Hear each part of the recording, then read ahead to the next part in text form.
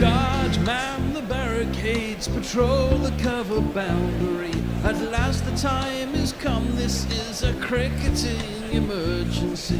Hear this call to arms for every cricket revolutionary. Take up your bats and stumps for the test match insurgency. At first they tried to silence us, but we would not be silenced. They threatened us with lies, so we threatened them with violence. Che Guevara, Sangakkara, Joseph Stalin, Douglas Jardine, Robespierre, Darrell Hare, Vladimir Lenin, O'Brien Kevin, guerrilla cricket.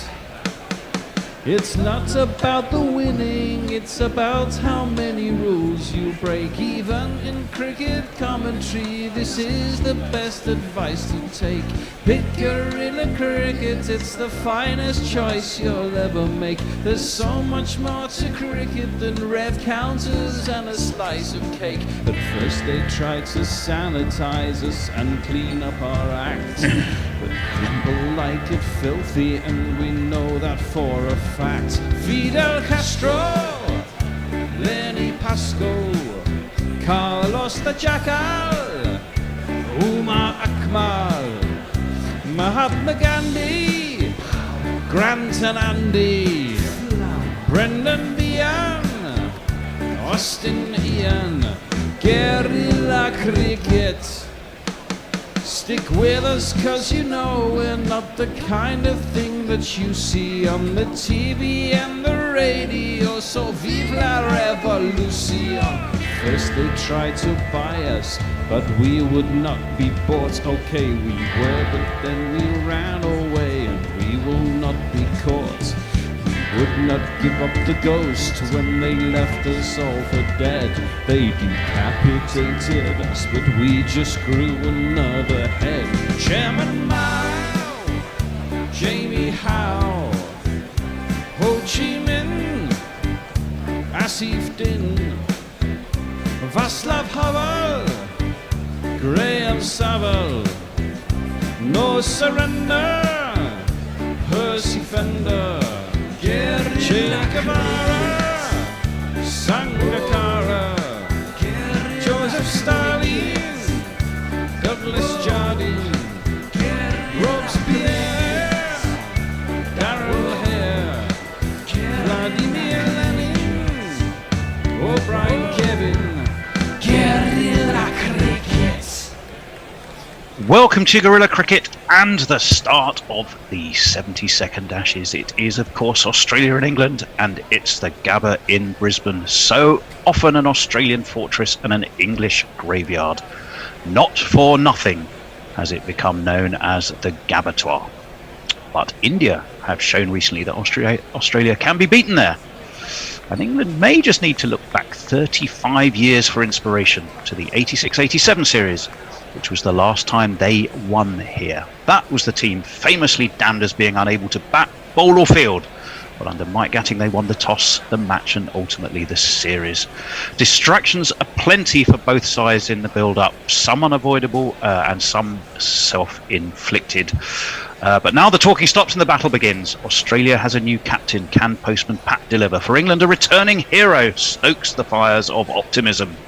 I'm Tony Bishop, and perched on the edge of their respective seats with me are a Victorian Englishman. He's not 184 years old, but he is in Melbourne, Victoria. It's Forthy. Hello, Forthy.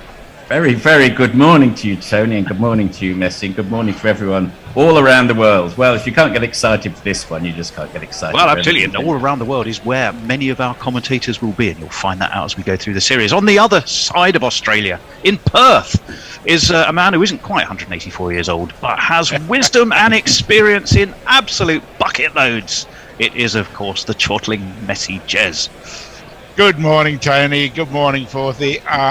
I gotta say, I am excited. I've had enough of T20 cricket. I want to get into this. Look, if the first innings lasts 20 overs, England are in trouble, which brings us to probably the key matter at hand, which would be the toss and team's Joe Root called successfully. He didn't do a Nasser Hussein. There wasn't even a pregnant pause. He seemed pretty sure he was going to have a bat, and that's what England will do. Let's go through the teams. Australia, well, they announced their team a while ago. 3-4 days ago. They didn't want to have any doubts what they were doing. They will line up, of course, David Warner, Marcus Harris, Marnus Labuschagne, Steve Smith, Travis Head, Cameron Green, Alex Carey as wicketkeeper. Let's hope he doesn't have his mobile phone with him. Pat Cummings, Mitchell Starc, Nathan Lyon and Josh Hazlewood. England, now there's plenty to talk about here. Rory Burns, Haseeb Hameed, Dawid Malan, Joe Root as captain, of course, Ben Stokes, Ollie Pope, Joss Butler, Chris Wokes, Ollie Robinson, Mark Wood, Jack Leach. You will have very quickly realised there's some names missing there. So let's start with you, Forthy. That England attack, no Broad or Anderson, first time since in an Ashes series since the MCG in 2006, and the first time in 63 tests. It was neither of them. Well, what do you make of that? Well, it's a head scratcher at one level. I have a feeling it's a pre-prepared plan they cooked up maybe 2 or 3 months ago, and they'll have mapped out the bowling regimes over the 5 tests. I think it should have been a bit more flexible on the basis that pitch looks rather green, and it would have suited not only Broad but Broad and Anderson. So I think it needed a rethink. That said, the only other logic I can see behind it really is that they want to get some decent totals on the board early on, and I think it's a defensive move in as much as they've got Wokes and Robinson batting down to 8 and 9, and it avoids an Anderson, Broad, Wood, Leach 8, 9, 10, 11. And they did, of course, draw in 2010-11, didn't they, in Brisbane? It's the only other time they got anything resembling a result in those last 35 years in Brisbane. Messers, let me come to you. Australia's new captain. Conventional wisdom sometimes says you don't go with a bowler. Do you hold with that? If you do, you'll need to take your microphone off mute. I do, beg your pardon. If you do go with a bowler, it needs to be a pretty special bowler, I think. And I think Cummings is just that. I tweeted the other day that this is the first time in the 50 years I've been in Australia that I can recall actually liking and admiring both captains. Well, yeah, I read something that you know, they're two nice guys. It's the battle of the nice guys in the captaincy department. And Australia have got a little bit of corrective therapy to do on both sides probably do to a certain extent. Maybe Australia a tad more at the moment. So we may not see any of the, I'm sure there'll be sledging aplenty, but it may not quite be the level that we've seen it before. Would you agree, Tony and Messi, that rather like a complex and layered drama, they're not? You wouldn't say they were 100% nice guys. There's a whiff of scandal surrounding Joe Root over the Yorkshire issue, and there's also a whiff even surrounding Pat Cummins over the South African ball tampering issue. How much did he know? So it's not 100% clear one way or the other, I'd say. Most things in life very rarely are, as we Indeed. all sadly know. I'm going to come to you actually as well on England's returning hero. The risk surely is that they just expect a bit too much, isn't it? Yeah, I'd say so. I mean, he's not cooked. He's not oven ready. I think it's a bit like throwing Wayne Rooney into World Cup after 4 months out and hoping for the best. But I was just reflecting, actually, just reflecting, thinking about Stokes' heroics at Headingley. It was only a little more than 2 years ago. How much the world has changed since then. And really, I suppose, also in a way, we didn't maybe think we'd get these Ashes. So let's first and foremost be grateful for that. And all the drama that surrounds it is just a bonus in some ways. Not only are we not getting some Ashes, we are actually getting play. Certainly for this morning seems to be the forecast. We've had a lot of humidity. We've had rain. Of course, England have been rain interrupted like crazy in terms of trying to get any practice in. But so too have Australia, who are pretty undercooked in red ball format. So who knows? Anything could happen there. I should tell you as well, the players are wearing black armbands in memory of Eileen Ash, who was, I think, 110, my goodness me, and she sadly passed away. Messers, a lot has been talked about with the new Kookaburra. Is it going to make a big difference? You'd think it would favour England. I think it's worth pointing out that it's actually the same ball that was used in the series against India last year. It was new then. Didn't do India any harm. No, it didn't. Well, that's an interesting point. But I think there's some sort of misconception that it's actually brand new. It's just that this is the first time it's been revealed what they did to it. So I think there's a lot to be said for making the ball swing longer and hold its seam for longer, because that's been one of the problems with the Kookaburra. And if that happens, it adds to the excitement of the series. I think England are quite well placed for this series, to be totally honest. If they can weather the first session today without losing a wicket, I think it's going to put us in a position where there's a potential for a really interesting test match. Well, a Lion run out could always fix that, of course. Well, there's a Lion run out, of course, and not only that, there's hints of English conditions, a bit of green, although most experts have looked at that pitch and think it'll be a decent strip for batting on. Which brings me again back to you, Forthy, and looking at the two batting lineups. I mean, if you look at where England have been successful in previous Ashes series, you could go back to 70-71 and think about Jeff Boycott. You could go back to 86-87, Chris Broad, of course, with those 3 consecutive tons. You could go to 2010-11 and Alistair Cook just piling them on. Can, though, Hamid and Burns live up to what they need to achieve there? Yeah, I'd be surprised if it was Hamid and Burns who, scored 766 and all that. Probably not them. That's probably not their prime job. Their prime job is to see the morning session through and build a platform. But they'll certainly need Root and preferably Stokes as well to play out of their skins. I think the interesting anomaly in the list you read out there, I guess, was Chris Broad in 86, who scored 3 tons in that series. And England since the third in Ashes history for England, since Indeed, Wally Hammond and Jack Hobbs. But you would not have picked him at the start of the series. So Ashes can throw up unexpected heroes. One thinks of Richard Ellison in 1985 and others, and Marcus Labuschagne in the last series. So, unexpected heroes can emerge, and let's hope they do. Well, Messrs, I was looking at... probably we look like we're about to start. We should probably jingle up the participants before Knuckle takes off. He's waving his arms around that much. He's got the stride of a champion from Surrey. His mustache is ugly, got a shot finally, and his name is Rory. Acid's a hero. Acid's returned from what we all thought was the grave.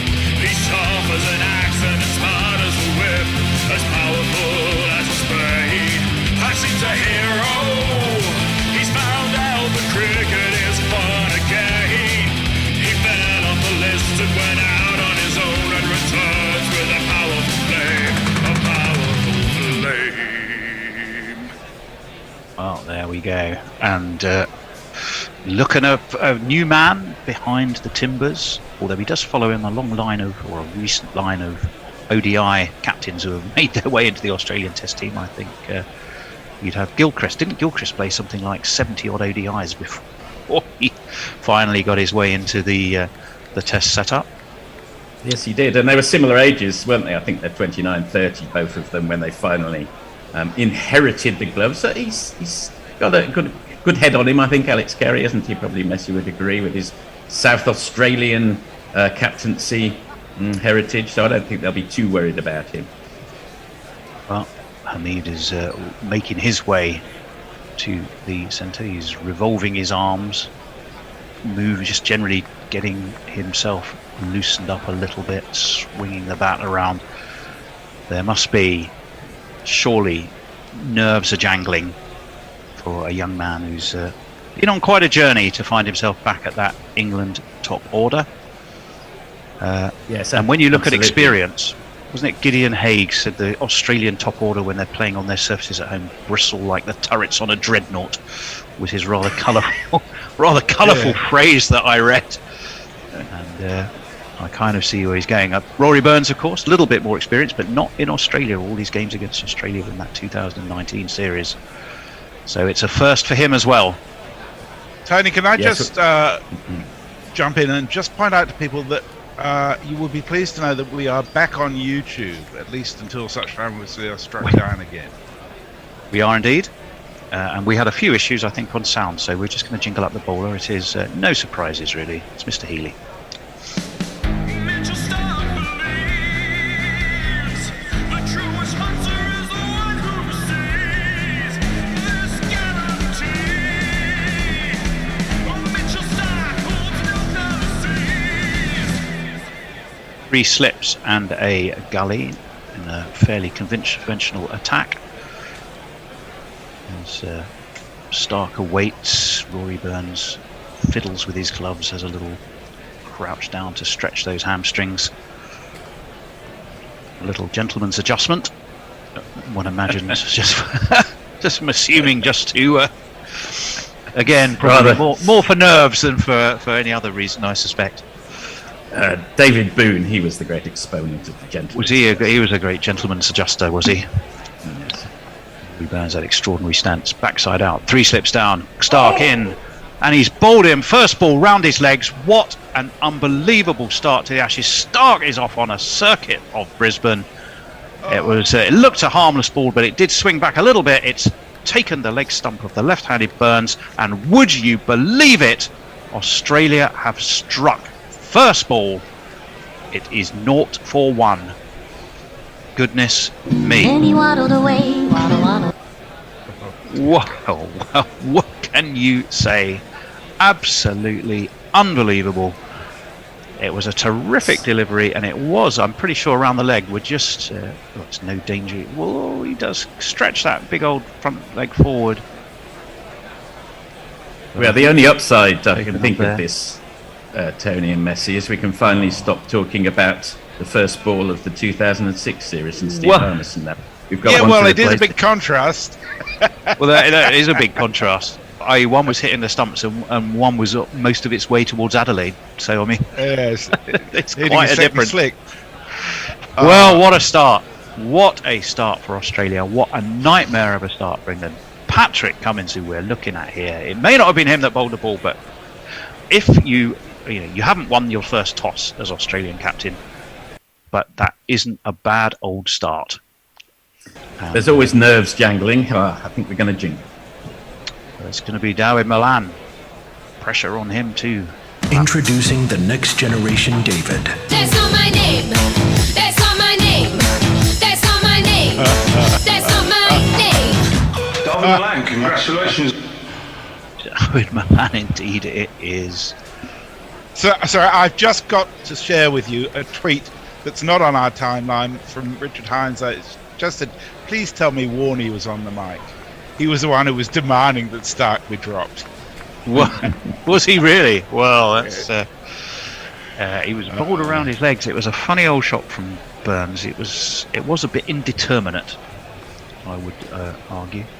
Just didn't really seem to. He just really waggled, but the ball didn't half swing, and he was probably thought it was going down leg. Stark left arm over it, swings, and it's rather outside edgily, but Malan leans forward. And we'll get the first boundary off an outside edge, wide of that third slip, all the way along the ground. And England are off and running, albeit for the loss of 1 wicket. 4 runs. 1, 2, 3, 4. And, well, fourthly, Probably both worth. balls. Yeah. They've moved. swung. They've certainly swung. I'm thinking back to the first. I mean, slightly clutching at straws in this first over. I'm thinking back to Andrew Strauss getting out in the first over in 2010, and then what happened to the rest of the Ashes. So, there's hundreds and hundreds of wickets to go here. Let's not panic just yet. Well, It's certainly England ground out that draw there, as I recall. They Those did. 3 slips and a gully go down as Stark is in. It's full and it's pushed towards mid-off. And after the drama of the first ball, and even to a certain extent the second ball for that boundary, I think to give him the benefit of the doubt was guided. But that ball, I'm afraid, really we're just watching the delivery of the dismissal of Burns again, and it was neck and crop as it swung back, and he was just looking to work it away 2 leg, and what a horror story for him. But after 2 balls of some drama, we've actually just had one of comparative calm. Malan stands tall, leans forward, just lets the ball do the work, guides it away back for the point. Will pick up a couple for his trouble. Nice. So I think what it does outline is the flaws in Rory Burns' technique. He's planted his right foot far too far over. Nerves, no doubt. I mean, we saw it. We saw it, but with Hasib Hamid when he played a terrible shot first ball, nerves playing a part, but technique as well, letting him down. Well, his back foot, as you rightly say, was sort of planted just in front of his middle stump, wasn't it? Well back in the crease, and he left himself no way to play anything really. Stark in. Ooh, that makes Milan jump, and he plays it with soft hands and guides it down to short backward point. Be a dot ball. Milan's got good history, good feelings about playing in Australia, which does make a difference. He got 140 in Perth, I seem to remember last time out. He does. 6 off this over so far, but crucially indeed, as we keep seeing multiple replays of, and I suspect all around Australia, champagne corks will be popping already, because that is a heck of a way. But early in the morning or early in the series, or both? Both, I think. Stark, left arm over, worked off his legs by Milan to square the umpire. That looks to me like Paul Rifle down there, umpires today. Messrs Rifle and Rod Tucker. One from Auburn in Sydney, the other from, where's Pistol from? He's a Victorian, isn't he? He's from Box Hill. Yes, he is. Not Box Hill in Surrey, like near Rory Burns, but Box Hill in Victoria. What an over to start an Ashes series. England 6 for 1. First ball. They have lost Rory Burns' leg stump, bowled around his legs. And I'm going to come to you, Messrs, for some messages. Okay, we've got a lot of people with us on Twitter, I'm pleased to say, and a few of them were pointing out to us the problems we had on tuning, which are being resolved by NACL now. So I'm just going to name check you all for the time being, because otherwise we'll never get through them. But hello to Warren, to Leah, to Mumat, to Bradshaw, Angelic Scooters, Chris, Katie, that's Katie, our Katie, Alan Hotchkiss, Gratis. Sorry, I'll come back to him. Well, it's going to be, we'll jiggle him up after this ball, I think. Again, 3 slips in the gully, mid-off and mid-on. It's Hazelwood, and gets plenty of bounce to Hamid. Is happy to let that by. And a little deep heave of a deep breath for him. Let's jingle up the bowler. I'm afraid of Josh Hazelwood. I'm afraid when he bowls. I'm afraid of Josh Hazelwood. I'm afraid. A penny possibly for Joe Root's thoughts. I'm sure his parting words to Rory Burns were, out you go, Rory, don't come back before lunch. Oh. You know. Hazelwood bustles in, right arm. Oh, and that one moves away from a tentative Hamid prod. It moved off the pitch, it moved off in the air. Hazelwood just has a little shrug and a curl of his bottom lip. Just turns around his nice mark and prepares to set about his work again. Good ball though, 40. Yeah, it's looking like a good toss to lose, this one, wasn't it, for Australia? Because I think they would have probably batted on the basis that, you know, the old maxims about thinking once, thinking twice, and all of those things. But good toss to lose, I think. Last 10 years, 60% of wins have been achieved by the team not batting first, team batting second. This one is played forward by Hamid, or rather off the outside edge again towards gully, and then there is no run. So yeah, big morning for Sorry, big morning for Hamid. Hamid. Did say he would have batted first. Confirm yeah, that's interesting. Psychologically, you almost expect him to go, oh, thank you for that. We wanted a bowl, which is maybe that's more your 2020 type approach. Oh, we wanted a bowl anyway. But no, bowling they are, and they aren't going to be complaining right now. Australia's Hazelwood. Josh Hazelwood turns, right arm over, and nicely worked off his legs by Hamid. Backward a square. He is off and running with a single. And he will bring a left-handed man of Yorkshire though not originally, of course. Dawid Malan on to strike. 7 for 1 England. Hamid at least can think, well, I've done better than Rory. Big day Some for relief in Hamid. He'll be very, very nervous. He mustn't get becalmed, Hasib Hamid. That's my concern for him. Well, I mean, the first couple of balls, there wasn't a lot he could do with them, particularly that second one, which reared at him like a kicking horse and went past his outside edge. But he has got himself off the mark. Malan has shown some intent, playing the ball late, playing it under his eyes. There's a few empty seats there in the Gabba, but I'm sure they will fill pretty quickly as Hazelwood is in, right arm over, and shouldered arms as Malan lifts his bat high, and through it goes to Alex Carey, who of course is those bright eyes of his will be staring at the back of England batsmen, waiting to pouch anything that takes an edge and comes his way. But he didn't have to do much with that very first ball. First time, would you believe, a wicket's fall in the first ball of an Ashes series since Stan Worthington, which was also at the Gabba. What year was Stan Worthington? 1936. Well, there you go. This ball swings back into Malan, and he plays it quite tidily, in fact. 1936, 1933 was the first time England played here. That was the Bodyline series, wasn't it? The Gabba. Yeah. And we're going to keep watching that ball. And we're looking at the amount of swing that Stark has been getting. Stark more swing, Hazelwood probably a little bit more off the pitch and hitting the deck and getting that little bit more bounce. We're watching again. We're watching the view from behind the stumps of that delivery of Rory Burns. In fact, that 1936 situation was the only time it had ever happened. Messers. Oh, hang on. We're watching it again. Beg your pardon. Sorry, Messers. Yeah, go for it. It had to get you, didn't it? It did. Okay, so Jake Grover is also with us. Jane with a Y. Farong. Hello, Farong. Leah. Angelic Scooters was the first to tweet after the first ball. He just said in capital letters, "Oh, you're fucking kidding."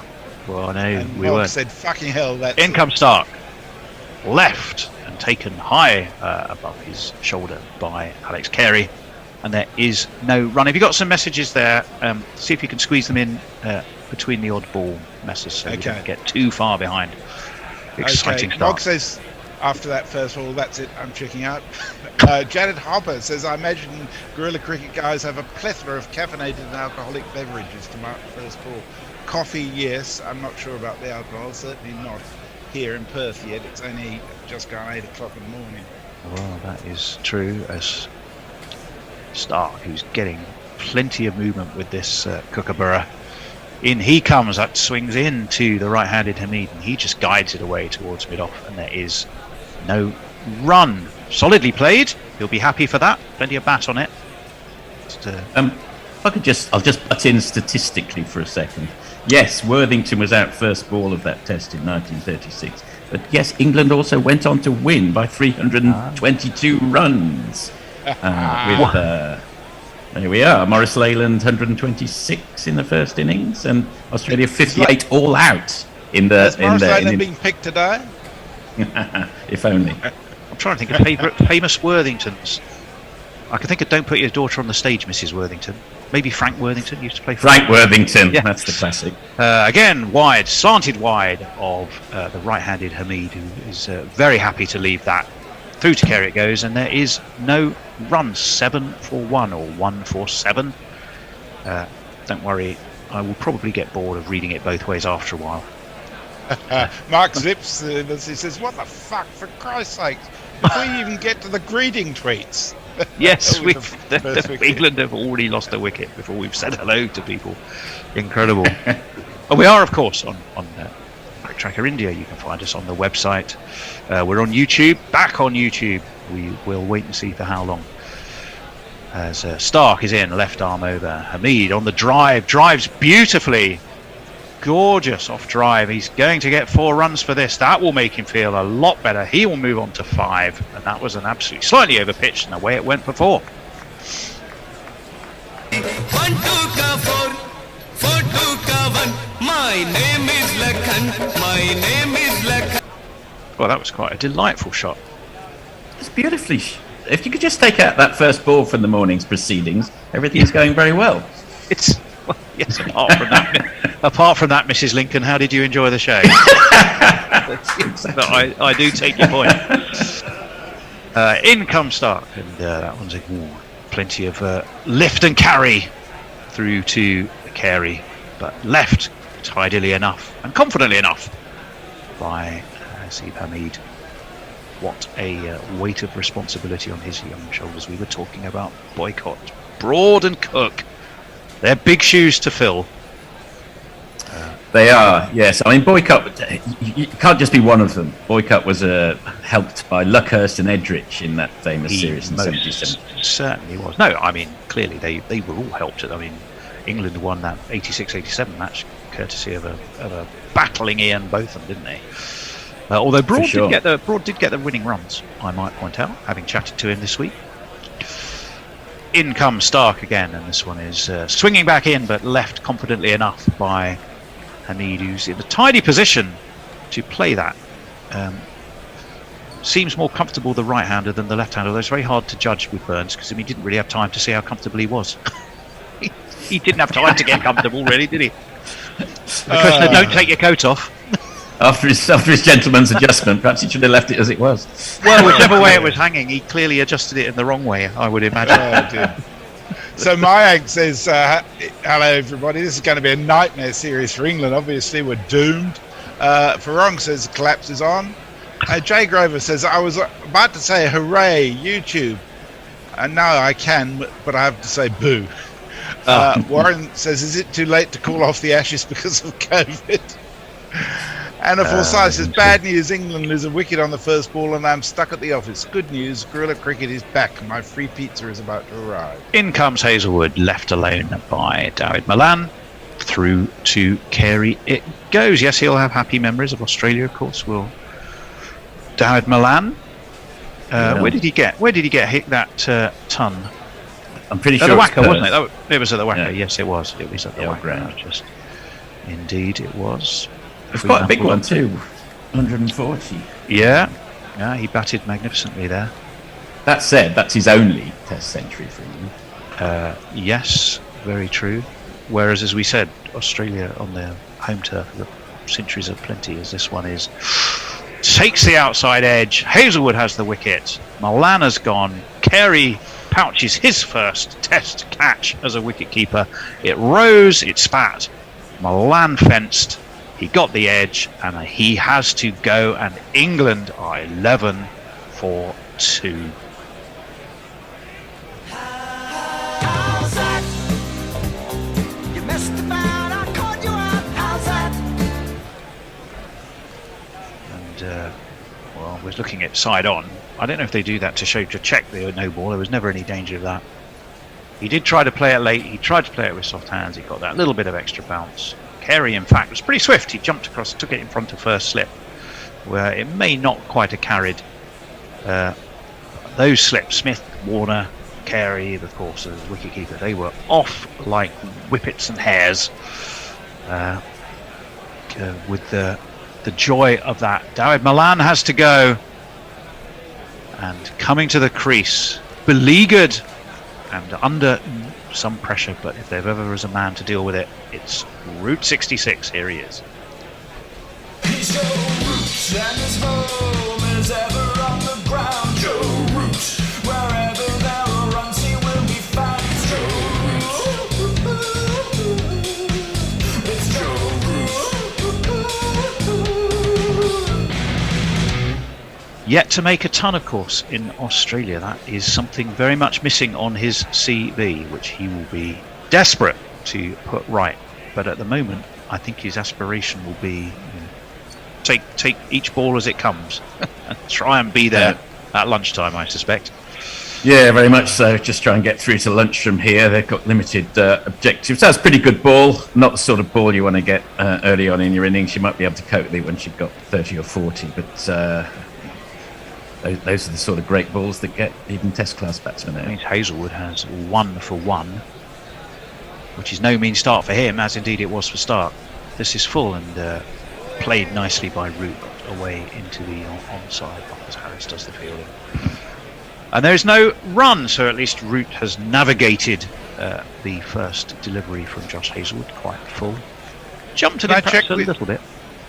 Can I check with you? Do I sound a little louder to you now, Tony? I've had some feedback about my volumes. You sound fine to me, Messrs. Okay, well, I hope so. Jay pointed out I was quiet. Stella Rosa says maybe Broad should be in for Burns. At least Broad would have tried to slog the ball. and Pirate Bradshaw says in what... Oh, sorry.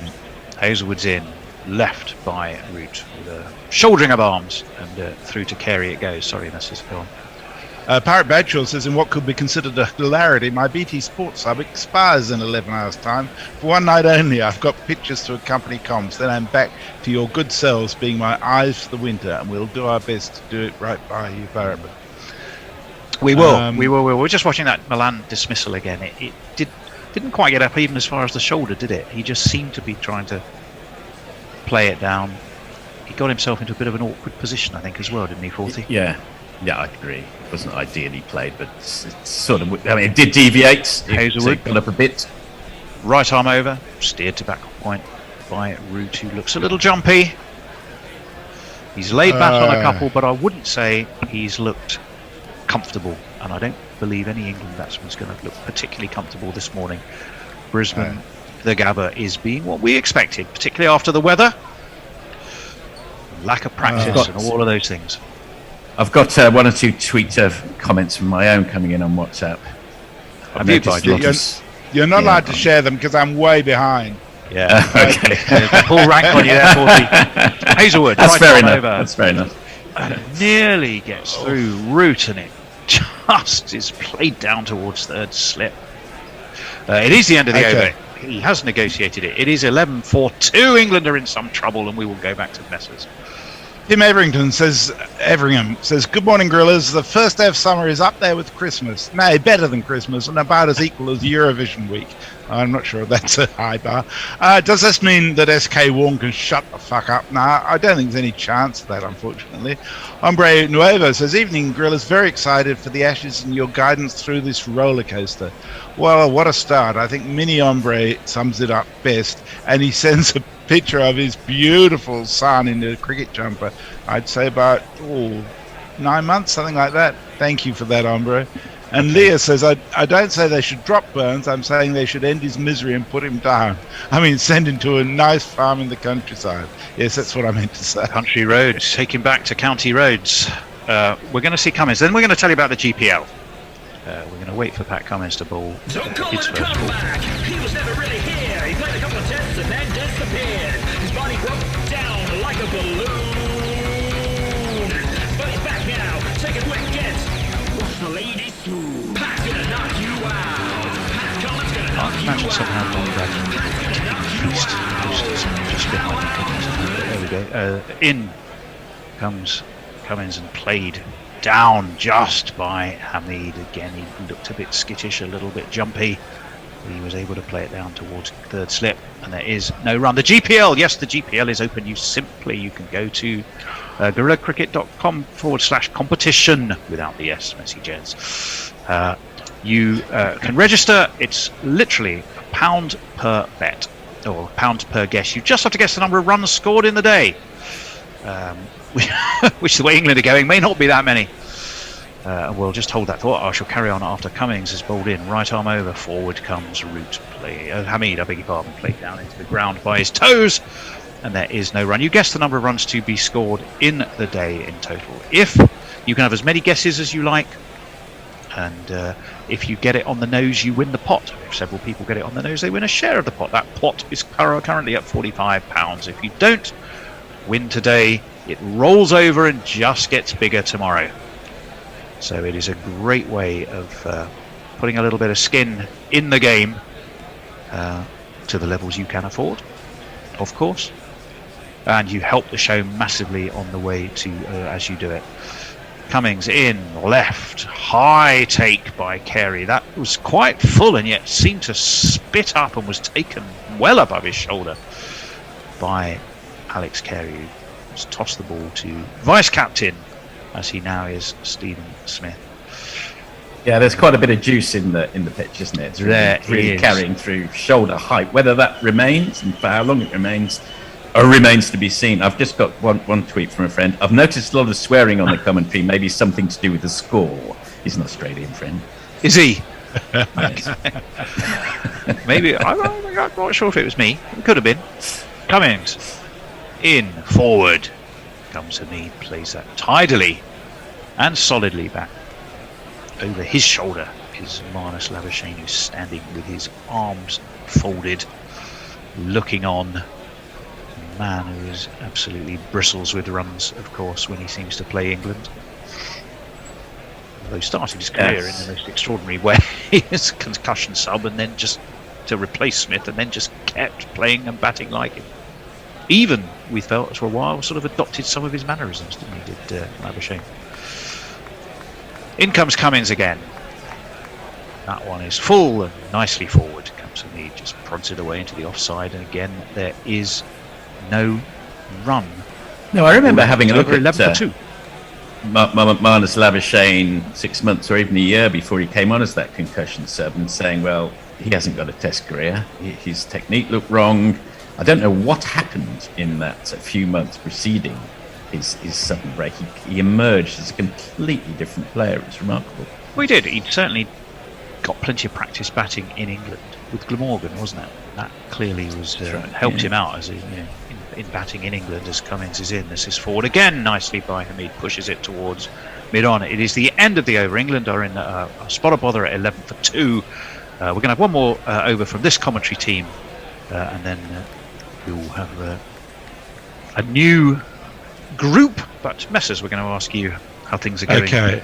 As often happens at the beginning of a day, particularly in the first test, there are a lot of tweets here. I'm going to skip through and just name call a few people.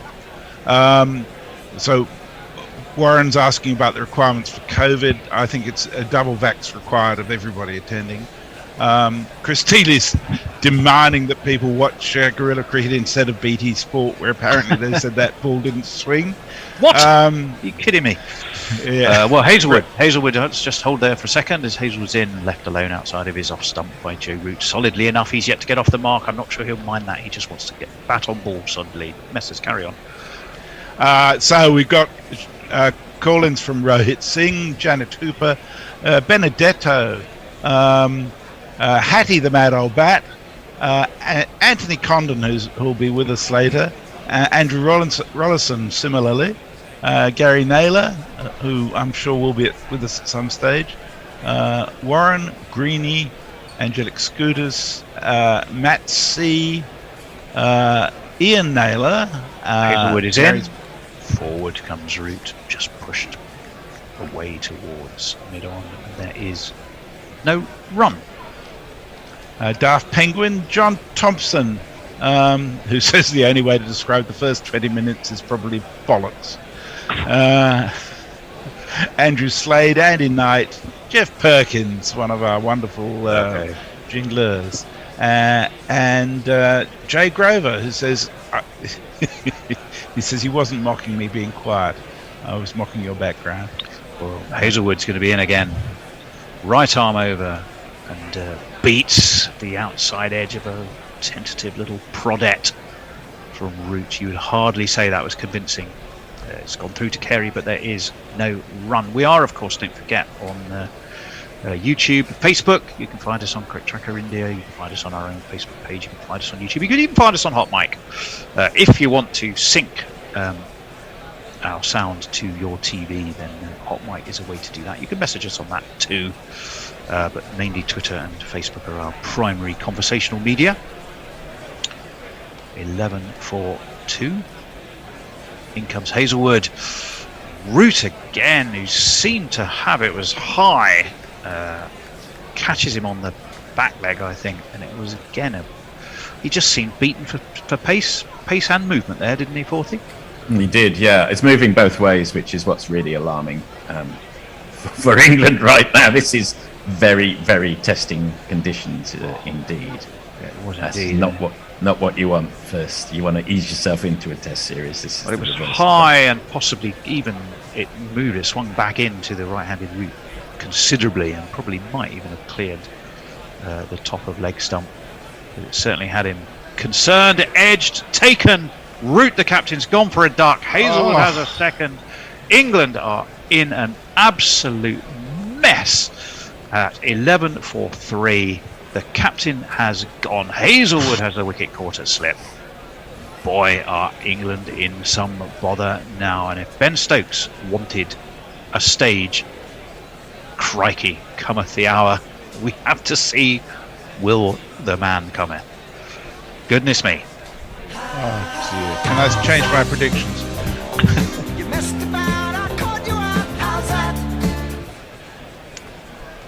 Taken by David Warner, who punches the air. And Root has to depart. There's a little duck, rather insensitively meanders across our TV screen. And Ben Stokes... Well, he may write his own script sometimes, but I'm not sure he would have wanted to write this one. But let's jingle him up. Ben?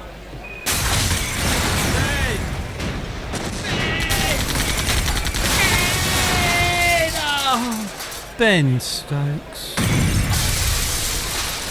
Well, he's got I remember showing a new advert to a new marketing director who just arrived as a client when I was in advertising land, and we asked what this German marketing director thought of the new ad, and they paused and said, "It is a catastrophe." And I think this morning is a catastrophe for England. Well, so far, I think you would be right. And a man who, he missed the last tour, didn't he, due to Bristol misdemeanours. And now, having had some time out of the game, he's facing... Well, if Headingley was a problem and a struggle, and, well, boy, did he come through that examination. With, of course, the famous support of Jack Leach. The way things are going, they could end up together again. on probably slightly less runs. England are 11 for 3. The ball is moving. Hazelwood and Stark are making it really talk. Stokes leaves this. It goes through to Carey. England at the end are 11 for 3. It's 2 for 1 for Josh Hazelwood. That's a wicket made for him. And, well, I don't think I've done England particularly proud. So I'm going to hand over to the inimitable Nakalem Pandey, supported by Jack Hope. And a welcome to another Aussie. It's Sock. Cheers, guys. Okay, as we leave, I will just apologise for not getting through more of your tweets, but I also want to leave with one tweet from Chris Dealey, which says, while my grating voice is not currently on air there, guerrilla cricket is a proper alternative to the liquid shit currently being poured into your ears on BT Sports. And with that, I will leave you and say good morning to the rest of you. An excellent opening spell from Josh Hazelwood, almost as good as the one by Tony Bishop, as Patrick Cummins bowls his second over as permanent men's test captain. Hasib Hamid plays inside the line as it rockets through to Alex Carey. The pitch has some bounce, it has some life, it has some movement. It's not the flat gabatoir pudding of a few years ago. And England are 11 for 3, or if you're in Australia, 3 for 11 in the 7th over. I'm Nakalem Pandey, taking you through the next half an hour, and as Tony just said, I'm joined by Jack Hope and by Simon O'Keefe. Simon, are you in Australia at the moment? No, mate. I'm in London, in North London. Right. We've got a short leg in place. I think it's Marcus Harris in there under the lid. 3 slips on a gully as Cummins is in full delivery. Hamid blocks back to the bowler. There is no run. That's the 8th time that Josh Hazelwood has got Joe Root. Looking up the stats of Pat Cummins against Joe Root, didn't even last that long. Jack, good couple of deliveries from Hazelwood to get Malan and then to get Root. Agree on the route one, disagree on Milan one. You have to leave that in Australia. You have to leave that. It's a terrible, terrible fend at the ball. It did move away sharply. Good crowd fighting on that one. It did move away sharply. Why? Well, it wasn't going to hit the stumps, though, was it? Suppose you can wouldn't say... have hit two sets of stumps on top of each other. He dangled the bat out. So I suppose what you can say is you can leave it on length. There is some carry in this wicket. Can't leave that on length. Cummins bowling very full to Haseeb Hameed, trying to draw him forward. Hameed pushes into the offside. There is no run, and we saw Rory Burns bowled round his legs, getting tangled up by one that swung late from Mitchell Stark. Interesting call, Sock, from Cummins. To give Stark the new ball, and then to take the new ball away from him after just 2 overs. Yeah, I think Stark has that ball that really moves in late to the right-handed batsman when it's brand new. It's got him a lot of early wickets in all forms of cricket over the last 5 to 6 years, so not that surprising. Short ball from Hameed, from Cummins rather, flies down the leg side, and Alex Carey takes skipping down the leg side, and there is no run. Interesting call on what to do at the toss. England did pick the spinner, which I am glad about. Interesting with the call to leave out Stuart Broad. They decided they wanted to pick Mark Wood, and judging by the early signs on this surface, they could be a little bit of joy for Mark Wood, but of course they need to give Leach and Wood and Robinson and Wokes and Stokes something to bowl at, as Cummins is in full outside off stump, a fend from Haseeb Hameed. He played sort of inside the line, and it again flies through at head height to the keeper. There is no run. Keeps this up, we'll be seeing the bowlers this afternoon, I think. Seen more balls move than I think of the entirety of the 2017-18 Ashes. Good to see that Australian pitchers have decided to do something in the last few years. So plenty of life in the 2 series against India.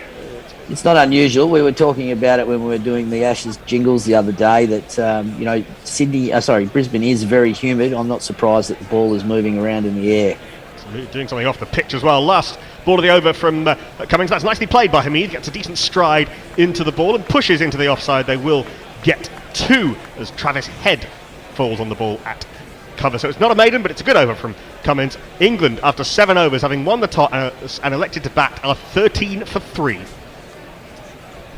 We've got a lot of tweets. I'm not sure if we'll be able to get to them all. Brian Barry says, "Yo, save me some wickets." When's he on? Hopefully it's not later than day 2. Next. Okay, so hopefully he will get some. Jay Grover, I fear my purchase of cheap amphetamines was a poor investment. Jay, I think you might be right there, mate. Is that like buying one-ply toilet paper? It's a false economy. He's on the day nurse instead of the night nurse. He's taking them in the wrong order. Chris Dobertine says, imagine travelling halfway around the world during a pandemic only to be 3 wickets down in the first hour of the first test.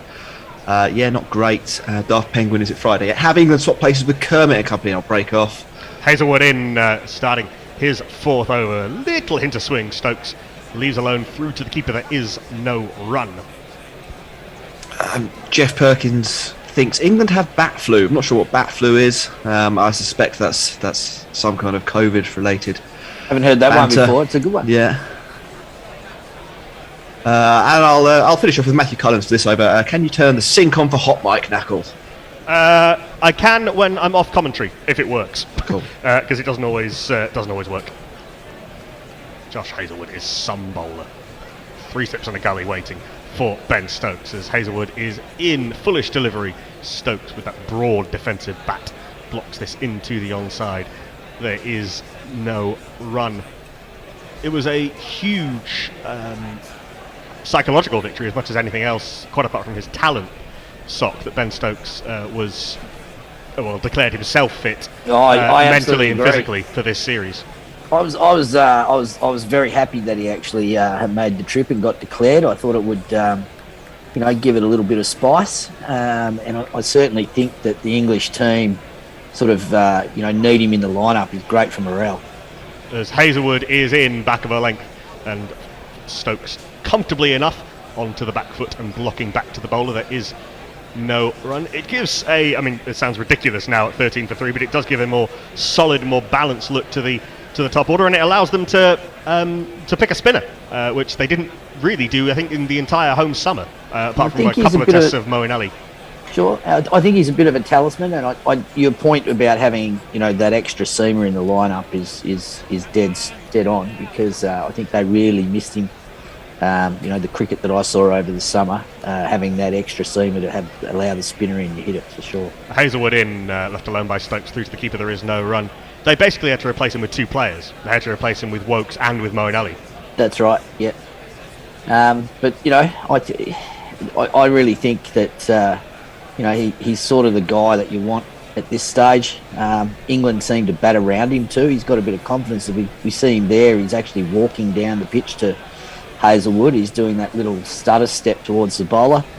So he's the sort of guy that he never shies from the fight, and you're going to need that for the next 3, 4, 5 days, 6 weeks, whatever it's going to be. Take some of the pressure off Joe Root, who has been the best batter in Test cricket in 2021 by some margin, but at times has had to do it all himself. Stokes again has a little half step down the track and pushes a single into the onside, actually falls over as he does it, but is able to pick himself up and come through with a single anyway. Is Knackle, is Stokes the vice captain for this series? Joss Butler is England's, Joss Butler is, and was he test. the vice captain over the summer? He was, yes. Stokes and Butler kind of swapped that role over the last little while. I'm not actually I can't remember who. Moeen, I think, vice captain in the last test of the England-India series, or what was meant to be the penultimate test, but ended up being the last one when Butler missed it on paternity leave. Moeen Ali, of course, retired now from Test cricket, but it is Joss Butler because Stokes was not named in the original squad. We did see Stokes have a little bit of a stumble there, but the camera angle did show us that he is wearing the full spikes on the first day at the Gabba. Hazelwood into Haseeb Hameed. This is down the leg side, and he tries to clip it fine, comes off the thigh pad. Bit of a glare from Hazelwood. Not really sure why. There was nothing much in that delivery. Oh no, a little bit of bat. So a single off the bat to Haseeb Hameed. He's on 8. Ben Stokes is on 1. England after 8. 15-3, and Nathan Lyons already warming up with Ben Stokes at the crease. Leah says, we need a rule that allows the team batting first to be forced to follow on if they make a sub 50 total with multiple ducks, at least one of which is a golden. It would be boring, wouldn't it? Get a bit technical. Yes, Mike There's says... enough technical in cricket already. On the BT Sport preview show, both Cook and Harmison said they hoped England weren't 50 for 5 at lunch. I think they'll probably take that now. Farong says, thanks England for following up the How Not to Bat video produced by the Bangladesh men's team. No problem, Farong. That's what we're here for. So there was I says, there is a new baseball audience watching the Ashes this year. Say hello to John Boy Media. Yeah, I don't know if either of you have seen this. John Boy Media, he's a guy who does like a lot of social media baseball things. And he started covering the T20 World Cup.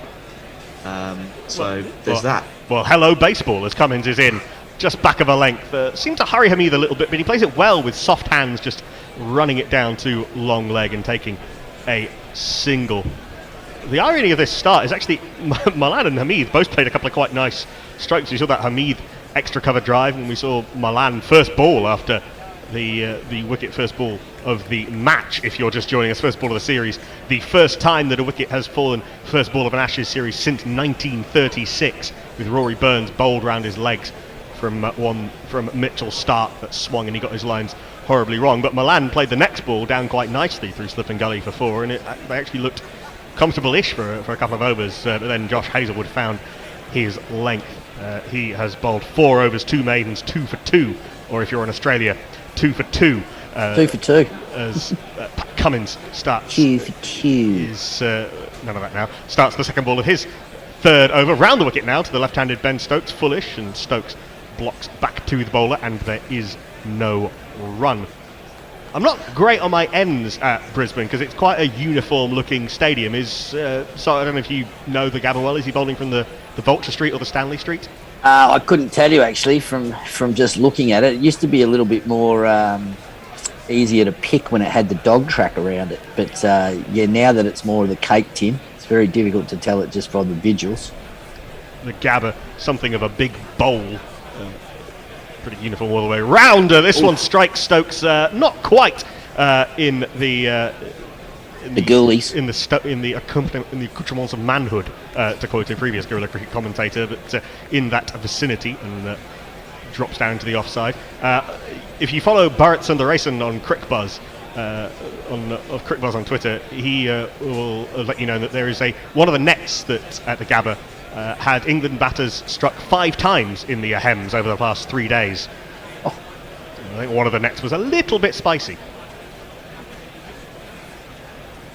Ben Stokes struck there, sort of upper inner thigh. This is back of the length, and Stokes forced into a slightly awkward position, trying to work it leg side. He's a bit early on it, if anything, and it goes up to mid-on. There is Stokes no sort run. of asked for it a little bit with his technique, because he does swing that back leg around when he's playing. Like he does sort of square up his hips a little bit. So he does. I've said it before. He does get hit on that back thigh quite a bit. He opens up that inside edge quite a lot. He's quite got an open stance in some ways. I suppose he's opened it up a little bit more with Cummins coming around the wicket. Doesn't want to get closed off. Doesn't want to end up playing round his front pad. Goes back and across and very solidly blocks up to mid-on, and there is no run. He's playing a lot from the crease, though. I think it's one thing to let the ball come onto you and play it under your nose, but he doesn't seem to be going forward or back. But let him play it the way he sees it. He's not much of a foot mover. He can get a stride in, but he's more of a transference of weight. But the bat is always coming down straight. Ben Stokes has this quality where his bat looks wider than the stumps at times when he's playing defensively. There's a real none shall pass quality to his defensive strokes. He does come down the track this time and punches it very hard, and that's well stopped by Travis Head at mid-off, who's pretty close in at mid-off, got down well to his left, and probably saved 4 runs. So just 1 run off Cummins' third over. England after 9, 16 for 3. Gary Naylor's chimed in, saying England look about ready for an upcountry attack on a Blaked Clay in Bendigo. Instead, they're dealing with the best new ball triumvirate in the world on a green mamba at the Gabatoir. Tom M. So begins England's 40-odd days and nights in the desert. It's going to be biblical, folks.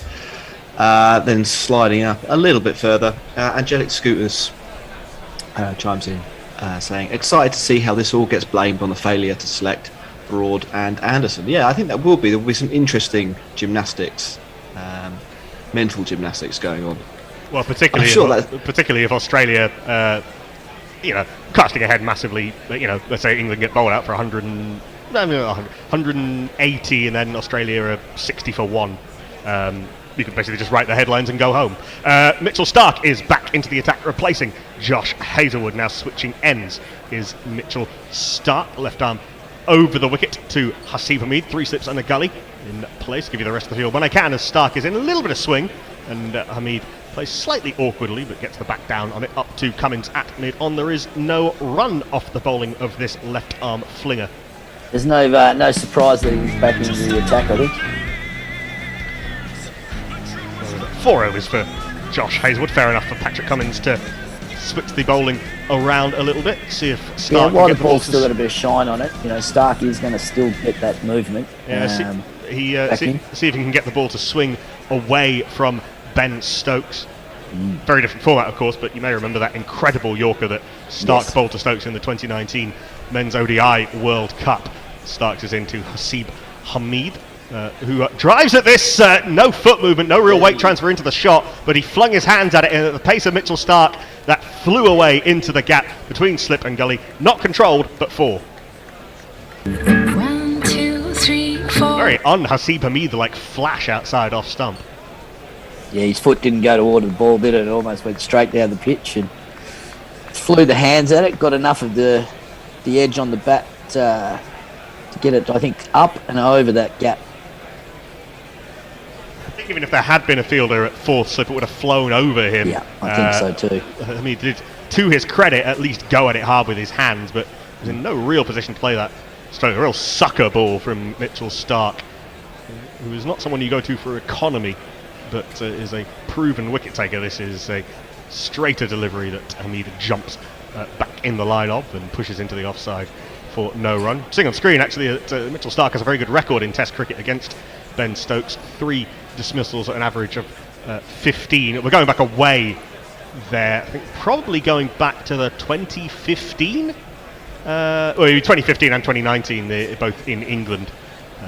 Mitchell Starc was not part of the Australian team that whitewashed England in 13-14, and Ben Stokes wasn't there in 2016-17. So take that with a pinch of salt. Hamid facing up, both hands quite up the top of the bat. Stands with his oversized V-neck sleeveless jumper. Full delivery, a little bit of swing, and Hamid plays it slightly off the outer part of the bat, and I think that's actually hit the stumps at the It's come off Stark's hand too, but I think Stokes was well back. Hadn't hit the stumps. Stark took enough pace off it, and Hamid was only really trying to block it, that the ball hit the stumps at the non-striker's end, but did not knock the bails off. There is no run. I'm a little bit surprised with Stark with the way he moves the ball back into the right-hander that they haven't pushed the bat pad in.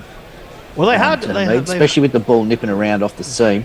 It's probably a chance, maybe just take one of the guys out of the straighter hits and, put a short leg in. They had one earlier for Cummins and for Hazelwood. He does play with pretty low hands, Hasib Hamid, so the shoulder of the bat does come into play with the ball bouncing a little bit, and Stark, Cummins and Hazelwood all pretty tall. This is played comfortably enough into the onside for no run. It does look, though, as if we don't really know how long the swing will last. We don't know how long the seed movement will last. It does have the look of a pitch that if the sun comes out and the movement settles down, it actually looks like a pretty true batting pitch. Well, most of the Aussie pitches are. I mean, it's pretty unusual. I mean, there's been a lot of talk about how wet it has been in Queensland, and I've got that firsthand from people I know there. But I'm not surprised it's a little bit moving around off the seam. Well left by Hasib Hamid, left on length, which you can do in Australia, and particularly the Gabba lets it go over the top of off stump. 4 slightly fortuitous runs off the over. 10 overs gone, England having won the toss and elected to bat. Well, not going well so far, 20 for 3. Plug for the GPL, you've got 1 hour and 8 minutes to enter the GPL, guerrillacricket.com/competition. Guess the number of runs that will be scored in today's play. You'll get £1. You get as many guesses as you like. It's £1 per guess. All of your pounds go into a pot, which starts at £45. You have until lunchtime to enter, which is 1 a.m. UK, or 2 a.m. rather, I should say, UK time, 12 p.m. Brisbane time. guerrillacricket.com/competition.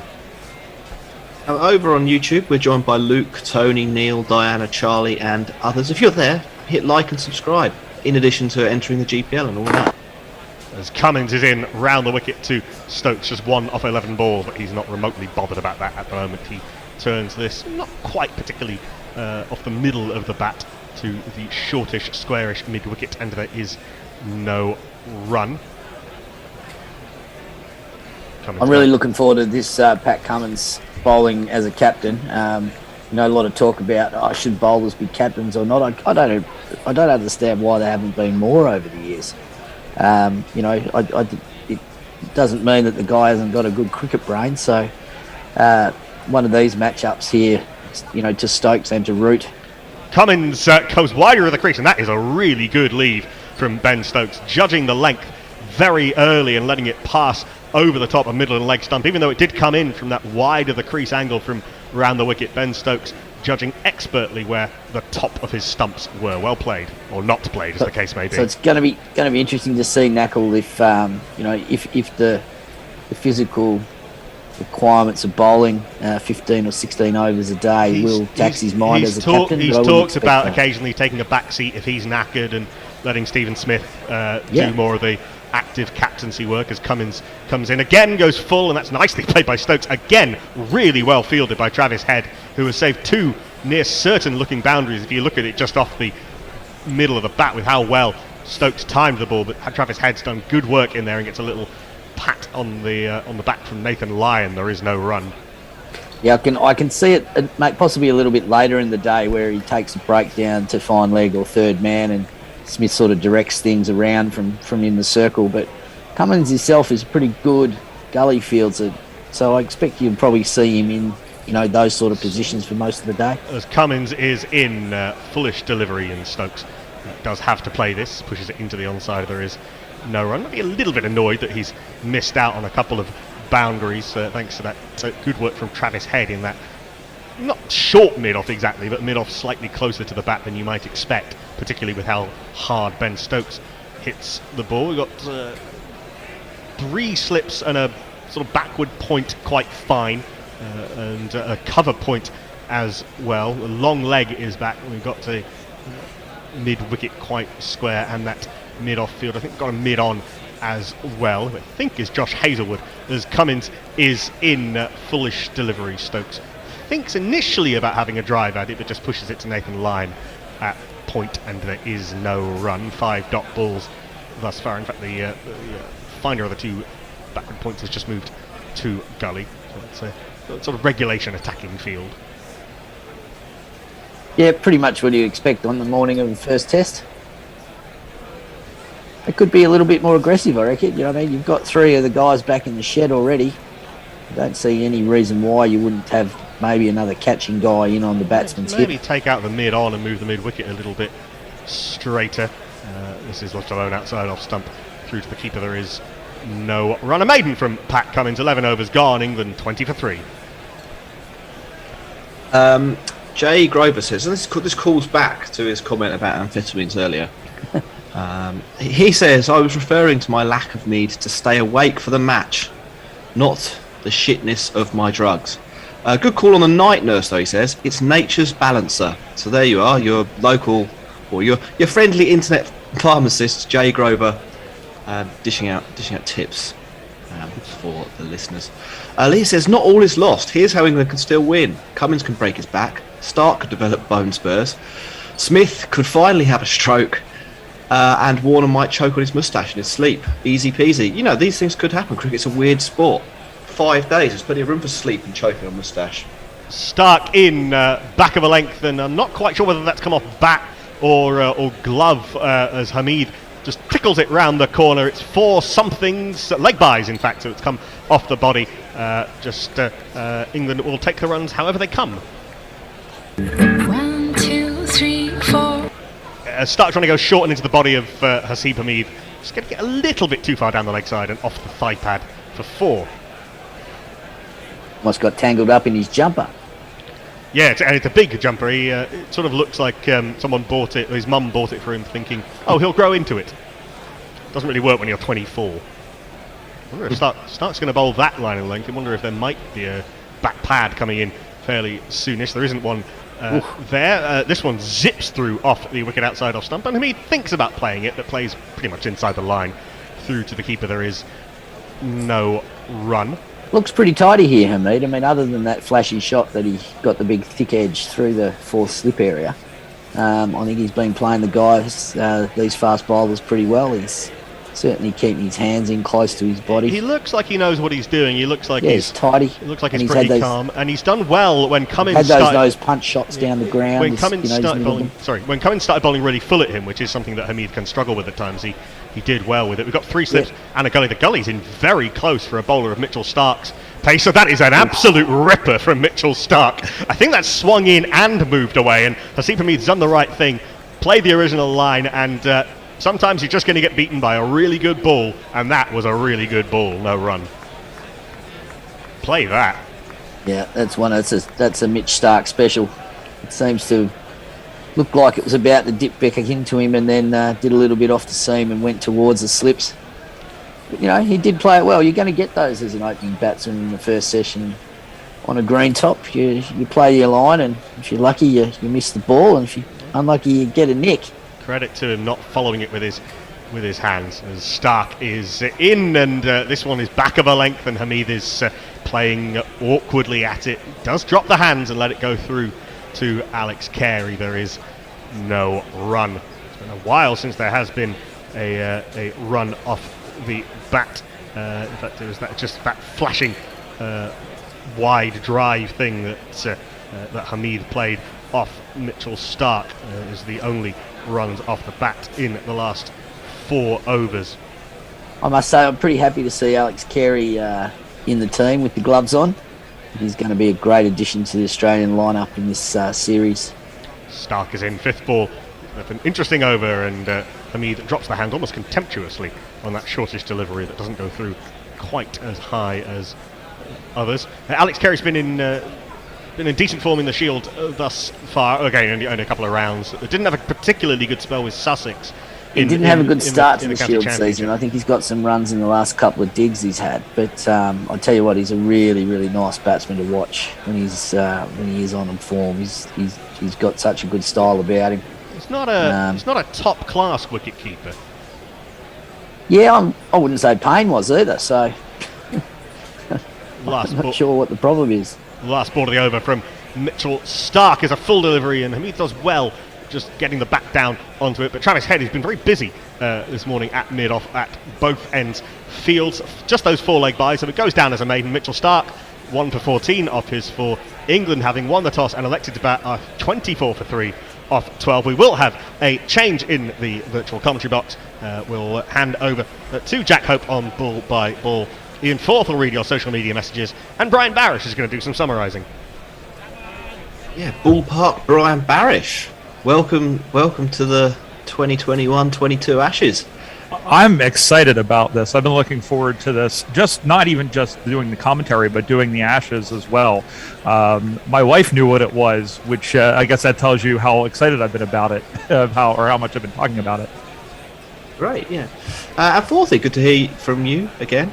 Thanks very much, Jack. World Cup. Thank you for not dropping any wickets over the last half hour at least. I managed to shed 3 in the first half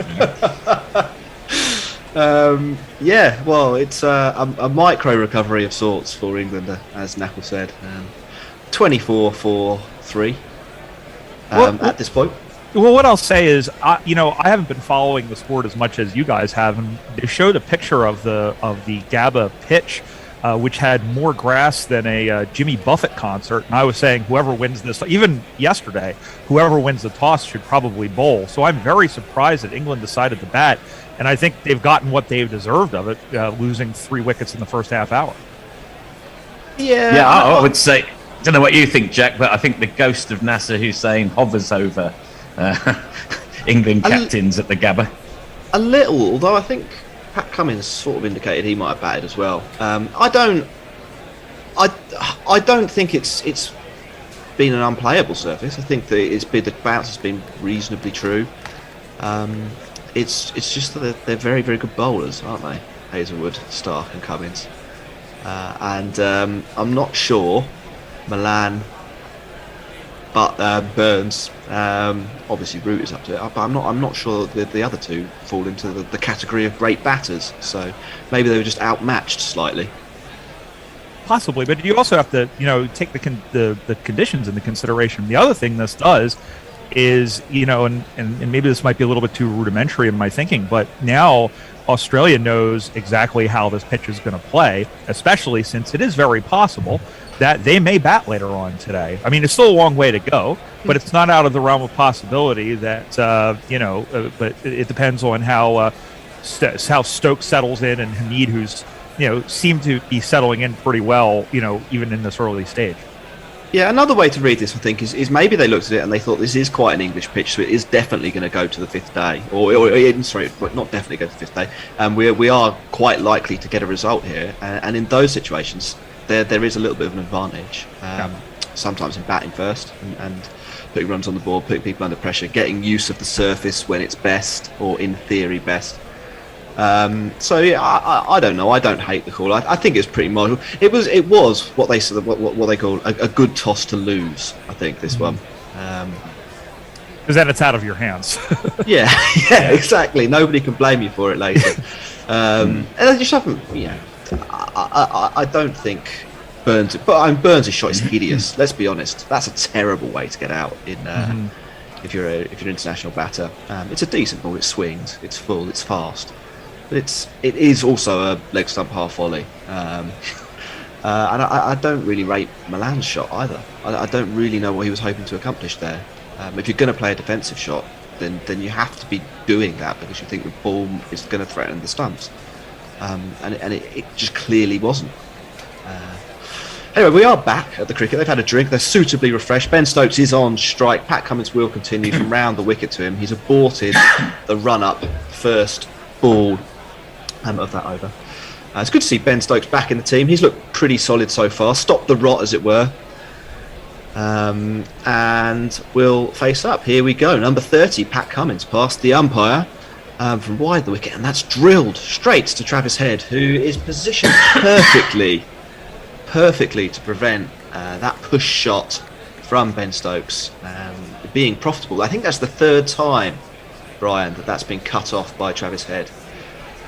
Yeah, and you can see the positioning very well. They look like they're trying to cover those cover drives, and they're going to try and beat him down the pitch. It's going to be very difficult. We're set again. Stokes really crouched over in his stance.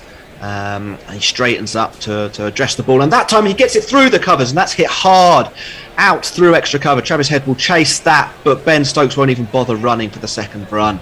It hits the boundary rope at pace. A beautiful shot. 4 runs to England. 1 2 ka 4 4 2 ka 1. My name is Lakhan. My name is Lakhan.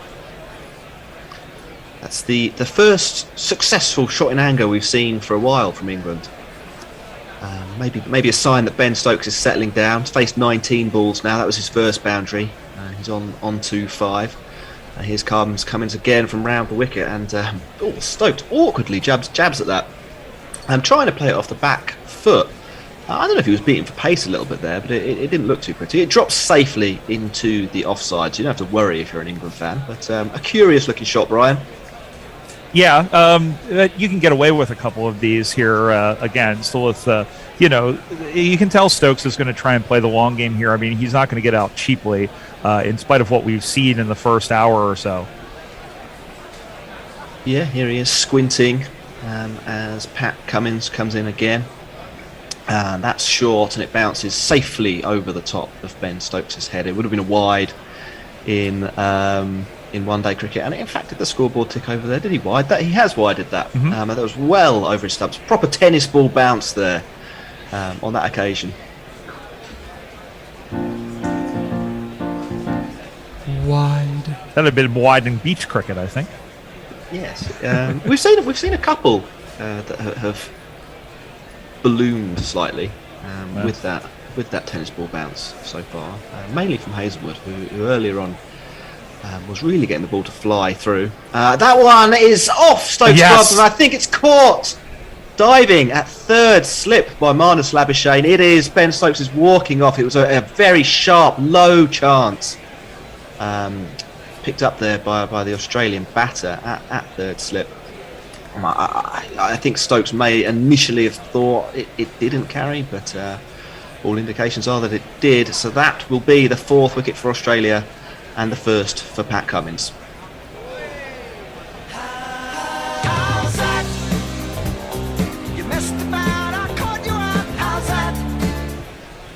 Remember how I said I didn't think he was going to go cheaply? Well, I mean, and he's trying to defend there, but he caught a pretty thick outside edge, and Cummins picking up his first wicket, and now I think we're starting to see the Australian bowlers really show their depth. We knew that Cummins was going to get a wicket sooner or later. Stokes was a pretty big wicket, and now we see this guy up here who's going to, I don't think, expected to be batting in the morning session of day 1, but here he is.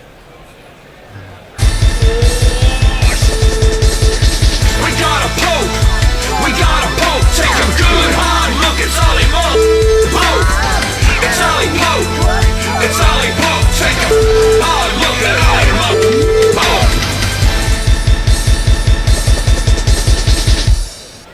Yeah, I think he'll be very surprised to be in at this point. Stokes, going back to that Stokes dismissal, do you remember a couple of balls ago, just after the one you said where he won't throw his wicket away cheaply, we were talking about how he played it kind of awkwardly, and it was another similar delivery. I think the bounce surprised him, Stokes, a little bit there. It came off the splice of the bat and squirted away low to Marnus Labuschagne's left, who did take a fantastic catch there. It has to be said. Well, and that's why I think we're this unpredictability of the pitch, and I think, and maybe batting, wanting to bat first, you think you get out in front of it, but we're seeing them. I mean, it looked like for a time that partnership was going to go a bit, but. Here is Ollie Pope facing up to his first delivery in Ashes cricket, and he's immediately off the mark with a nice drop and run into the offside, finding the space between the point and the mid-off-ish fielder. So 1 for 1 for him. England up to 30 from 12.5 overs. kind of ironic with England needing a prayer here turning to a pope. Yes, well, it could be quite a big series for him. Very good. You know, in Very some good. ways, fellas, I don't know what you think about this. Coming in at this point might be nice for Pope. There's no pressure on him here now, is there? You know, England have already failed, but for all intents and purposes, there's a bounce of whistles over the head of a ducking Hamid, and the over comes to an end. 4 for 30. Let's do it that way. We're in Australia. 4 for 30. Fourthie. Yeah, okay. Well, Gary Naylor points out that Australia fielding 160 plus wickets each, averages of 21, 24 and 27. I mean, it's making the point of what did England expect. And Avi from India saying the Indian C team will be shaking their heads at how woeful England are, considering how they performed last year. Leah says, of course, Hamid can still grow into that jumper. Gary Naylor, no sledging so far. Adelaide Barmy's delighted with Guerrilla Cricket's broadcast, saying BT Sports is terrible.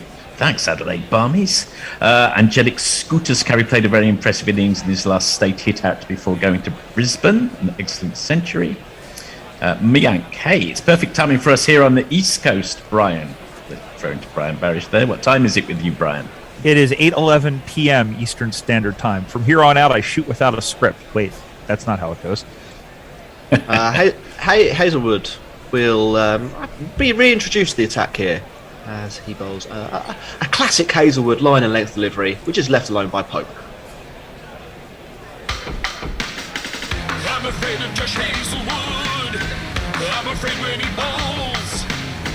I'm afraid of Josh Hazelwood. I'm afraid.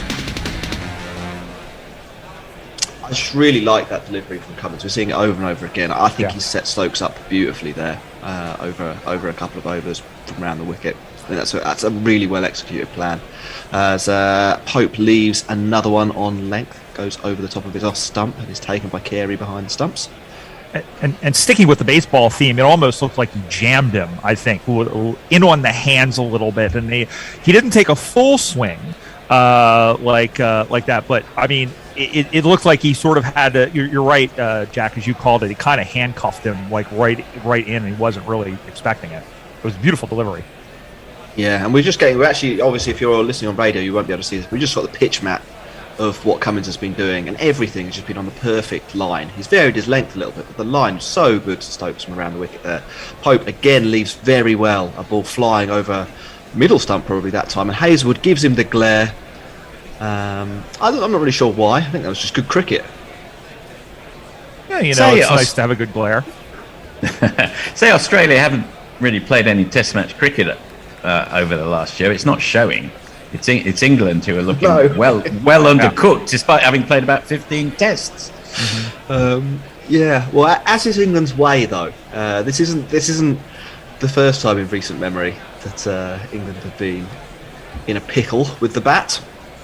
As Hazelwood is in, and that strikes Pope on the pad. I mean, I think it was going over the stumps again. Yeah. There's a little bit of excitement from the slips, but based on the bounce we've seen, I don't think there was any real risk there for Pope, or real danger.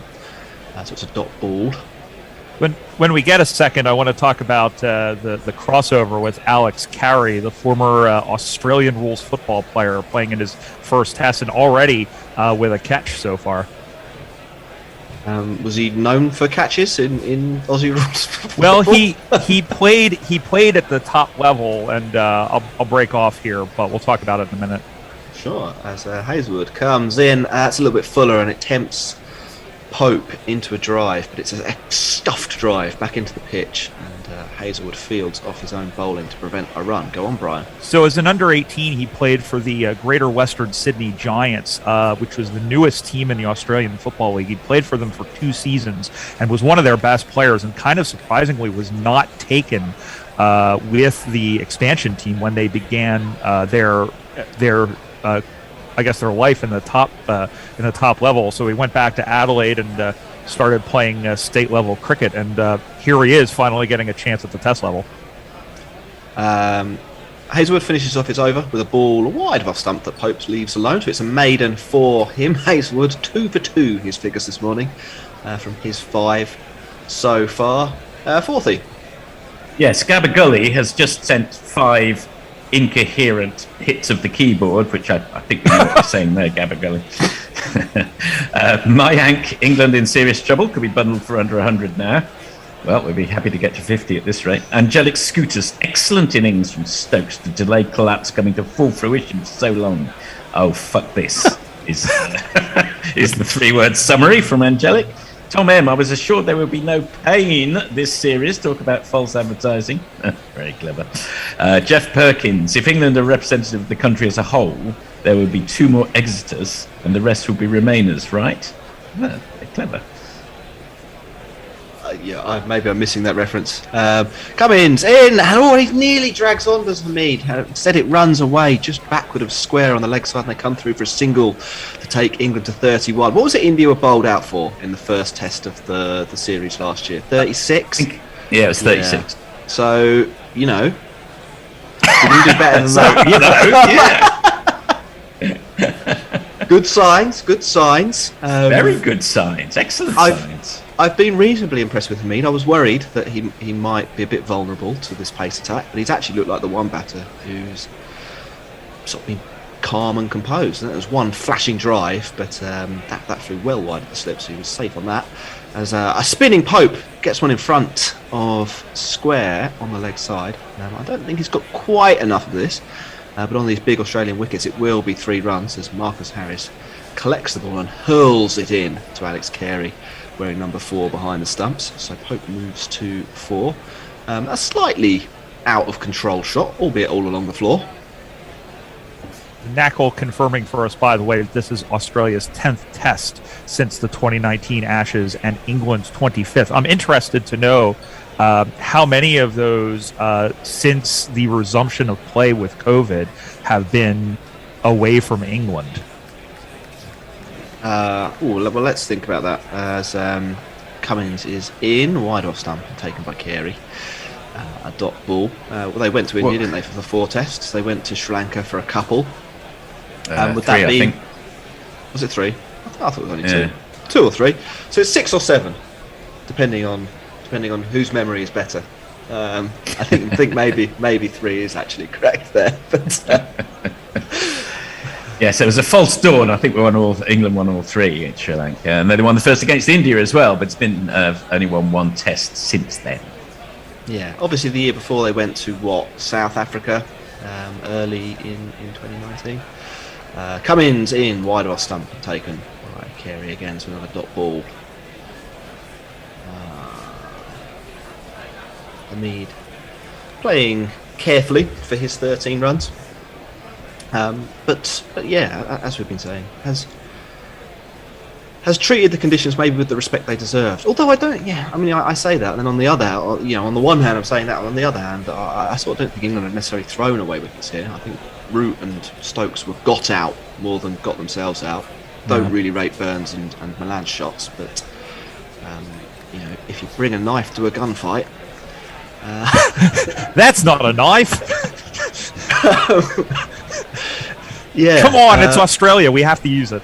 Here comes Cummins, and that's defended again by Hamid, who does that. He does play that defensive shot with really low hands, doesn't he? And he almost takes the bottom hand off the bat as the ball hits it. Very soft hands. But watchful so far. Pat Cummins, is this 6 overs in a row for the captain? I think the captaincy's gone to his head. He's all ego, this man. He's noted for it. Brings himself on after 4 overs for a 6 over spell when the ball's going all over the place. That's very dodgy. Here he comes, and wow, that's a lovely shot from Hamid. He whips it off middle and off out towards deep square. I'm not sure it has the legs to reach the fence. It doesn't. Stark will haul it in, but that's only because the square boundary is so long. It was a shot that would have been 4 in England. And it takes Hamid to 16, England to 37. So we've beaten India 2-2, and Cummins figures read 1 for 16 from his 6. But 4th. Yeah, just quickly, there was an Australian captain, Ian Johnson, I think back in the 1950s, who his teammates referred to as myxomatosis because he only put himself on when the rabbits were batting to sort out his average. So he got rid of all the rabbits. Sorry, back to the tweets. Ronda Guaitha says, well, he got 5, not a duck, but still happy. Adam Keat, just 5 more overs for England to hang on in order to outlast Australia's 2015 Trent Bridge innings. There's always an upside if you look for it. Tez T, watching the video feed with Gorilla Cricket in the background. Cheers, guys, that's nice. O'Neill Harris, hey Gorillas, just locked on. It's going on about as well as expected. Hendo, where are you? Hendo replies, this is not improving my health. Oh, we're thinking of you, Hendo. Hamid tickles one off his hip, just backward of square on the leg side, and they come through for a quickish single, jogged single, slightly faster than jogging. We need what's quicker than jogging but slower than running? Jogging. Jauntering, I'm not sure. Scampering. Scamper. They scamper through for one. Yes. Saunters has got a nice sort of air to it, although that implies there's a kind of arrogant casualness. Saunter is what a model does when it goes, or more of a saunter sachet sort of thing. Here is Hazelwood. Oh, that's a nice delivery. It seams back over middle stump. But Pope, once again, leaves it well on length. So he's playing with minimal danger so far. My question has been answered, by the way. That since cricket came back in the summer of last year, England have played 12 home tests, and this is the 7th away, but Australia has not played away from home in terms of test matches since the 2019 Ashes. Cowards, that's what I say. Yeah, exactly. We got a shot of Nathan Lyon there, so Pope. I'll commentate on the ball here as Hazelwood is in wide or something and left alone by Pope. Pope has a little bit of a weakness, or a perceived weakness, in Test cricket against spin bowling. So I do wonder how long it will be before Lyon is introduced to the attack. I don't know. Would either of you make the change if you were the new Australian captain? Well, 4 for 38. Why? The ball's doing perfect. The seamers seem to be doing a perfectly good job. Yeah, a fair and well articulated argument. Thank you. Here is Hazelwood. Oh, short and ducked by Pope. Doing everything he can not to play a shot to anything that Hazelwood's sending down. As England stay on 38. Any of the other Australian players into AFL or played AFL? Do you know, Brian? I'll tell you, the last player to play what is now the AFL, was the VFL at the time, and play a test match was Simon O'Donnell, who played 2 years for St Kilda before having an illustrious test career. As Hazelwood's in, and that's blocked half on the front foot by Pope into the pitch. Shane Warne himself turned out for at least a junior St Kilda side, didn't he, Brian? I believe that's correct. Yeah, he did play juniors with them. There's several players here who have top level, who have at least state level experience, but none since the AFL became the undisputed National League in 1990. The closest one is Carey, playing with GWS, but he didn't play when he became senior side. As Pope defends stoutly off the last ball of the over, leaving England on 38. So we'll go back to 40, and any more tweets that have come in the last 2 or 3 minutes. Yes, Alexander Sutcliffe, cheer up. Hamid is looking solid. He's so positive on Twitter. Warren, not sure the Pontiff is going to suffice, Brian, needing the Holy Trinity. And Jedit Scooters, to be fair to India, their 30-odd all out came in the second innings of that first test last summer. So don't get complacent. They could still be worse to come. Yeah, okay, so we seem to have hit something a little more gloomy there.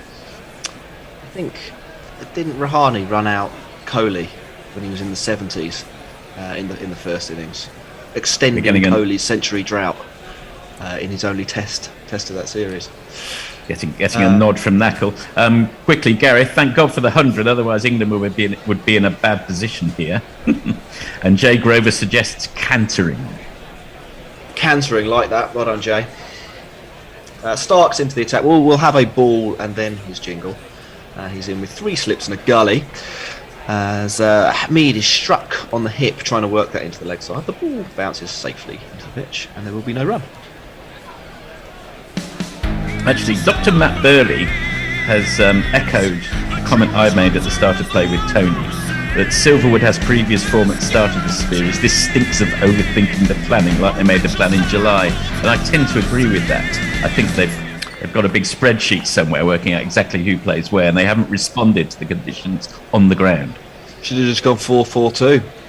Exactly. Stark is winding up again, bowling from over the wicket, as he normally does, to the right-handed Hamid. And that one whistles by Hamid's off stump. No shot offered, though.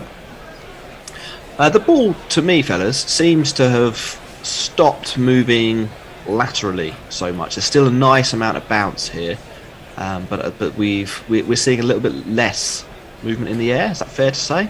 Yeah, there's not as much swing as there was earlier on, but the trouble's going to be out of the bounce. That's where you're absolutely right, and I think that's where everybody who has gotten out less than, I guess, more agriculturally has been bamboozled by what's coming off the pitch. Here is Stark, just backward of a length, and that's turned round the corner by Hamid, but he's kind of scuffed it round the corner. And it will be just a run as Alex Carey runs to short fine leg to pick up the ball. Yeah, there's still a bit of seam. There is still some seam movement. I mean, it's not that lateral movement has disappeared whatsoever, or altogether rather, in the last 20 minutes. But the kind of delivery that got Burns, which really did swing, albeit he was trying to play a cover drive to a ball pitched on leg stump, we haven't seen recently. And Stark is in, and that's driven at, and it will fly through backward point, and I think this is going to run away for 4, so it will be Pope's first boundary of his innings, taking him to 8 and England to 43. It's me, Sanshi. It's me, Sanshi. Looking at this again, I reckon he wasn't in full control of this, Brian. I think he's reaching for it slightly. He does get his head over the ball, so he keeps it down. But yeah. I think that was supposed to go through extra cover, and it's gone through backward point. Yeah, I mean, it looked nice, if anything else. But I think he did. There was a little bit of luck in that, and catching the outside edge. But they all look like belters on the scorebook. That's true. Yeah, they are all runs in the book, as the saying goes. Pope that time plays a nudge, an awkward-looking nudge, falling over to the offside. I'm not really sure where he was beaten there. He goes down the pitch and starts poking it with the toe of his bat. So maybe there's a little bit of seam movement. I think it was notable on that 4 that Pope's back foot was not grounded as he hit it. He didn't have a stable base. Yeah, it's a very good spot, actually. So I've got sort of a 2-screen situation going on here, but one of the screens is about 5 seconds behind, so I just saw that as you were commenting, Forthy, and it is, yeah, he's reaching to get to that. Last ball of the 17th over, and Pope plays a walking defensive shot back to Stark, who has a little shy at the stumps, Pope having left his crease, but it misses. And I don't think he would have been out. So we'll go to Forthy for tweets, England on 43.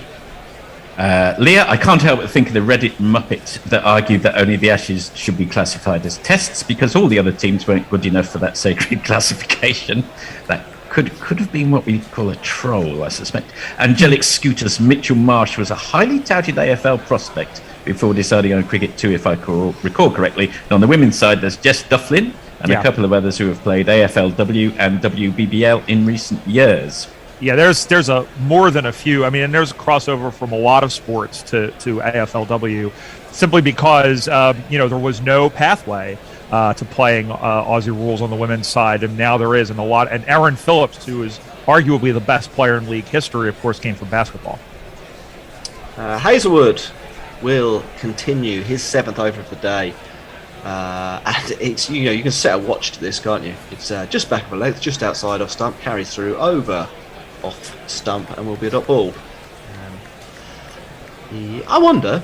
I mean, obviously this isn't the case, but he hits the same spot with such regularity that you do wonder a little bit whether the impact of that damages the pitch over the course of a Hazelwood spell. Well, it'll probably affect the bounce a lot more if he does hit it. Here he comes once more, and it's the same area. That one moving in a little bit to Hamid, though, and tempting into a shot, which he executes well. A defensive back past the bowler, and Hazelwood lets it roll to mid on. Neither batter searching for a single on that occasion. I've got a vague memory, and I haven't got the score sheet in front of me, but back to about 2013, I seem to remember in the first test England were about 30 for 4. But I'll look it up when I'm off air. But England went on to win that series 3-0. So, you never can tell. Was that the Bell series? It was, yes. Hamid defends on the back foot, playing that very late, right under his eyes. Another dot ball.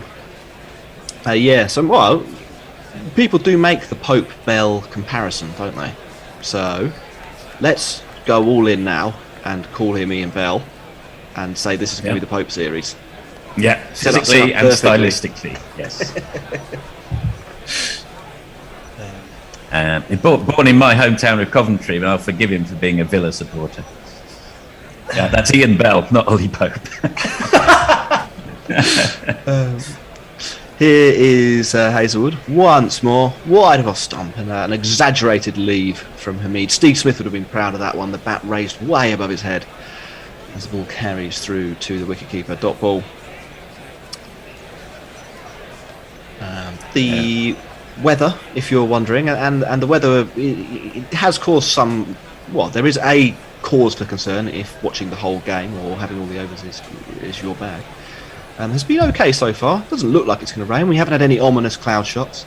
There's a reasonable crowd in. A fair few Barmy Army supporters, who I'd assume are all expats.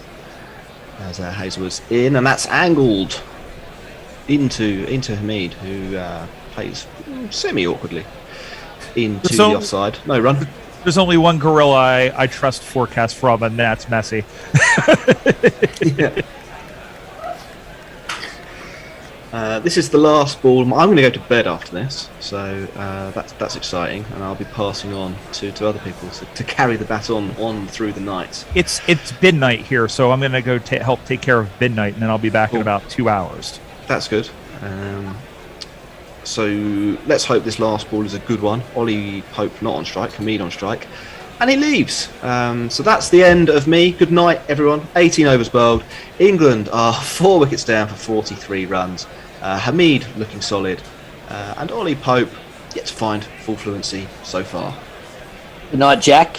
Simon O'Keefe here. I'm going to take you through on the ball by ball for the next half an hour. Australia have had an absolute cracking first session here at the Gabba.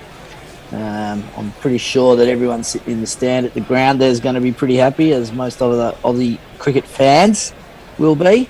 Not sure about my English counterparts, but I really, it's just one of those things. Test cricket, ball does a bit on the first day. You can certainly say Root got a cracker as Mitchell Stark comes into Hamid. To Pope. This one has come through about hip height. Didn't quite play it well, but ball just potted back down the pitch nonetheless. There is no run. So, g'day Jez, how are you? I'm very well, thank you. Reeling. I just heard Brian say it was bin night. And Tony Bishop is with us as well. Hey, Tony. It's probably in response to the rubbish that. I think. I'll let you know my thoughts in a second. Stark in again to Pope. This one has tucked him up, but he's got the bat on it, full face. He's popped it down to Marcus Harris at mid-wicket, and there's no run. The score is still 4 for 43. I mean, you wonder with these two if it isn't almost an advantage never to have played Australia. No scars, no baggage.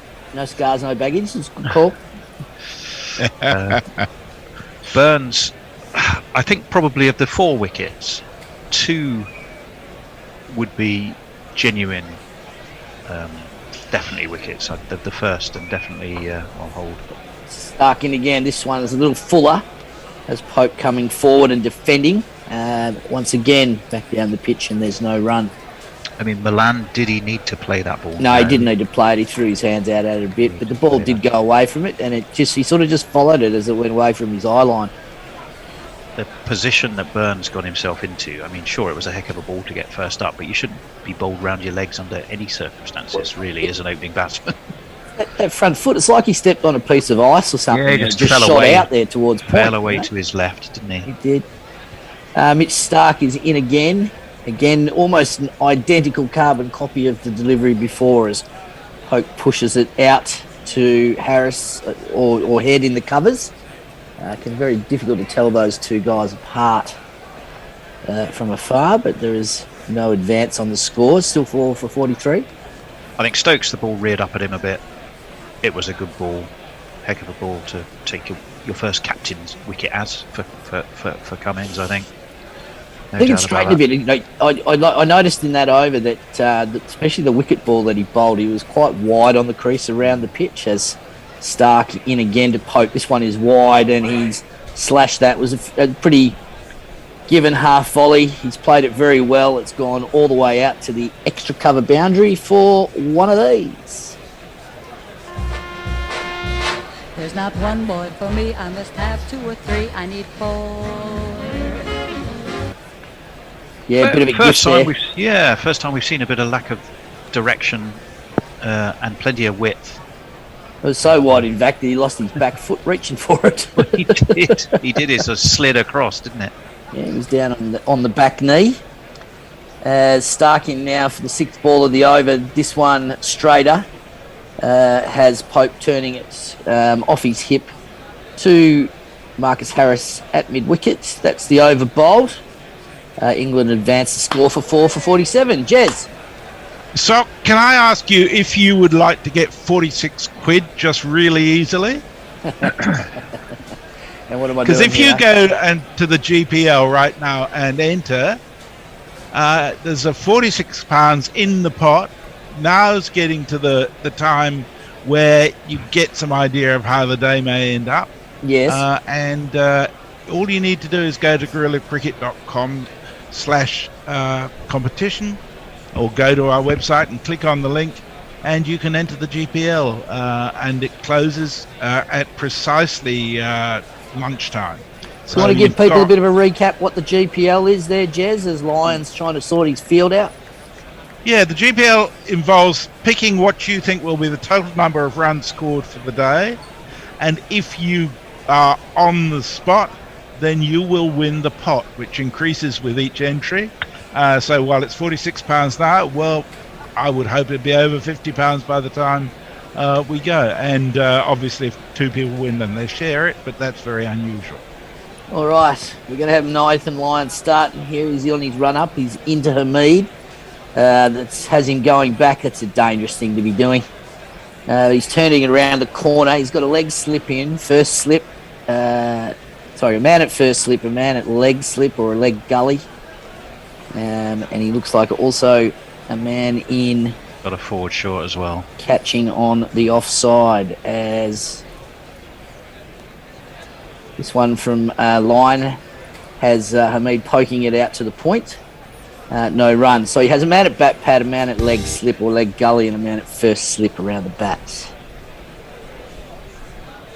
It's a classic ring, isn't it, on the leg side? Yeah, with the off spinner coming in. There's line again into Hamid. Stretches forward. Very well played. Pretty standard lunging forward defence from the right-hander to the off spinner. It's a bit of a different cadence now that the spinner's on. This over's ripping through. Surprised to see him a bit early. As he... With the seamers doing so well. Again in Hamid playing this one from the crease. Fairly comfortably under his eyes. Yeah, I just wonder whether, you've got... what have we got? 20 minutes to the break at lunch. They'll probably get... maybe they're looking at trying to get 5 overs or 4 or 5 overs from line. That might be asking a little bit too much. And just maybe rotate the quicks or give them that little rest going into the break as it's line in. Seems to be a little bit of spin as Hamid pokes that one back to the mid-on region. It's a pretty tidy start from Nathan Lyon. Nothing wide, nothing too short, nothing too adventurous from the batsman, which is what's called for, I would say, at this stage. As Lyon in for the last delivery of the over. This one has Hamid going back and turning it around the corner to short fine leg, and that's the over. Very tidy maiden to start. Jez? Leah has an excellent suggestion. She thinks the English batsman should strut more singles, and Knackle is wanting to play us Lions Jingle, notwithstanding the fact that it's over is over.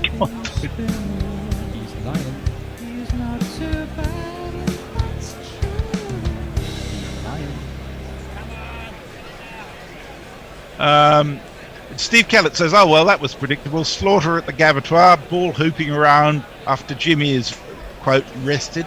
Will we be able to fill the complete bingo card before lunch? And Warren says, can we switch tack and talk about the rugby? Benedetto says, not sure England are good enough for it to even be classified as cricket half time. Stark comes into Pope. Sorry, mate, we're just going to interrupt you there. It's sort of wrapped him on the thigh pad. It's probably a little bit high. A few people threw their arms up in the air in the slips quadrant, but that one would have gone comfortably over the top, and there's no run. And in Claygate in Surrey, my arms went up for a second then. Whose side are you on? Well, it doesn't matter. It was concern, alarm, whichever way you look at it. Again, he's getting that ball to move in the air. Start. I mean, what a way to start a series, whichever way you look at it. I mean, I do think Rory Burns was in the weirdest of positions. Stark in again to Pope. Pope shoulders arms. This one sort of moved a little bit back into him, but comfortably through at rib height and taken by Alex Carey in front of his eyes.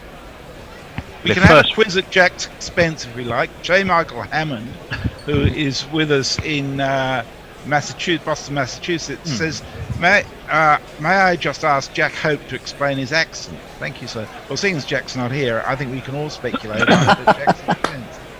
That's a very good question, actually. I don't know where Jack's from. Other than England, obviously, but I'm not sure whereabouts in England. Jack, Mitchell let us Stark know. Where are you? In again to Ollie Pope. This one's square. He's going to pick up a single here as he goes wide of Cumming. The skipper, who's popped himself into that sort of mid-wicket, wide, mid-on spot. And England have picked up a run and advanced their score onto 4 for 48. You could hardly have written a better script as skipper, could you? Bring yourself on. Nice, easy 6 overs. 1 for 16. Get yourself a wicket. Have your spinner on by lunchtime. You've already got 4 down for not very many. Think and about you've done it all having lost the toss. I mean, frankly, happy days. Happy days if you're Pat Cummins, I reckon. As Stark in for the 4th delivery of this over, it's Fuller. And Hamid comes forward, doesn't play it with any type of conviction. I think that one's hit him maybe a little bit of inside edge and on to that little tender bit on the inside of your back knee. Little bit of inside edge. Sure, I might have just got even a little bit higher up into that region. Got him just under the goalies. That was a cock bother, no doubt. Yeah, just under the goalies. Tender bits under knees have nothing to do with it. Either that or whatever he's got there dangling, swinging low, shall we say. That was distinctly higher. Just a single so far from this over as Stark in again to Hamid. This one short of bouncer, misdirected. Comfortably under it goes the batsman, and the ball's through to Carey. And I heard Brian say, basically say Ben Stokes was impenetrable and it was all going to go swimmingly and then be out next ball. But so, one says anything with great care from an England perspective, but I've been impressed so far with Hamid. Sure, it's not been easy, but what do you expect? What do you expect? And likewise, thank you so much, Tony. We need this cricket. Early morning, bit of grass. Grass on the pitch, first day of a test match. The ball is going to move around.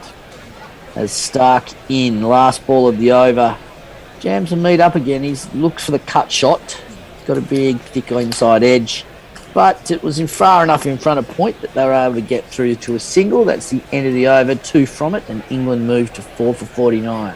You so often see batsmen do get themselves out to that when they cramp themselves for that cut shot. Inside edge under the stumps, yeah. Yeah, got on his toes enough to just leant back enough to give himself some space. Misses. Jeff Perkins says, I thought recent cricketers' other sport these days was usually Quidditch. Benedetto says 2 days surrender ball. Jay says Ollie Pope's family probably owns Coventry. Mark Zip says Leo Phillips can find. Oh, sorry, that's just redirecting someone here. The Bear says, Brian, it is simply that Aussie rules is a shit sport and that everyone can convert. Well, frankly, it's not a shit sport compared with fucking soccer. It's a great sport to watch. It's one of those sports where the intensity becomes greater when you have an investment in who's going to win. A lot of sports like that. I was going to say. Okay, it's going to be the 22nd over of this first Ashes Test, the 2021-22 series. It's going to be Nathan Lyon into Hamid. This ball's full and he's driving. Tried to whip that through the onside. He's only got it as far as Pat Cummings at the wide mid-on. And believe it or not, they did get through for a single there. Whether that was a genuine fling at the stumps and a run-out chance, we'll probably see in just a second. Will he get that 400th before lunch? They did look like they got through reasonably comfortably. Maybe the skipper was resting a little bit. I didn't think there was a single there, so they did pretty well to take that one. As Lyon in again, this time to Pope. He's floated it up there. Has Pope playing from the crease, but well defended back down the crease. They've sort of dispensed with the leg slip this over as well to the right-hander, haven't they? Mm-hmm. They had the leg slip and the forward short in his first over. They're not now. As Lyon in again to Pope. He's down the wicket. Plays that one with his front pad. Yeah, I guess with Lyon, of course, with the new ball, they're always playing for that little bit of extra bounce. He's quite a tall guy for a spinner, and he does have that loopy, sort of almost top spinny action. As he comes in again now to Pope. Floats it. Pope down the pitch. Almost checked his shot there at the last minute. He thought he was going to put a bit more oomph into it. But it was fielded by the man there at mid-wicket. There's no run. Big news, the GPL pot has just hit £50. Woohoo. And 50 up for England too.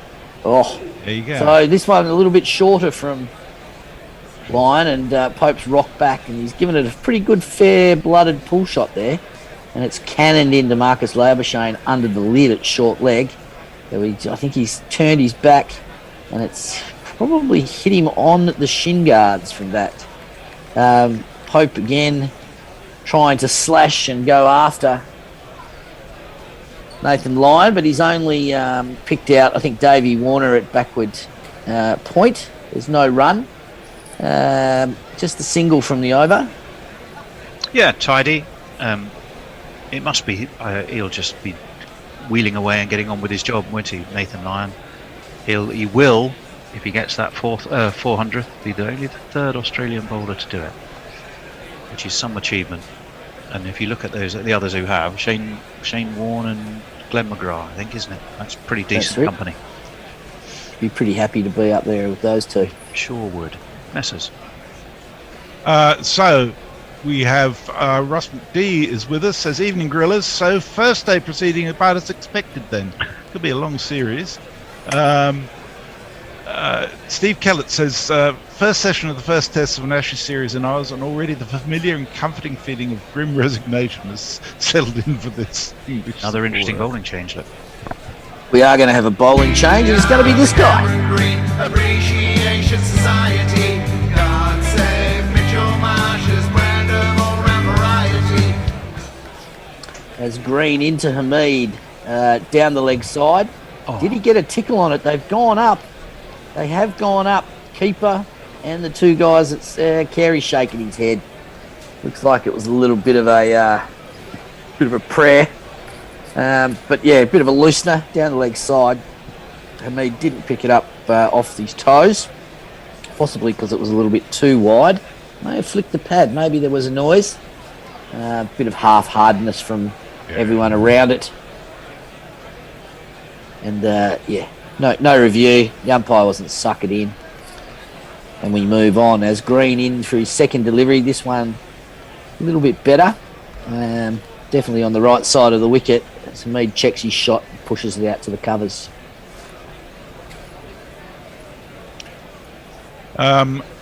Michael Davidson has pointed out that as someone fortunate enough to be on holiday away from the UK but struggling to get any TMS international feed, the Guerrilla Cricket feed is great. He's sharing that with someone asking about where to go. And Steve Cameron Green in again to me. This one fuller, almost Yorker length. Seemed to have picked it up pretty well off his toes, hit it fairly well. But it's gone to, I think it's Harris there in front of square leg. Didn't take it cleanly, but they didn't have enough time to get through. You got kind of two extremes, haven't you, with Green and Nathan Lyon? Nathan Lyon's hovering on the cusp of his 400th wicket. Green yet to take a test wicket in 44 odd overs. This will be his 45th test over, I think. As he comes in now to Hamid again. This one short bouncer and Hamid ducks under it. Carey has to stretch to take that, Aussie rules style, above his head, successfully.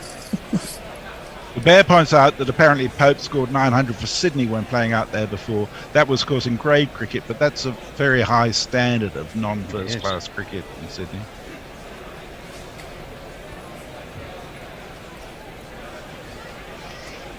He's getting a bit of pace up too, Green, at 140 k's. As he's in again to Hamid. This one a much better line, just outside us off stump. It's well defended. It's got an interesting way he's playing these. He seems to be playing them very late. You know, I'm not convinced that it's almost Pajara-like, but he doesn't seem to get the bat there in suit enough. I don't know. Well, Pajara did all right. Yeah, Pajara plays it very late and very behind him, but not a bad way to play the Aussie quick. There's Green in now for his sixth delivery of the over. This one full, looked a little bit of movement through the air, maybe into the right-hander, but it's well played by Hamid. And Cameron Green has had a maiden to start with, and England 4 for 50. Yeah, just got to keep their focus, these two. Sorry, Messers. Yeah. Tim Dallay says, you're a lot calmer and lacking in profanities to what I'm accustomed to cricket. Won't lie, I'm a little disappointed. Sorry about that. England have been pretty shite.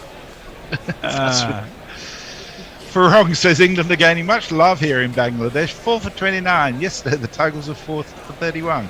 Thanks, England. However, Bangladesh could better that by the end of the day. Here we go. Nathan Lyon in to Pope, but it's one's defended and there's no run. Neil Harris says, you want 5 overs in 20 minutes? Where's Jadeja when you need him? To rip through him. As Nathan Lyon into Pope again. This one outside of off, and Pope square, threw his legs back and tried to open up the offside and almost checked his shot at the last minute. There was a bit of spin. There was a lot of spin, actually. Wow. He's got one to rip there, Nathan Lyon, and he'd missed that. It would have tickled the top of the off stump, I feel, as he's in again. He's got him going back. This is good signs for Lyon. He's definitely getting a bit of turn. I can understand why they don't want to go forward. Goes straight on. As he comes in now for the fourth delivery of the over. See what happens here if he floats it up there a little bit. As Lyon into Pope, who's been looking to attack. He goes back again and tries to play it on the offside. Only picks out Travis Head at backward point. Again, no run. Fairly risky batting. Again, it's a fine dividing line, isn't there, between seizing back the initiative through aggression and making sure you don't give the game away in the process. This time, Lyon is and he's succeeded in penetrating it through the onside as he goes back and he's pushed it through mid-wicket. Possibly a little bit of a fumble by the Australian fielding in that position, and they do get through for a single. England move to 4 for 51. Just the one delivery left to go in this Nathan Lyon over as we're pushing it 5 minutes to lunch. As he's into Hamid, it's up. Geez, that was a bit of a nothing shot. He's actually quite lucky to get runs there, and probably he'll get 4 as he's gone back. It almost looked like he checked his shot, ran it off the face of the edge of the bat. It's gone down to the third man fence for one of these. And if you kids can't listen, then you bound to see the way you get shot for crossing a boundary, So, 4 minutes left for the GPL, which is now at £56. And O'Neill Harris asks, can you guys tell us how often a batsman is out on the first ball of a test series? As far as Ashes series is concerned, I understand this is only the second time that's happened. And England won the game when they lost the wicket at the first ball of the series, but after being 2-0 up in the series, lost the series 3-2. Cameron Green is into Pope. This one is wide outside the off stump and goes through to Alex Carey. There's no run. Rohit Singh says, swinging low, Tony Bishop is on fire. What? Hello. Australia's bowling's on fire, or it was. It's. I wouldn't say it's been doused, but it's just smouldering a bit at the moment. Green in again to Pope. Pope's drives only succeeds in picking the man out in cover, who parries the ball out in front of him, and there's no run. You were saying, Tony? I was just saying that after the fantastic start for the Seamers. Well, it was all happening in the first 15 minutes, It was all kicking off. But as I said, I still think 2 England batsmen have to have a good look at the way they got themselves out. 2, I think, were genuinely got out. Green in, Fuller almost spearing in on that Yorker leg stumps line, but Pope plays it well, gets it around the corner behind square, and they pick up 2 as the man from fine leg moves around to clean it up. Pope moves on to 16. Hamid is 24. England are 4 for 57. By the way, the answer I think is 20. 20 bowlers have got that feat in Test cricket, taking the first wicket, a wicket with the very first ball of a Test. As Green in to Pope, it has him driving to mid-on, and there's no run. It's a fuller length. He seems to be trying to hone in on that middle and leg stump. There's been a few Cameron Green deliveries in the last 2 overs that have tried that Yorker length. It's going to be interesting. Warren tells us that he's going the full Messi with a nice bottle of Napa Valley Red, which you shared with us. Very nice. Cameron Green in again to Pope. This one outside of off stump is left alone by the batsman and straight through to Carey. Rohit Singh's a bit mean. He says, whenever the word Aussie comes out of any of the Bears' orifices, shit inevitably follows. Actually, I'll tell you who's on that list of first wicket takers of first ball test. Nathan Lyon's on that list. He was the 17th to do it in 2011. He did it in Gaul against Sri Lanka.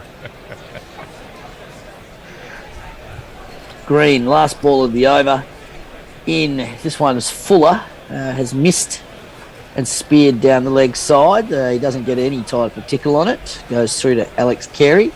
That is the 25th over bowled. England are 4 for 57.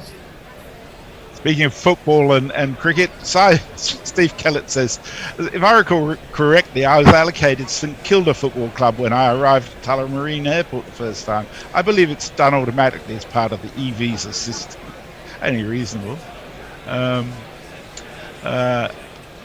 Leah says, oh, well, at least there's a chance of quality test cricket from Boxing Day and in a more convenient time zone as well. Not much. Nathan Lyon is in. Hamid backs away from the spin and pushes it out successfully through the covers, and they pick up a single, move the score on to 58. Oh, Leo was talking South Africa, of course. So the crazy redhead has woken up about 20 minutes ago and made me some Vegemite on toast, and she's just handed me a note. Green looks like a massive baby, the man-child. He is.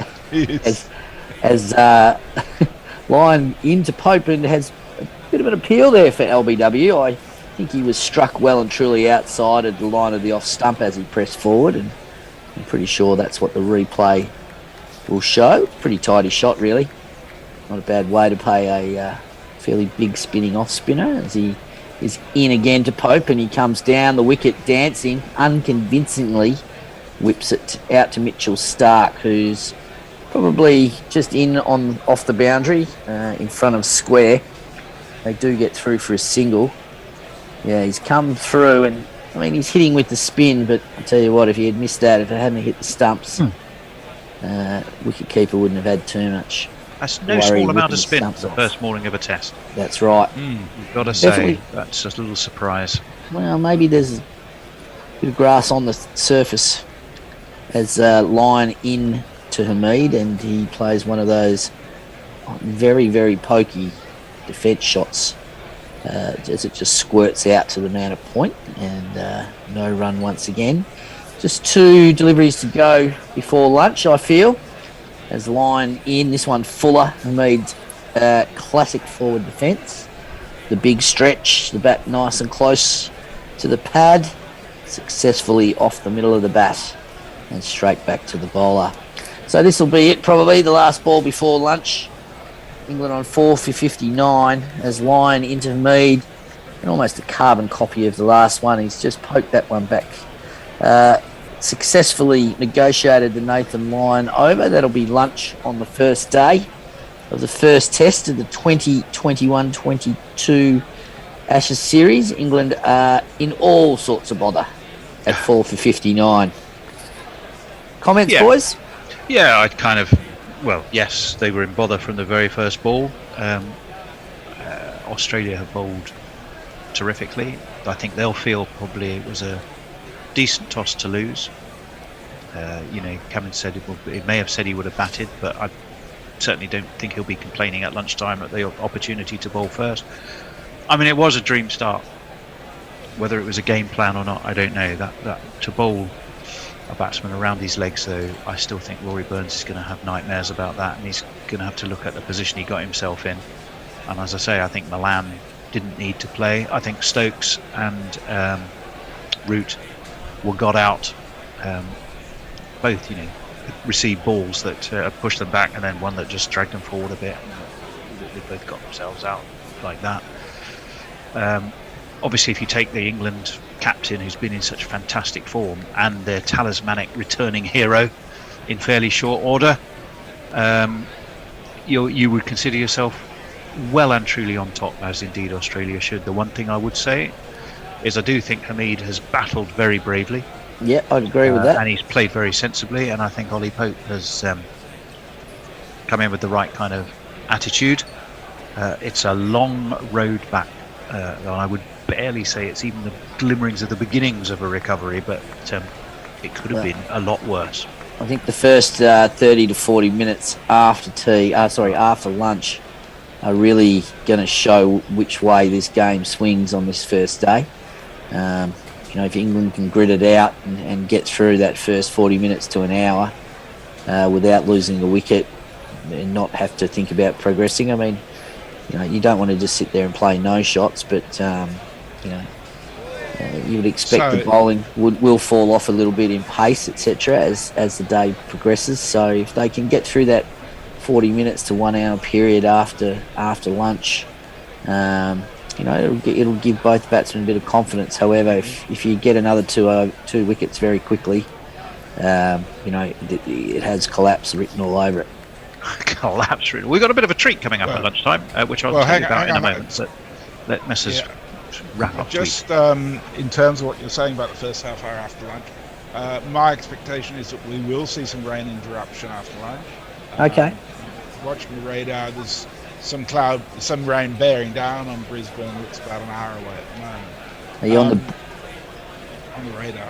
On the Bureau bomb? Meteorology, yep, which is a very good sign. So I think we'll see a bit of on and off from this afternoon onwards. And I agree about Hamid. I think that's a really good sign for England for this series, to be honest.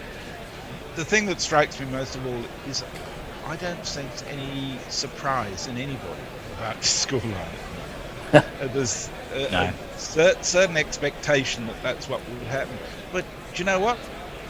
Australia's quite capable of doing just the same on their day. And if there is a bit of rain which livens things up, it could well do that. I'll just give a couple of late tweets. Imagine Sally R56 says, a bit late to join you with my full attention. Had to perform my civic duty at college and report for jury duty this morning. Thankfully, we were all released as no longer required. Already a winner, well done. And Farong has sent us a photo. He says, the man in the photo bowled the first ball of Test cricket. Who is he? So that's something for you to ponder over lunch. Wow. Good question. Great question. Yes, and Warren says Pope's Gate is pearly. Wee-hee. And finally, Jay Grover says, this is normally when I start crowing about being self-employed so I can stay up all night listening to cricket with no consequences. But this is fucking shite. Oh dear Jay, well at least you can wrap yourself in a shower curtain and console yourself for the rest of the night. So that's it as far as tweets are concerned. All right, well, I can tell you. After lunch, we'll catch up on some YouTube and Facebook people. We will. I can tell you we've got some fun stuff at lunchtime, actually. A man who took 5 for 48 to win England in Ashes series, and he only got the chance because of the unlikely intervention of Elton John. Now, that man I had a chat to this week. It was Gladstone Small. He's lovely. He's just a lovely raconteur, and there's never a smile far away, and particularly when he talks about playing against Australia. So he is your lunchtime entertainment, aided with a few questions by me just to set him rolling, and then off he goes. He's fabulous fun. Gladstone Small, it is for lunch, and we will see you after lunch. Thank you, guys. See everyone after lunch. Yeah. Jamie Howe, Ho Chi Minh, Asif Din, Václav Havel, Graham Saville, No Surrender, Percy Fender, Guerrilla Cricket. Welcome to Guerrilla Cricket. I'm Tony Bishop. December the 3rd saw the release of Inside the Tour, the Ashes 86-87. It's the definitive story of that extraordinary tour, told to Mark Pugach by those who were part of it. It's a terrific listen, and you can find it via your usual podcast provider.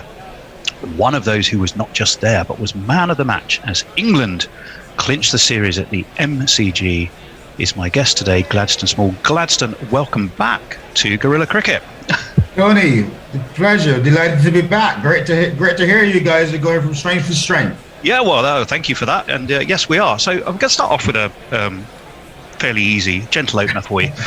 A half volley. A little half volley. Yeah. You took more wickets against Australia than anyone else, than any other opponent. Was there something special about playing Australia? I just love beating them. I just love beating them. That was one. Listen, now obviously I played. That's probably because I played more tests against them than anyone else. But only out of all the ones I played against Australia, only one of them was at home in England. So obviously, the England boys, my captains and managers, obviously thought. First of all, I thought I was a good tourist. And I could take the heat of playing in Australia and all the stuff that went on with it. I just love. Listen, I've always loved the thought of touring. I love playing. I mean, I like home, but I like being away as well. And you're making a career of it still. If I didn't do it, someone else would do me. But no, so from a very. I mean, I went traveling. Obviously, a young cricketer. Back in the 80s, the season finished in England in September, and if you want to progress and learn and do things, you go play abroad. And I went to play in Australia, and my first season was 1982-83, playing club cricket in Melbourne.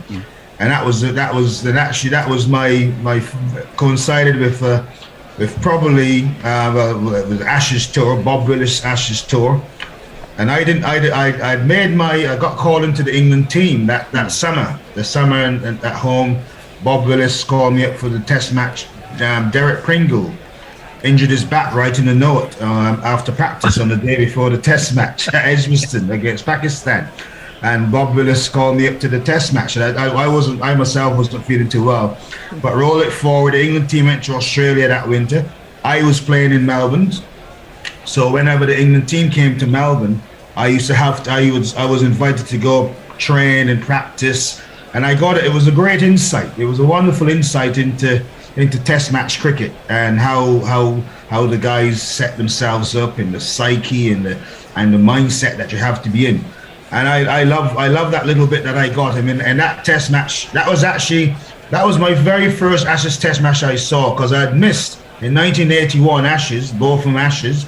I was playing county cricket. So back then the county cricketers, we played a lot of cricket. I didn't get to see any of those matches at all. One feels the England team might be better if that was still true, Gladstone. But well, that's another thing. I've got a question for you then. From arriving in England as a young teenager to winning the Ashes, that's some journey. Before it happened, before that 86-87 series, was there ever a point where you thought, you know what, one day I'm going to win an Ashes for England? Did it ever cross your mind? Well, listen, I grew up, the guy that gave me the love of the game, my granddad, born in Jamaica but lived in Barbados, and then he never left Barbados until when he died in 1993 years old. But he loved English cricket. He loved England cricket, and as a young boy, I remember him coming home from work on the sugar plantations and tuning in his radio to find out wherever England was playing a test match. And that could have been at Lord's, at Headingley, at places like Old Trafford, places I didn't know. Only thing I know about them was that they had a cricket ground in those places. Didn't know where they were, and that meant Grandad would tune into England playing Australia in the Ashes. And so I'd heard about this thing called the Ashes from a little boy because of my granddad. So hence I knew the history and the tradition of it and the importance of what Ashes cricket was all about. Wow. And so then when I then got that to see it in '82 and saw what probably the best test match that I ever saw actually was that 1982-83 test match at the MCG, and then followed by the Edgbaston test match in 2005, that famous one in 2005. I mean, and then interspersed with that all of the atmosphere, the tension, the players that plays in all those great matches, and it still makes the footnote that if an England player or an Australian player only could make 100 or take one fight for, who would the opposition be? The Australian would say England, and the Englishman would say Australia. It is still the iconic Test series played out in this great game of cricket. Well, let's just remind people for a second about that 86-87 tour. England had unexpectedly won in Brisbane on the back of some Ian Botham heroics. They then drew in Perth and Adelaide, so a win at the MCG would give England the series. Enter you, Gladstone, to be man of the match. But should we actually thank Elton John for making that little piece of history possible? We definitely should thank him for many things on that trip. And he was our tour mascot, on more occasions than one, I must say.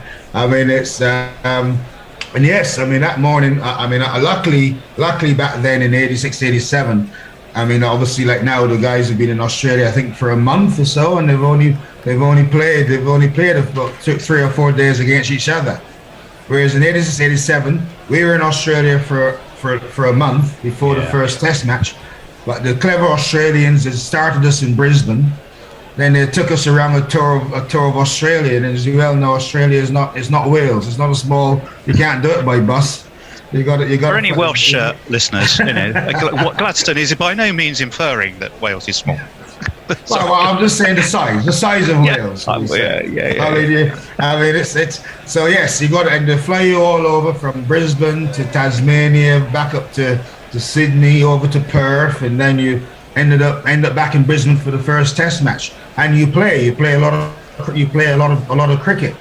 Luckily, the likes of both Sabotham and the senior players weren't too keen on, should we say? They were saving themselves for the main contest. So the likes likes of myself and the other younger players, people like Neil Foster and Phil De Freitas, Jimmy Whittaker, those sort of guys, Bill Athy, Chris Broad, those guys. It gave us non-senior players the chance to get into the tour and make a step for your player. So hence on that tour, and luckily I'd played the previous summer. I'd played probably some of the best, my most educative part of my cricket career was playing Sheffield Shield cricket in South Australia the previous season. And that meant I'd played at the SCG, the MCG, WACA, the Gabba, I'd had that. So when I got to these venues, I wasn't, the size of the Australian grounds, they could leave you in awe of because they're much bigger grounds than the ones we play, than our grounds here. Like the MCG is not just in capacity, but in the size of the playing area. So I'd seen all of that the previous year, so that I was already in tune of what was required, as obviously the conditions as well, the playing conditions, the heat, the ground, the firmness of the ground. I love playing in Australia because that's the other thing you get. The grounds in England, because of our lovely weather here, they can be quite soft. The grass is lush and green and soft and springy. And so you got to really get your feet into it. In Australia, the grounds are hard, and so you can bounce, you can slide across the surface and use that for your rhythm.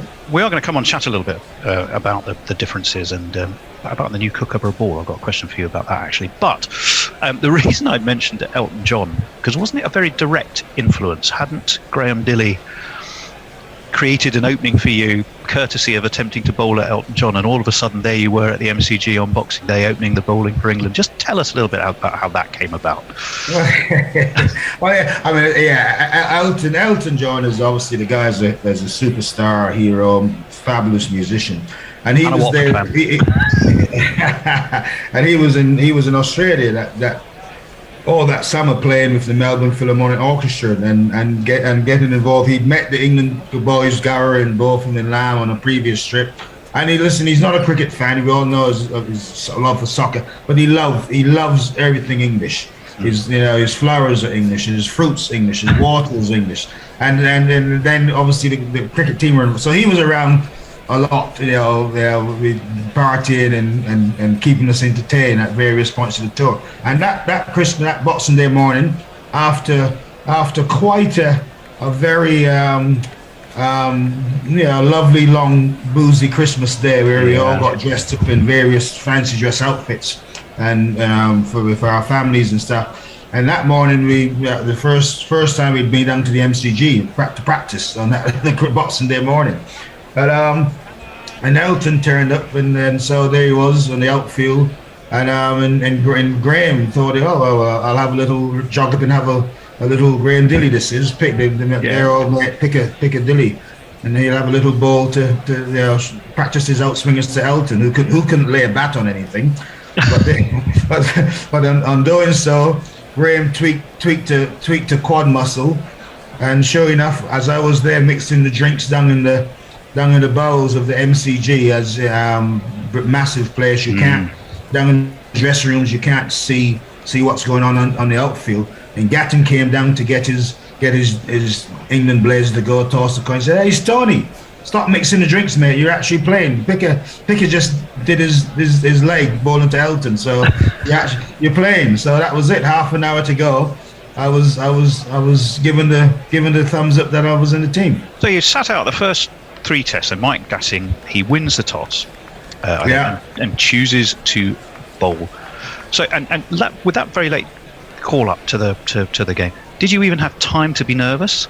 No, Not at all. Which probably helps, quite frankly. Because obviously, I mean, you play. If I was the night before, if I knew that I was playing the next day in front of, I don't know, 75 whatever thousand people, I wouldn't have slept a wink. But I had a great night's sleep. Probably because it was induced with lots of Christmas spirit from during the day. But I had a great night's sleep and got to the ground just and so but after Gat won the toss, put the Aussies in on a cloudy, overcast day in Melbourne. So the bowling conditions were the sort of things as a seam swing bowler you dream of picking in a nice green atmospheric conditions. And but still you got to come back. You walk out on the field and it's not a welcoming crowd that greets you. Nope. It's the pommy bashing start, shall we say? And Gat's got a sense of humour, so he sends me down to this famous place at the MCG, a place called Bay 13. It was known as, and they're I think they just let him out for the day from institutions on the proviso to go to the MCG and just bash up whoever the opposition were.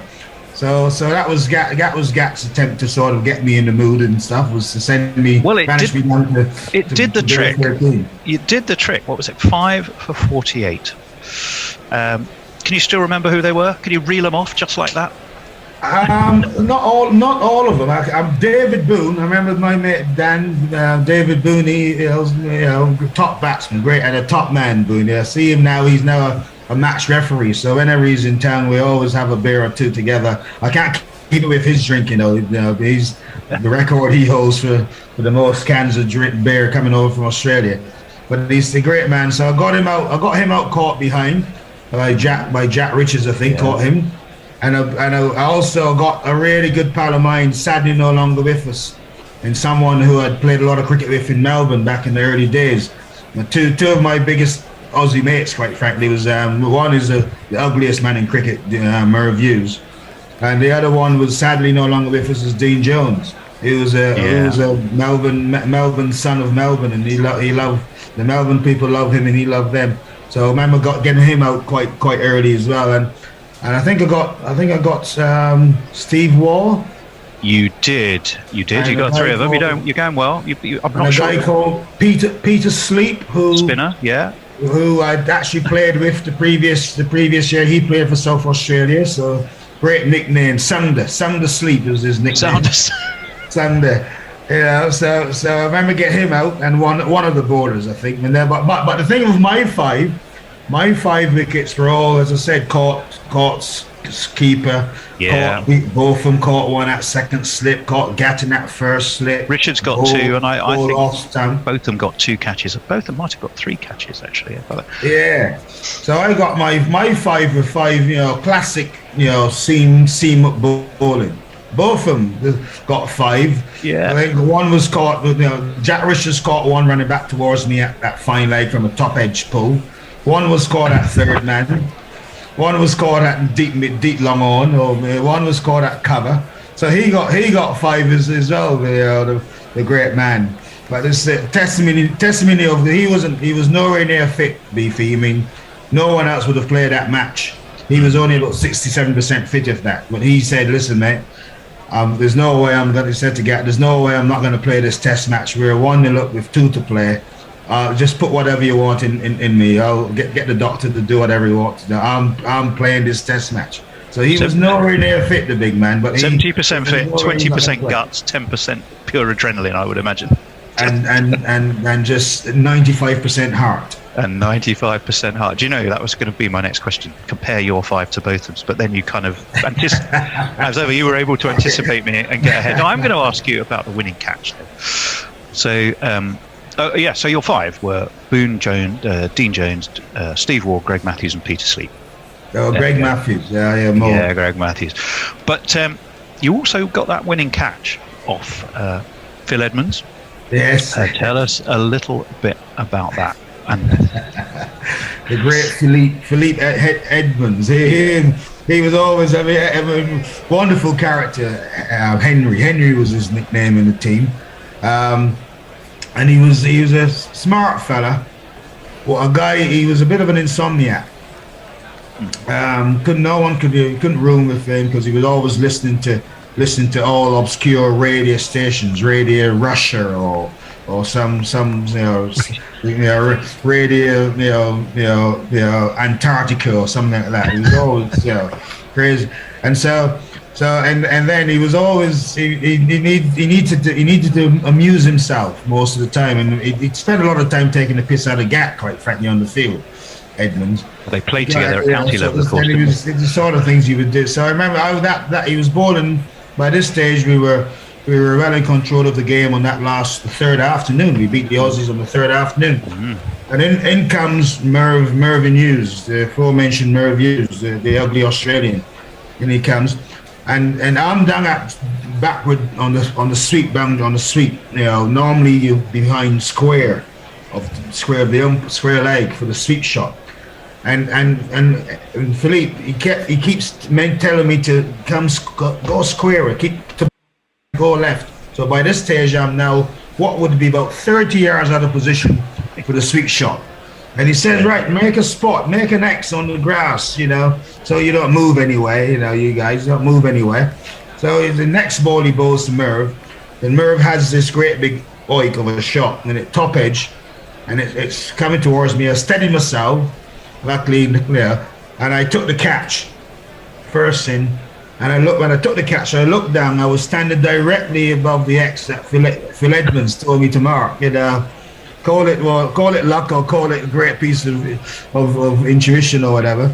But and then I just took the catch, and normally you see the guys these days would put the ball in their pockets as a memento. I threw the ball into the stand at the MCG, and so that was it. Some dog has been chewing it for the last 30 years or so in Melbourne. Well, let's hope it's still hopefully in a case somewhere, being revered as it truly should. I've never seen it again, so I don't know. Well, Martin Johnson, obviously, the late Martin Johnson, famously wrote about the team. Can't bat, can't bowl, can't field. Did that jibe personally motivate or inspire you? It certainly rankled. Yeah. it certainly got us our attention. Listen, Scoop, as he was known, was a lovely fella, and he was back in those days. Thankfully, the press boys, the media boys, were the likes of Scoop and people like Chris Lander, they're great guys. And so we actually got used to get on well with those guys, because they used to get more expenses than we got. So we used to always invite us to come and go take us out for drinks and dinner, because they can afford it and we couldn't on the expenses that we got. So we got on well with those guys. But when that article, obviously it was definitely used as Mickey Stewart, the coach manager of that team. And he was very, very, very smart man, Mickey. He didn't have to say much, but the first person he saw that he showed that article to was Beefy. Was Beefy. So you can imagine let's just say the words that Beefy mentioned couldn't be printable. What Beefy said about Martin Johnson back then. But I remember that night before that Test match. And listen, we'd lost in that month before that, we'd lost. We lost to the Queensland rum drinkers up in Bundaberg. Yeah. The South Australian wine farmers beat us. Largely by dint of giving you copious amounts of their product, apparently. Yeah, well, there was that as well. But because we went, as well as playing the Shield guys, we played what was called Country 11s. We really ship ourselves all over the place to play these Country 11s. And so because the guys weren't in Test cricket mode for the first, it was a good the warm up, should we say, was well, very more enjoyable than more cricket. I will come on to that. Now I'm going to ask you about that Eve of the series and what Ian Botham had said. The published version is that's it. The party's over. The real game begins tomorrow. Now, I asked Chris Broad that when I spoke to him. He had a version of it. Every printed interview I've seen, every England player's got a different version of it. What's yours? What can you? Are you even allowed to say what he actually said? Do you remember the actual words? Yeah, I remember it very, very, very vividly. This, we were as I said, we weren't at the races for that month. Obviously, yes, the likes of myself, the guys who are the younger, the guys who are trying to play their way into Test cricket in their career. Obviously, you play for England, so you train, but it wasn't. We know it wasn't a Test match. And then that night, the night before, we had a gathering. It wasn't a dinner. We didn't have a dinner. We just gathered in a team room, which was full of Castlemaine 4X and Beefy was sponsored by Lindeman's Wines or something like that.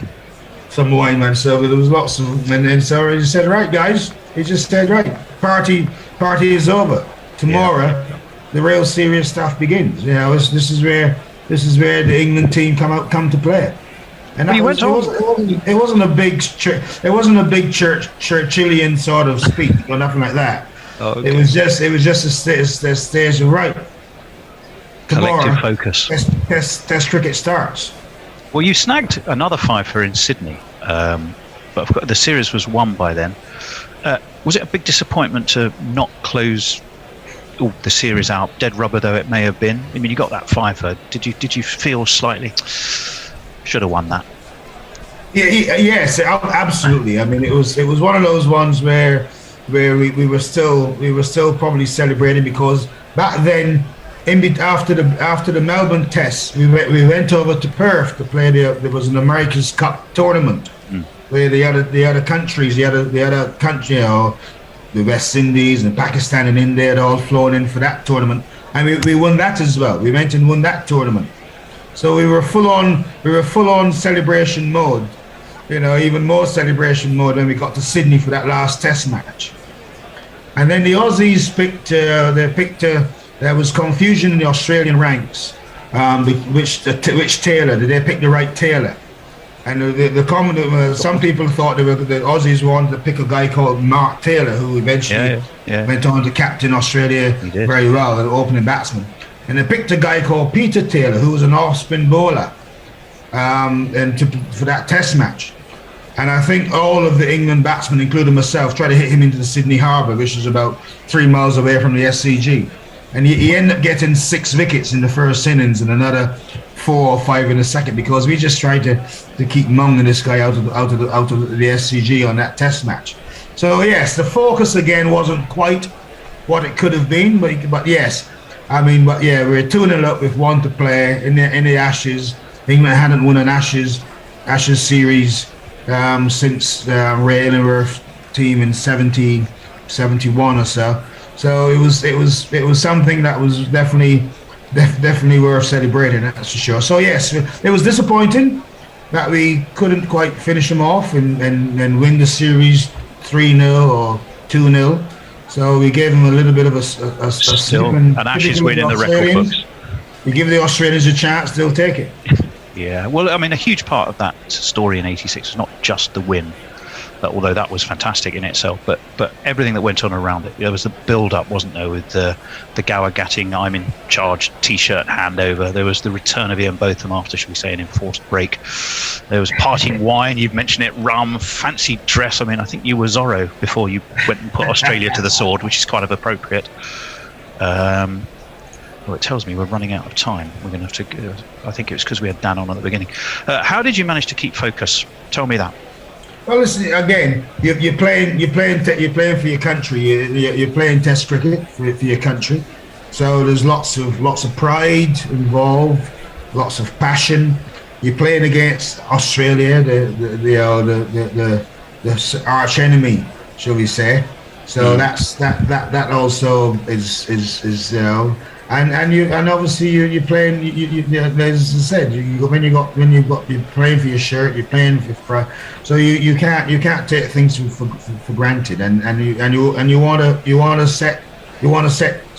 If you can set a mark and set a standard that carries you through into your career, then the Ashes is a good one to have. So So that's what it's all about, really. And I'm sure, as the guys in Australia for this current series, obviously, and they'll want to create their part of history, and that's when you get a quiet moment to think of what the Ashes is about.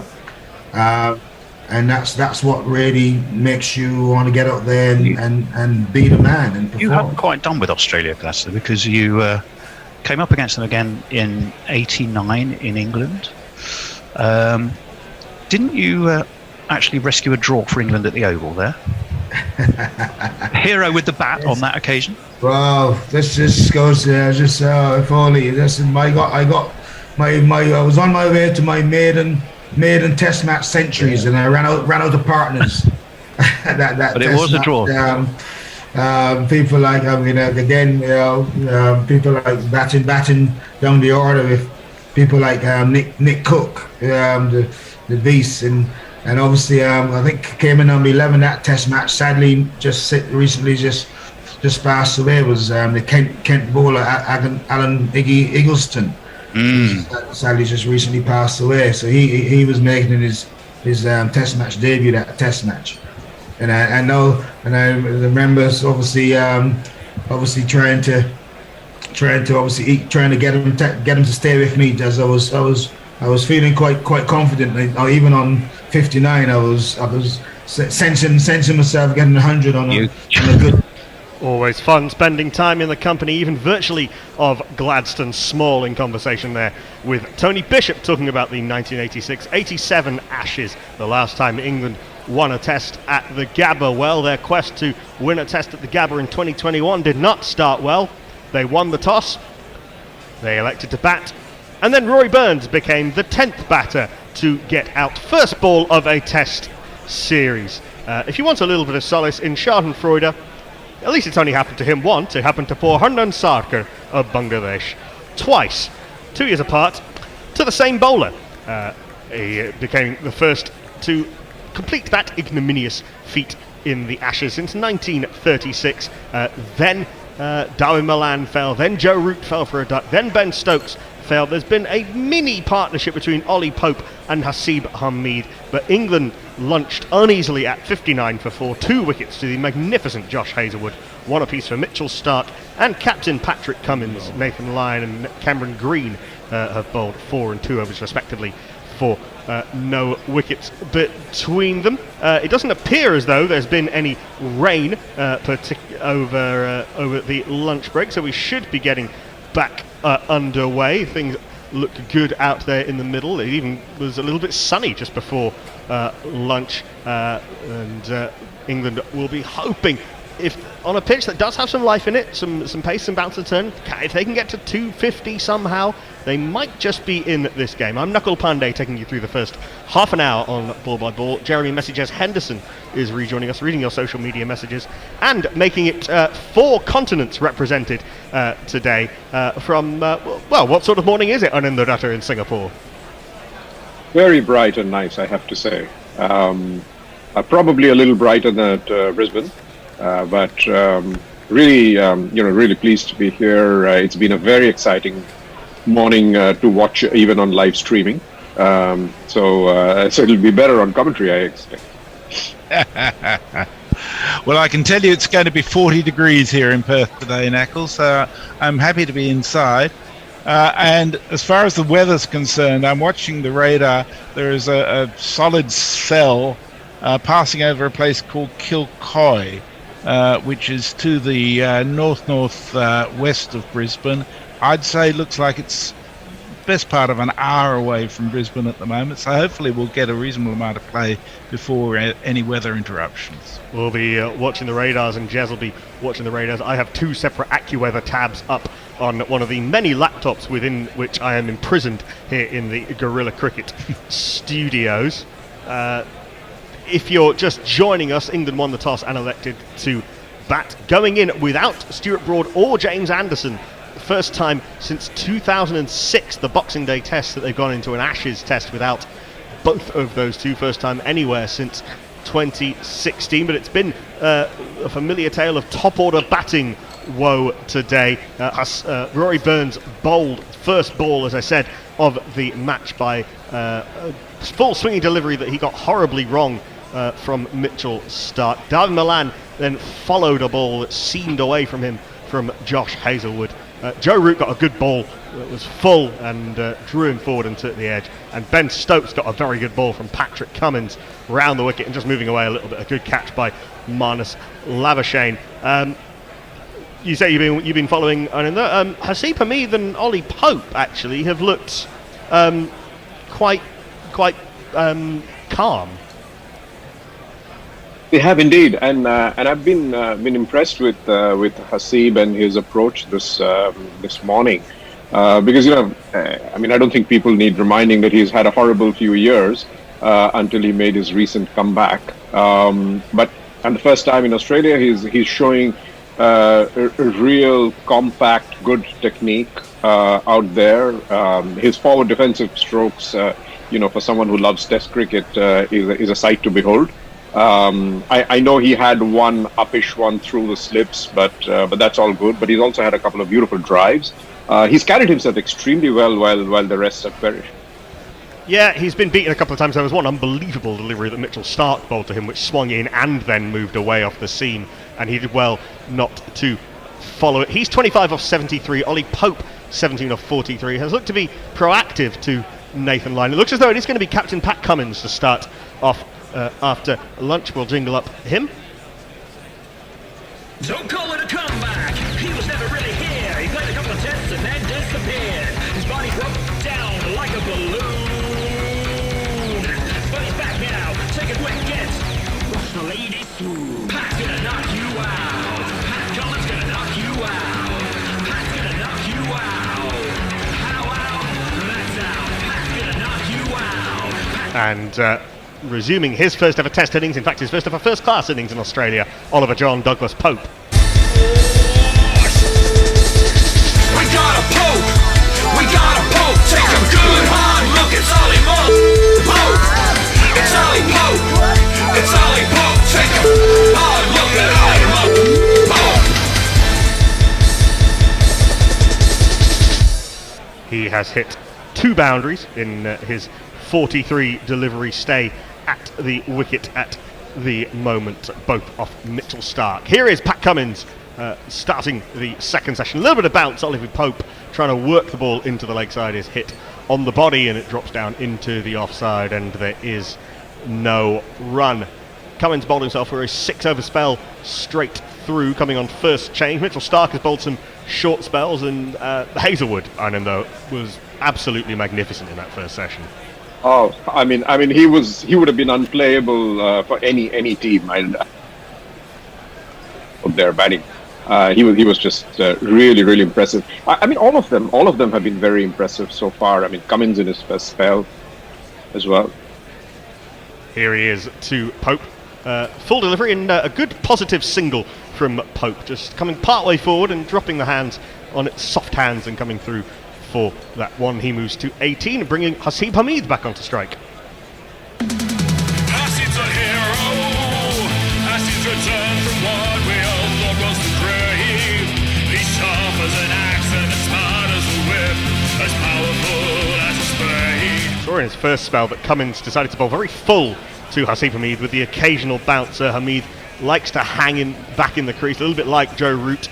And doesn't want to commit too much onto the front foot. How will Cummins bowl to him after lunch? 3 sips on the gully await as Cummins is in. This is left alone outside off stump. A little bit of wobble through to Alex Carey behind the stumps, and there is no run.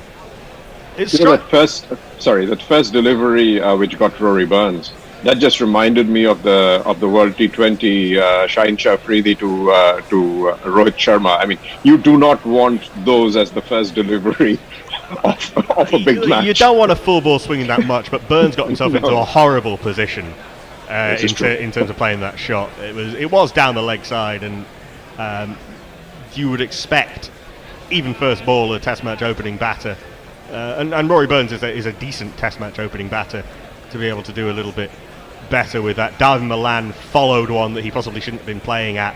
Certainly it did seem, but possibly starting too wide and could have been left on length.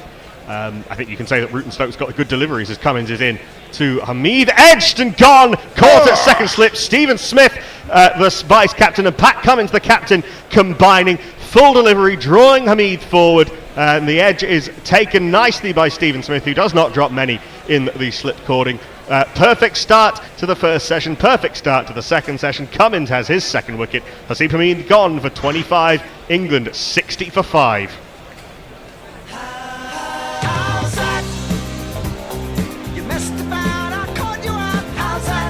Good line, good length from mid-crease coming in. Hamid had to play at it, and he tried to play it with soft hands and just couldn't play it with soft enough hands.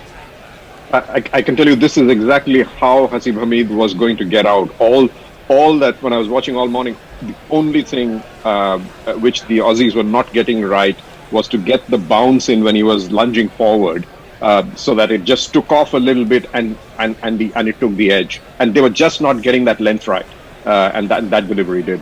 I don't know if you agreed, Messi. I think that's spot on, actually. I actually put that wicket down to Tony Bishop because he gave him such a rap at lunchtime. It was inevitable he was going to get out shortly after. Hamid had been playing well, but he does have these low hands, and Cummins does get the ball to bounce from back of a length. They didn't do much laterally, just a little bit of bounce, a good delivery that you hope to miss, and Haseeb Hamid did not miss it. Playing also remarkably for someone so experienced, also his first test in Australia at number 7. Hoping you wouldn't have to bat quite this early. Pryor ain't no loss, 'cause we found someone subtler. Okay, he can't spell Joss, but he also can't spell Butler. Joss Butler. Just because he is Joss Butler. One S and 2 T's. Joss Butler. Huge pressure on Butler. Was not in the side in the 2017-18 Ashes. Or the 13-14 Ashes, made his debut in the summer of 2014. Facing up to his first ball in Test cricket in Australia from Pat Cummins, and it's a full delivery, and Butler defends into the offside, and there is no run. I am very surprised with the... Sorry. Yeah. No. I was going to say, I like Butler coming in at 7 as a wicket keeper who can bat, rather than being up the order as a batsman who can keep. Well, Stokes just rebalances the side, doesn't it, in terms of that? Yeah. He doesn't have to bat 6 in the same way. If you look at the respective middle orders, actually, a middle order of Stokes, Pope, Butler, in theory, looks a much better middle order. Don't know if you agree with this, Aninda, than Head, Carey, and Green, as this is back of a length and Butler pushes. I agree, but you also have Ollie Robinson, right? And Chris Wokes, who's a very Chris capable... Wokes. So you actually have quite a strong batting lineup going right down to what, 9? Something like that. Yeah, although Chris Wokes was bounced out mercilessly by Pat Cummins the last time England played in Australia. 1 run and 1 wicket off the first over after lunch. England 60 for 5. So there's been a few tweets over lunchtime, including Tony Bishop guessing that Alfred Shaw was the bowler of the first ball in Test cricket, which I think is correct, and it was to Charles Bannerman. So the favourite Twitter comment over lunch, in the morning, from Rohit Singh was England's batsmen make Australian batting conditions look harder than Tim Payne, which I think is... And Jay Grover, commenting on the interview over lunch, says, in this world of paper tigers and fallen heroes, the fact that my favourite cricketer... Josh Hazlewood, 7 overs, 4 maidens, 2 for 3, is back into the attack. Outstanding, just hitting that line of the length time and time again. 2 for 4 now as Pope pushes another positive single into the offside of the magisterial Josh Hazlewood. I'm afraid of Josh Hazlewood. I'm afraid when he bowls. I'm afraid of Josh Hazlewood. I'm afraid. Keep looking at this Hamid dismissal, trying to work out what exactly he did wrong. Maybe just jabbing at it a little bit with his hands. But I'm prepared to give Cummins the credit more than to blame Hamid for what on earth has that done. Butler trying to drive at Hazlewood, and that's jagged in off the seam and rocketed through to Alex Carey, who's taken a full delivery at head height. Really not sure how that missed the inside edge. That's come in a long way. Just The off stump. come over the top of off stump. I like this. I've enjoyed this pitch. Bit of pace, bit of carry. It's a delight to watch. Bit of lateral movement and some turn for Nathan Lyon. I still think that if England can somehow get themselves 250, they're somewhat in this game. 250 looks a long way off from 61 for 5 as Butler, yet to score a run, thus far leaves this through to the keeper, no run. Well, just finished Jay Grover's comment. He said, the fact that my favourite cricketer from childhood, Gladstone Small, seems like a proper mint chap makes life just a wee bit better. Yeah. I was just saying, Nakul, that 250 from here doesn't look quite as unlikely as the other day India New Zealand 325 looked from whatever they were 70 for 5 or whatever. Yeah, it's a very good series, that India New Zealand series, as befits the far and away the two best teams in Test cricket going up against each other. Full delivery outside off stump, and Butler's pinged this through the covers. Forget about the match situation. If he gets a wide half volley, he's going to put it away, and he does. Off the mark with 4.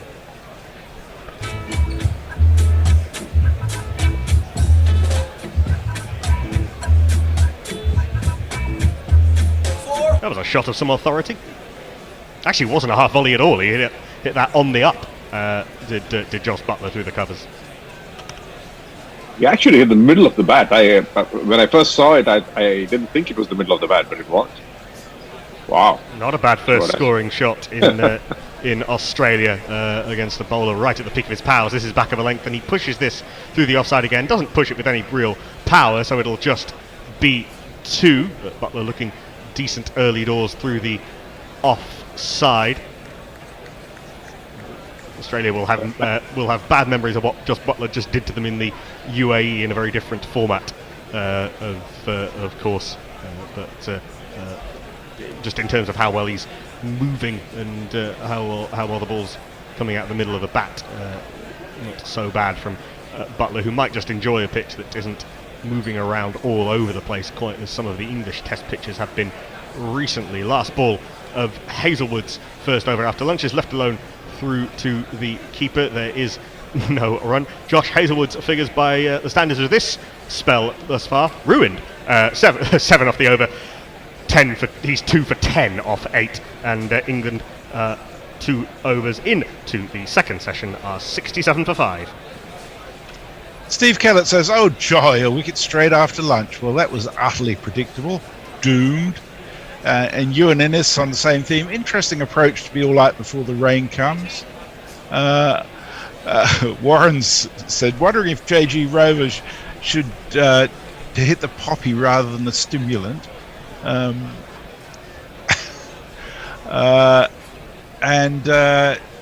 Andrew Rollison says, today's episode of Bluey is called Rain. I'm beginning to think that the city of Brisbane is making fun of itself, fun of England. Ollie Pope again pushing a quick single into the offside. He's done that early at the start of every over. He has looked positive and busy at the crease, if is how you want him to play.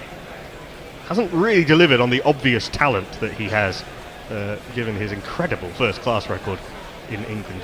To Butler, we've got 3 slips on the gully, backward point, mid-off, mid-on, mid-wicket and long leg. Pretty much standard field that Cummins has set himself throughout whichever batter he's been bowling at. This is back of a length and pushed nicely into the offside. Travis Head will move into the covers to field, and they come through for a single. I've actually been quite impressed how quick this outfield is, given how much rain there's been in Brisbane recently. Drainage is extraordinarily good, I have to say. Jez, you were telling us about that in our WhatsApp group and so forth. I suppose, given that Brisbane is not shy, is not a very heavy storm is not unknown in Brisbane, I suppose the drainage would have to be good. It's certainly not. Well, I mean, they can be flooded one night and completely playable in the morning. It's quite extraordinary, its drainage capacity. Short, and Pope has a really uncontrolled hook at it, and just too quick and too bouncy, and from outside off stump, Pope was pretty lucky, I think, that he didn't get an edge on that, because that would have gone straight up in the air. It flies through to Carey, and there is no run. Well, he's been told all his adult life that ball bounces at the Gabba, you hook. So he's just following instructions. Yeah, maybe. So not a shot he plays with any great certainty, Ollie Pope. It's not really his shot. Still have 3 slips and a gully. Same field for Pope as for Butler. Cummins in full, and this is dropped into the offside. Nathan Lyon fields at point, and there is no run. He got some bounce and a little bit of turn out of the surface as well. He should get turn out of most surfaces. He was below par the last time Australia played a series, which was, of course, at the sort of this time last year against India. Started the series pretty well, but tailed off dramatically as the series went on. It was marooned on 399 test wickets. I think he got outlioned by Ashwin in that one. He did. Ashwin going for the overspin. Pat Cummins pulls out of this next delivery, so we'll do that all again. It's quite remarkable. Yeah, I was just looking at Ashwin's numbers. I mean, he was behind Lyon when that series ended. Kohli didn't play him for 4 test matches in England, I think. And he's now at 427. It's just extraordinary. Yeah, he had a ridiculous series against England in India, and it was extremely good against New Zealand as well. Cummins in back of a length, a little bit of seam movement, and Pope actually plays it quite well. Takes the bottom hand off the bat and just drops it in front of him, and then looks accusingly at the spot on the pitch that leapt off, and there is no run. That series, of course, will be immortal forever thanks to the work of Ejaz Yunus Patel, becoming only the 3rd player to take 10 wickets in an innings. I'm not really someone to get particularly exercised about individual awards, but how on earth he didn't get man of the match in that game, I do not know. That's ridiculous. Yeah. But I was quite sure he wasn't going to. But that's the way it works, unfortunately. Back of a length, and Pope softens the hands and plays it to gully, and there is no run. 2 runs off the over. England 69 for 5. Farong points out that Hazelwood is hitting that pigeon line and length. He's bowling beautifully. McGrath would be proud of him bowling that. Well, he's watching. He is indeed. Jay Grover says, I believe my address is on the GC register if anybody wants to send me some poppy. Prices are pretty unstable after recent events, mate. Yeah, ever an optimist, Jay, I must say. And we do have, just a reminder that we are on YouTube again today. We have a number of people joining us there, including Shahid Quresh, Luke Hallahan, a certain Tony Bishop, and my word, Josh Butler is not going to let Josh Hazelwood settle. That was full, and with a little punch of the bottom hand to get it up and over the field, Josh Butler has smashed him on the up over cover for 4.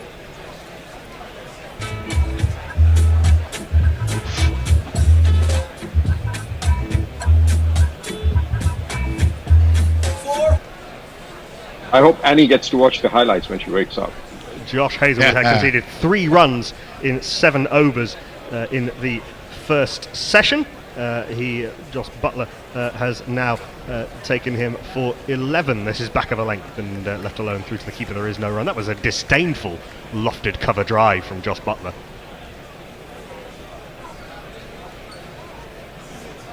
I mean, there isn't quite the seam movement there was in the first session. There isn't quite the swing that there was in the first session. Even saw a little bit of sunshine breaking out, and Josh Butler has clearly decided then in though that if it's anywhere in his half outside off stump, he's going to drive at it.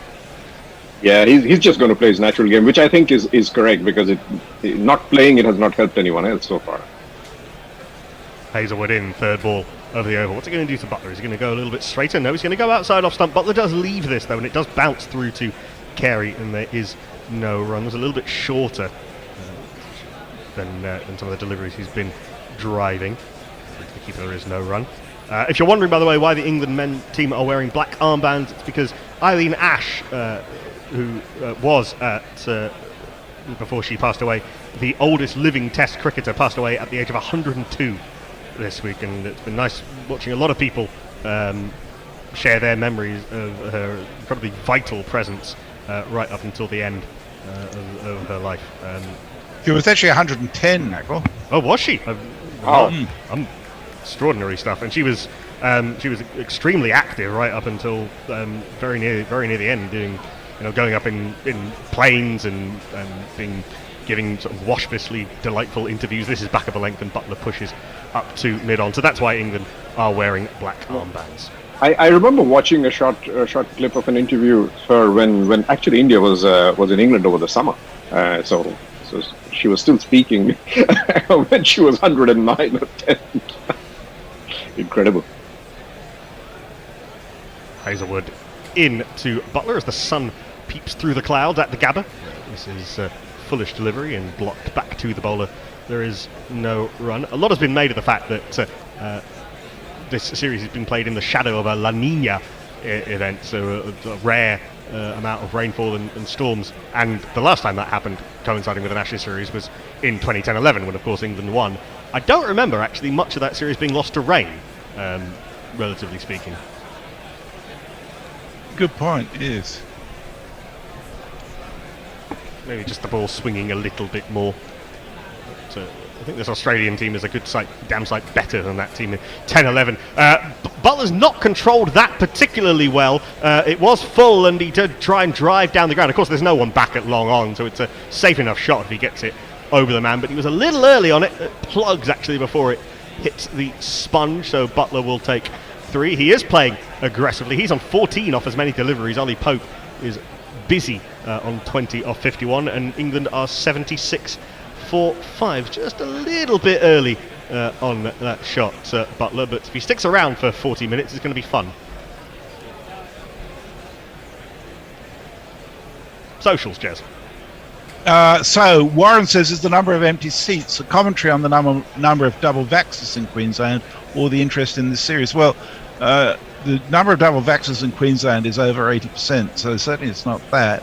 And I understood that they'd been sold out for today, so I don't know whether there's been issues in terms of creating separation, but there should be a crowd of 40,000 there, but clearly looking at the pictures, it's a decent crowd. I mean, you will often see empty seats just after lunch.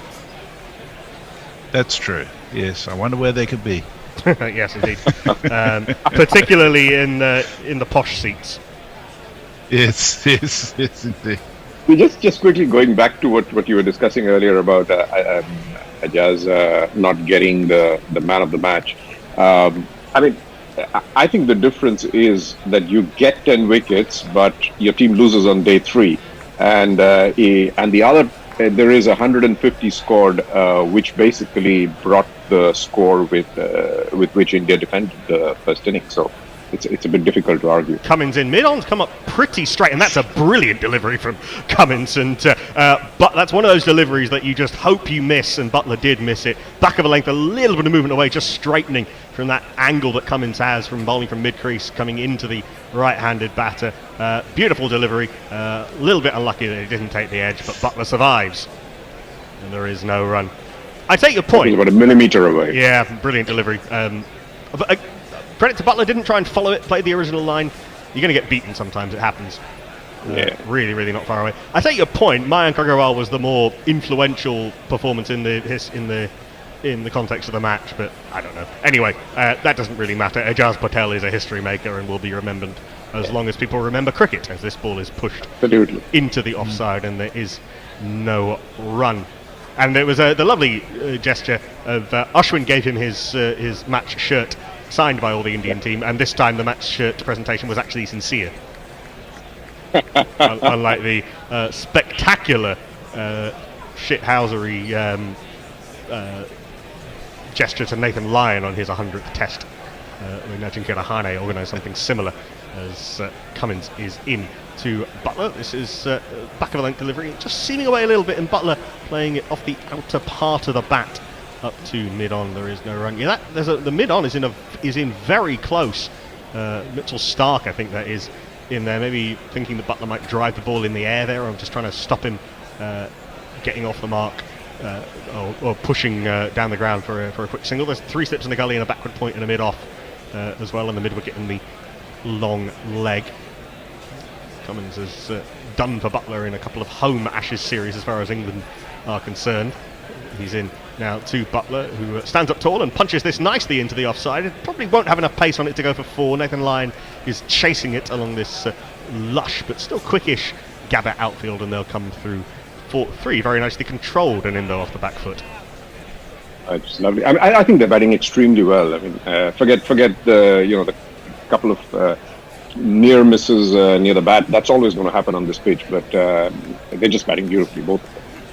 I wonder if Cummins and Hazelwood should just go a bit straighter to Butler. Almost all of his scoring shots, apart from that one over mid-on, have been through the covers. He just bowl a bit straight, set a straighter field to him, and see if he see what he will do with that.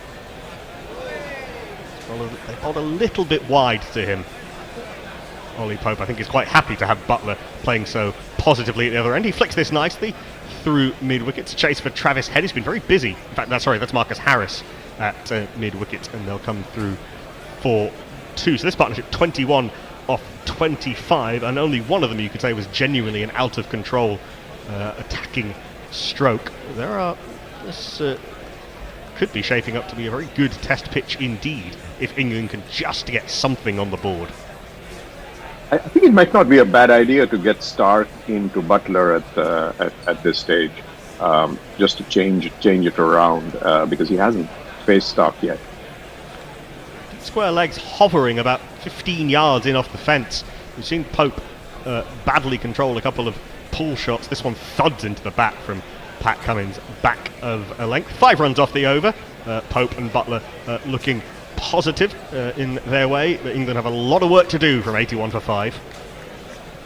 So Brian Barish says, for all the rightful criticism about score bugs in the 100 and T20 World Cup, the one being used for the Ashes is pretty sleek and looks amazing. I want those fonts. Yeah, that's certainly the one that's coming on BT Sports and Foxtel. The one on Channel 7's not so flash. I'll share with you a post from CricViz analyst, and says, in the first 30 overs here, Australia's seamers have been in the channel outside off 57% of the time. The last time they recorded a higher percentage at the start of an innings at home was in the 2017-18 Ashes.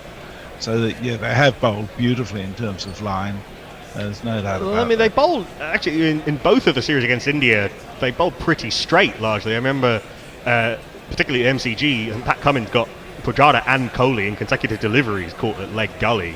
So I think that's partly a choice in that sense in terms of the line, but Hazelwood was borderline unplayable in his first spell. Butler has played him very positively. He comes forward to this Butler and then leaves through to the keeper. There is no run, no change as yet. So no Mitchell Stark as yet. And to take the first over and then got taken off after 2 overs, Cummins brought himself on, then switched ends and bowled a couple from the other end, and Stark has bowled one spell at each end now already. Yeah, I think the difference in the bowling attack against India also was the fact that Stark was rubbish for much of the series for whatever reason, and I know his father was on his deathbed, etc. This is full and driven by Butler, squirts off the outer part of the bat to Nathan Lyon at backward point. There is no run. And the other factor, of course, is that they basically got knackered bowling at Pujara. Yep. It's very difficult to see any of the seamers playing all 5 test matches, with the exception of Cummins, who's now, of course, Australian test captain.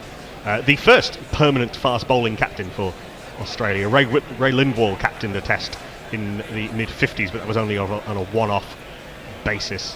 They always had batters or the occasional spinning all-rounder. This is full and driven over the covers from Butler, who's happy to go aerial again. I mean, there's no one out there, so why not? Didn't time it that well, but just the chip into the open space is perfectly valid, and they'll come through for 3 runs. Travis Head running back from cover to field. Enjoying this this aggressive approach from Butler every time the ball's been outside off stump, even if it hasn't been a half volley, and none of them really have been half volleys. He's thrown his hands at it. There's been no half measures about what he's been doing. It's been a real He's playing to a plan, for sure. It's been his real decisiveness, the way actually both he and Pope have played.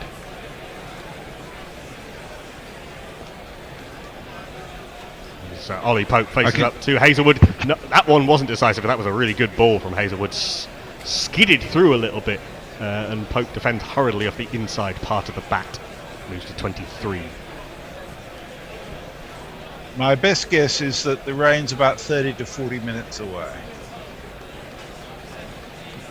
But it may be short and sharp. Oh, we thought it was coming pretty much bang on lunch. I think this is going to be one of those cases where maybe the rain will come in sharp and then leave sharp again. I mean, Brisbane can be like that. It's, Butler sets himself in his stance, facing up to Hazelwood. That is straighter, and nicely played by Butler, just whipping it wide of the man at mid-on. Pat Cummins chasing it back to mid-on. Australia leaking runs a bit in the last half an hour or so. This partnership worth now 27 of 31 deliveries. Butler on to 22 off as many. So just need to get a little bit of control back, maybe. I mean, obviously 87 for 5. You can expect a partnership at some point, and it's nothing to worry about just yet. But the stranglehold that Cummins and Hazelwood had over England has been broken. Already one of the slips has come out to short extra cover, so a bit of a win there for England. There's a big gap at square leg if Butler wants to try and find it. He doesn't off this delivery, which is tight to off stump, and he runs it to the towering figure of Cameron Green at gully. There is no run. 6 runs off the over. It's been a decent little counter punch from Pope and Butler. Butler's 22 off 22. Pope 23 off 54. England 87 for 5. I take it we're changing over? Yes, we are indeed. It's 10 past 3 UK time, and so we'll have a switch over. That is, of course, 10 past 1 Brisbane time, and we'll hand over to a bicontinental, a world-spanning crew. Brian Barish in Philadelphia, Cat Jones taking over ball by ball, and Anthony Condon summarising for you. Hey there, thank you, Knuckle. What a great start to this test. Exciting, huh? Yes. Hi, Kat. How are you doing? It's great to speak to you. So we are resuming here with Pat Cummins, who's bowling to Pope. He takes a single, taking the score to 88 for 5. Do we have Brian there as well? Hi, Brian. Hi, good day, Kat. How's it going? Yes, very good, thank you. So I think you're doing the socials, aren't you? Do you know what we're up to? Yeah, we're just about caught up, actually. I think we're caught up across all of our channels. Excellent. I think England's asleep. Yes, it's quite possible. We have 2 slips in a gully as Cummins comes in and bowls to Butler, who's offering a very straight bat, just defending the ball into the offside. And welcome to Anth, who is in his first stint. Is at Anth for commentary for Guerrilla Cricket? No, I did some back in 2017 when I was over in the UK. So it's been quite a few years since I've been in the chair, and a number of years since I called for White Line Wireless as well. So yeah, feeling a little bit rusty, getting the cobwebs blown out, a bit like the Australian Test cricketers. Yes, indeed. So we have Cummins, who's got the fabulous figures of 2 for 25. He's coming over the wicket to Butler, just squaring him up a little bit, and he pops a ball into the offside. Again, no run. The score remains 88 for 5 after 32 overs. We're halfway through Cummins' 10th over. It nips back that one a little bit, as we've seen all morning today. Quite a lot of action happening both in the air and off the seam has had the English batsmen quite confused. Yeah, so if you're just joining us in Australia, it's kind of mid-afternoon. I guess it's middle of the night, so no one in England knows this is even happening. As another ball swinging a little in the air, but Butler spanks this through the covers, and it's gone all the way out to the boundary for 4 runs. Yeah, really positive looking shot there from Butler. And 3, 4.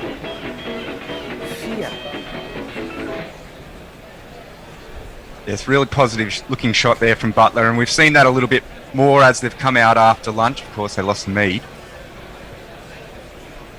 Yeah, so 4 wickets down before lunch in the morning session, and just lost the 1 wicket, Hamid, since lunch. So far, Anth, 1 wicket so far.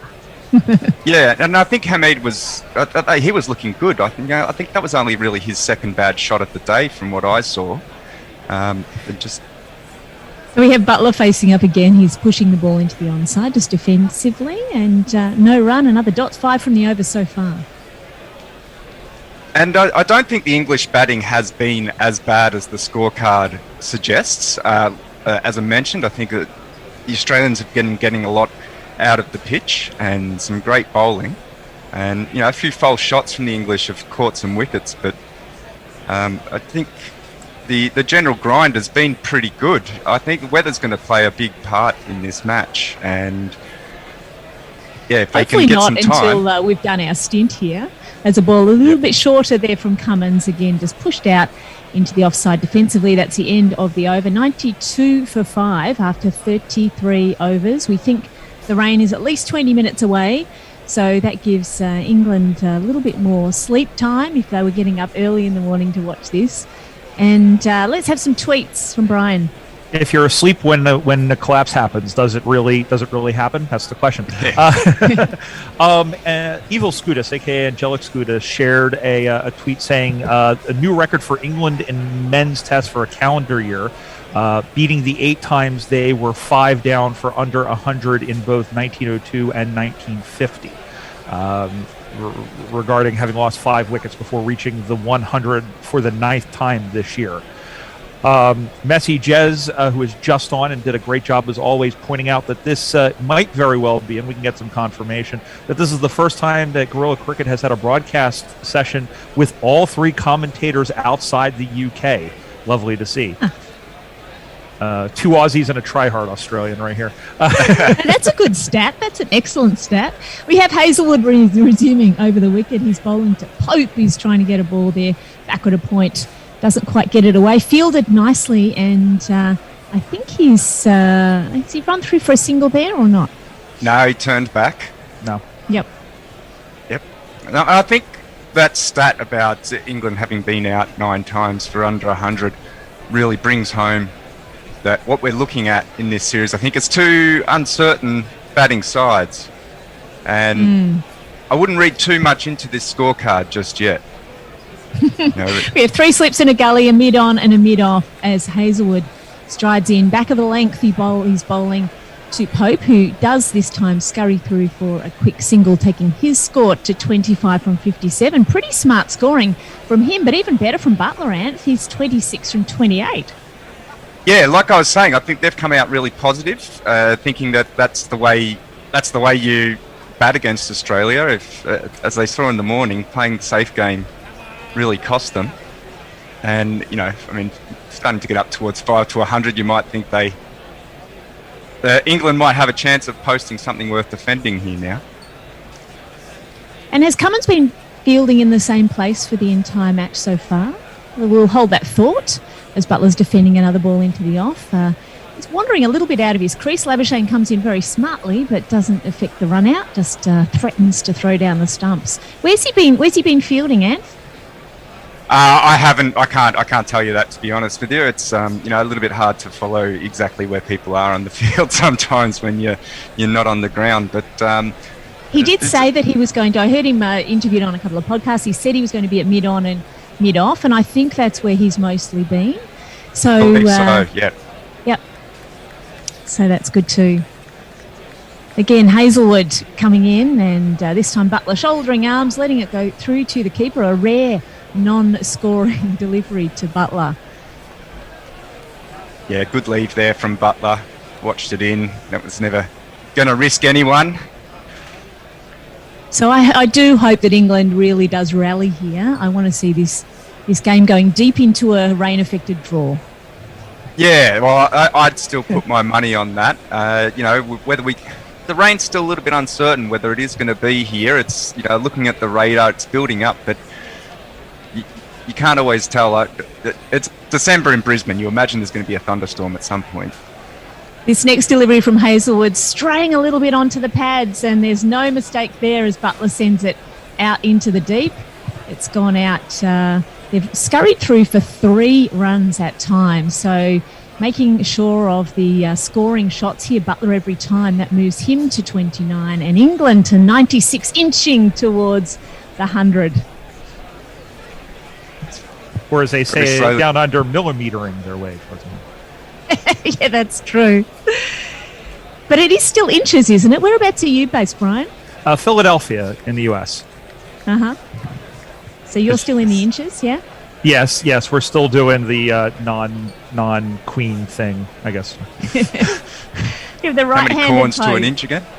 facing another delivery from Hazelwood, offering a straight baton defensively, and manages to negotiate that over with 4 runs from it, and England 96-5. Let's see who else is talking on the social media, Brian. Yeah, tweets have been pouring in now. Jamie Cook replying to the stat we just gave you via Evil Scudis. To be fair, this would happen a lot more if teams other than India and England consistently played 17 tests a year. Warren, who's based, I think, somewhere in the Midwest. Rain on the way in Brisbane, snow outside, time for bed. We'll listen while I drift off to sleep, so keep the wickets and the double entendres to a minimum, please. That's what she said. No. Jonathan Northall, out in Queensland, I believe, saying, have a good call. Warren also adding, great to experience global gorillas. Great job, everyone. And I think that's one of the benefits of this whole the COVID situation and going to the this format is folks like me and Kat and Anthony can chime in as well. And Clovis the Apostate adding that it's good to hear a couple of Aussie voices on the comms. And Stark is back. Indeed, Stark is back, and he's in his 8th over. Hasn't got a wicket since the first ball of the day, but he's bowling over the wicket now, and Watler's having a wild swaft at this. It wasn't too close to the bat, but he's definitely missed that one, straight through to the keeper. Yeah, one of those shots that's been looking like it might go wrong for Butler. It's same with early on in Pope's innings, he was throwing the bat around at it a lot. He's set it down now. But, Butler getting good returns at 29 off 32, but shots like that suggest he may not be there for too much longer. He fancied the angle there. He thought that was going through to the cover boundary, but it was not. Just a dot ball there, and Butler's still facing. Start comes again over the wicket. This one's down leg side, and he's edged it through. Has he edged that through? There's an appeal. And, big shout by Carey. Stark likes it, obviously. No one else seems to like it. Tiny little. Everyone's having a think. Yeah, Cummins is having a bit of a chat. He's wandered over. Yeah, he did it. Yep, he did. He did. Yep, there he goes. He's called for it. That was out. That was out. That was definitely out. Was that definitely out? I don't know. Interesting. So, Brian, what do you reckon? Definitely hit it? I think he caught an edge of it just on the naked eye, but, I've got 4 eyes and none of them work. I felt like there was a deviation there. Yeah. Unfortunately, I saw it about 3 frames a second, so I can't actually tell you what I think. I am getting a better view now with the slow-mo, so I can... we're just having a look here. I think there's daylight there personally, but it was a pretty undecisive and unconvinced suggestion to send it upstairs, and it definitely hit something. But the question is whether isn't it? Whether it hit the bat or whether it hit his trouser pocket. A little bit of ball tracking would suggest it's into the pocket. Yeah, it hit his pants. There it is. Hotspot giving us the news. It has so nearly possibly gone got a into pair the of pocket. keys or something in his pocket, and it's just clipped the edge of Is there a those. hot spot there on the ball before it hits his pocket? Does it come off the inside of the bat and we can't see the bat hot spot? No. So we are just waiting for think, David Boone to make his decision. And he's decided that it is not out. So we've lost a review there, Australia. And Cummins, 0% so far on reviews that he's made as captain. But I must say, Carey did a brilliant job there of his appeal behind the stumps. Good work from the new keeper. This time Butler's a little bit defensive. He's had a bit too much action this over, missing one ball, having a possible edge go through, and he's decided to just defend this next couple of deliveries out, I think. Oh, Cummins looks a bit upset after getting that wrong end. Yeah, he's got his head down, walking desultory back to his fielding position. Gives the lips a bit of a lick, wipes his hands on his pants. I think we all know how he feels. That would be pretty awful to send a review upstairs only to find that it wasn't quite right. Anyway, Stark's in again, straight, almost Yorker length delivery. Butler pushes it down to mid-off, no run. I mean, to be fair, like you said, Kat, there was a deviation. The problem was it wasn't from the bat. So you can't really blame him for thinking that it would have been went off the bat. But from that angle, it's really difficult to tell from that straight on or straight back from where Carey is, too. Yeah, let's blame Carey. He was convincing with his appeal. Yeah, 35th over of the day, 3 reviews in hand, 5 for. Why wouldn't you? Yeah. There was a sound. Why wouldn't you? Good work. Yeah, we agree. Great review there from Cummins in retrospect. This next ball's just pushed to short. Extra cover, no run. If you think you might have heard something, you're like, it's probably pants. That means you got 3 reviews, so only another 45 overs or so to use them. Exactly. And, is that a cricket ball in your pants, or are you just happy to see me? Sorry, Warren. Anyway, there's a double on top. It did almost end up right in his pocket, so and you have that interesting situation. Take a few runs. And it has unsettled Butler a bit. It slowed him down. Another full-length delivery from Stark, pushed straight back to Stark. He fields that. That's a maiden. That's a great over there from Mitchell Stark. Fantastic. And let's go to anyone on the social media talking to us. Yes, Jay Grover. I'm British and awake. I'm just not sure whether I'm coming down or coming up at the moment. Whoever, I guess it would be Knackle, confirming that most certainly not the first time that we've had all three of us not being from the UK, but fun. I agree. Continuing that conversation on the record. 5 down before getting 100. I think that's only half the story. England's top order has been pretty weak, Root at times and Stokes aside, for quite a long time now, and it does seem that the generational renewal that was trumpeted a couple of winters ago hasn't really paid off. And Mayank, who's a part of the Guerrilla Cricket Mid-Atlantic chapter, saying Imperial System rules metric joules. Right on. Well, that's just a wrong opinion, so that's factually wrong. Decimal system. Crying out loud. Yeah. We'd love to know what everyone on the social media thinks about decimals versus imperial, but we have Lyon coming back to bowl his 5th over, and straight up the ball is pushed out to square leg for a single. Pope moves to 26 and the score to 97. The line's been getting a bit of bounce, a bit of spin.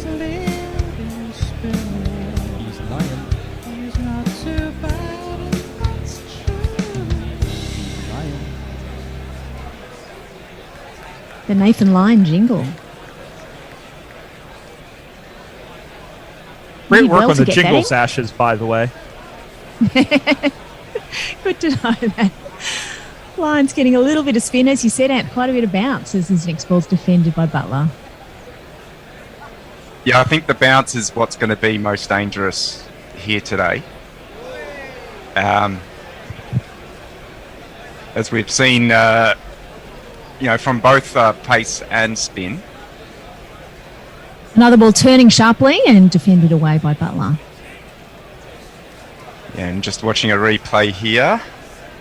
Yeah, so he's just getting a reasonable amount of spin. I'm not sure how confusing it'll be, or he's maybe afford to bowl up a little bit further. This next one's turning into the bat pad position. I think it's Labuschagne. Is it under the lid there? Yep, that is.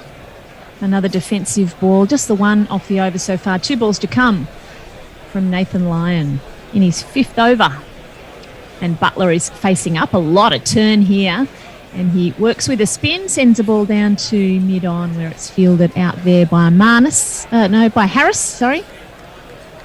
And I'm getting attacked by my puppy here in the middle of this commentary. So he's moving away now, thank goodness. Oof. Obviously, big fan of Nathan Lyon. We have one slip in place, and a ball's wrapping Pope on the pads. Half-hearted appeals from everyone close to the bat, and that is Butler back on strike. End of the over, 98-45. Jeff Perkins, actually, Brian, for Republic, the U.S. seems oddly attached to the imperial system of measurements. I see what you did there. Steve Kellett, England inching towards mediocrity. They may be able to bet deep into the second session at this rate, which I... Oh, that's a good promise. Yes. Angelic Scudis saying, really enjoying this current shift of commentators, and it's been too long since we've had a North American accent on the call. I won't try the Aussie accent. I don't want to offend anybody. Ewan Innes from Scotland. Is it too early to discuss the follow-on? It might be. We have now Mitchell Stark coming in, and he's bowling another very straight delivery in line with middle stump. Defended by Butler. Butler slowed down a little bit, Ant, since his rapid run scoring a few overs ago. I was going to say earlier that that last Stark over that maiden, that seemed to have just been a little bit of a shift in the tone. After that review, as you were saying, Butler seems a little bit more circumspect now about what he's doing. Maybe thought that he'd had one too many lives, and now it's time to settle down and play a little bit of Test cricket.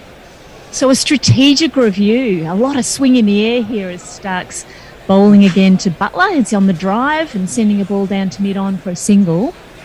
Yeah, real early swing too there. So I think Cummins, the verdict on the review is that it's done its job. It's actually slowing down the runs. Not that the runs really matter too much at this point. The wickets are probably more of a concern for England.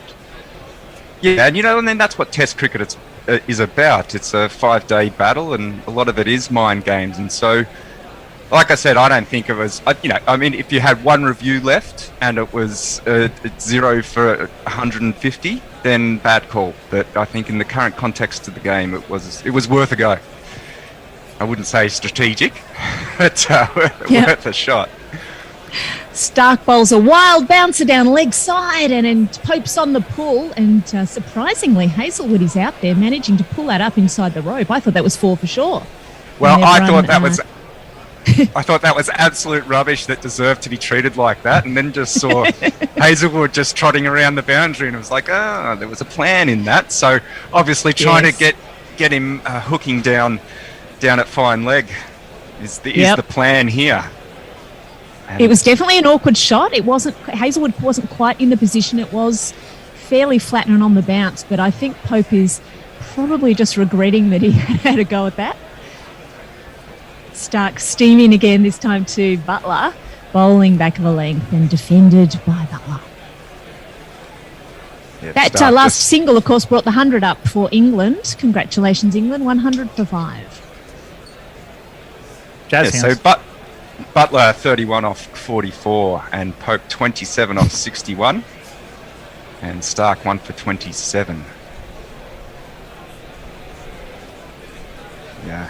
So a couple of fielding changes here from Cummins, which we're really liking. There's also a deep point back for both of these batters. So the partnership of 41, we're hoping that Stark can break through. Or not, as the case may be. This is a strongly driven ball from Pope. It goes straight to mid-off, no run. Yep, so Labuschagne just picking that up. But yeah, obviously the tactics here seems to be maybe to chuck up some loose ones, get them swinging at it, and try and get some catches. The tight line and length that we've been seeing with that heavy slips cordon it's just starting to move its way into a different phase of the game as the ball gets older. And Stark's over the wicket, another ball down leg side.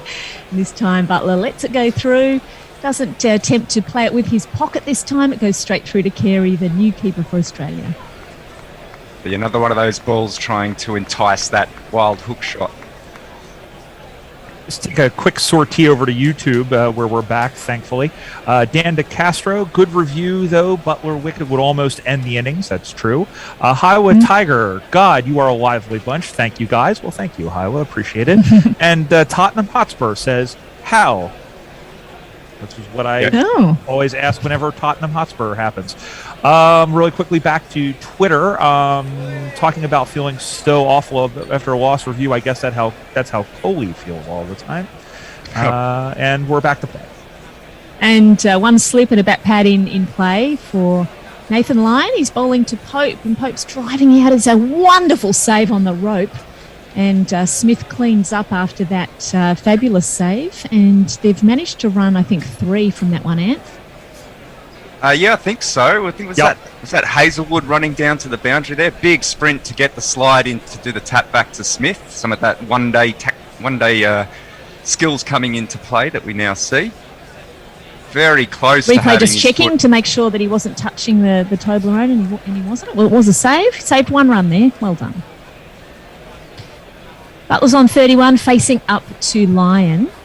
And Carey's very close in up to the stumps, of course, for the spinner. This next ball's just defended away and no run. That's a very Australian reference to call that the Toblerone. I love it. I've never heard anybody call it the Toblerone before. Yeah, nice safe bit of rope there around the edge. Another ball a little bit flatter and darted in by Lyon.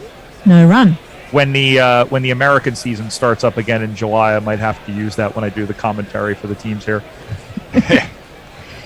Is Toblerone available around the world? Oh, yes. Yeah, it's really good. A flighted ball this time from Lyon, and it's driven competently by Butler. He's getting it out into the off, all the way to the rope for 4. Yeah, you feel like they're starting to get the read on Lyon a bit.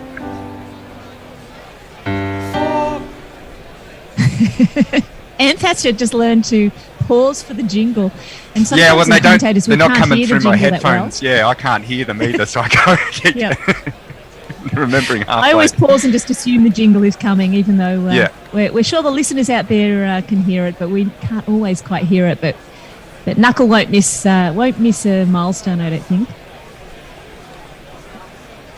So 7 off this line over so far. As you said before, Ant, Butler getting the measure a little bit as the line is around the wicket. This time Butler defending straight back down, and Lyon fields it himself.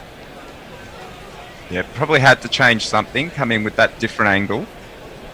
Try and get it to straighten up towards the batsman.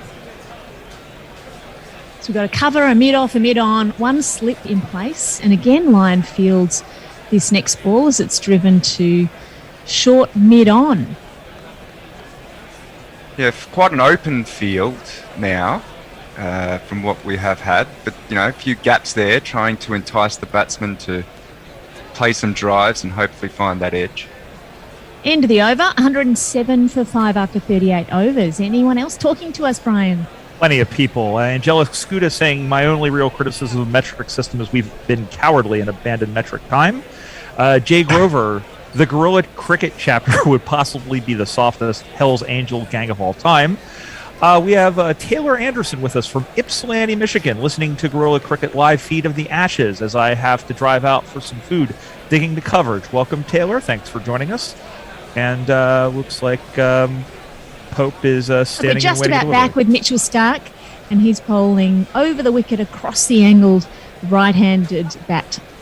Pope, he shoulders arms through to the keeper, Carey. Carey hasn't missed one yet, has he, Ant? He's had a good morning. No, he has not. Yeah, it's been looking quite good. There's lots of chirp coming out of the slips as well. Nice and lively. Really? Who's that in slip? Smith's there, isn't he? I believe he has been most of the morning. He's a footy player. Of course he has good hands. Well, you just never know. You might have nervous hands coming in for your first test. Yeah. So Pope's on 30, and he's facing Stark. A straighter delivery turned into short mid-wicket. A bit of a ping at the stumps, but they were definitely both home, those batters. A quick single taken, 108 for 5. Yeah, a real intention kind of running that one. It was iffy. It was always there, but, it's showing that the batsmen are awake. And lots of camera shots of Pat Cummins throughout this innings. First-time captain. doing a good job so far. If we're to judge Yes. it on wickets falling, he certainly is. Yeah, strategic review. A short ball from Stark to Butler. He ducks underneath it and it goes through to the keeper. I mean, if you would have said to him, "How would you like England to be 5 down midway through the second session?" I think he'd gladly take it. Yeah. Yes, Definitely. yes, yeah, and the most common cliche of the day being good toss to lose. In that, bowling probably was the right choice in retrospect, but not a good choice to make at the Gabba. Oh, they should have the balls to bowl first. Why not? It's nightmare of NASA. Another fast left armour here from Stark. And just Butler offering a defensive bat, no run. I'm still shocked they chose the bat first. I think it was a terrible decision. I mean, So you would have fielded, would you? I would have. As I was saying earlier, and I'm going to repeat the joke, there was more grass on that pitch than a Jimmy Buffett concert. But there's an old saying in cricket in Australia that if it's a batting wicket, you bat first, and if it's a bowling wicket, you bat first. That's not correct. Dark bowling, back of a length, pushed into the offside. Labuschagne cleans up, and Mitchell Stark bowling beautifully this morning. I don't want to curse him, but nothing too wild or wayward, is there, Ant? No, he's been quite tidy, although now he's notching up towards 30, 1 for 30, as he completes his 10th over. But, that's what Stark does. He's been throwing it. There's been a lot of loose balls being thrown up in the last few overs, but they're looking for catches. So it's, controlled wildness at the moment. Last ball of my spell, another short one, and Butler ducks underneath it. And we are going to welcome on now Forthy doing ball by ball, and India summarising, and Jez on the socials. So hello, chaps, and we'll hand over to you. Thanks, everyone.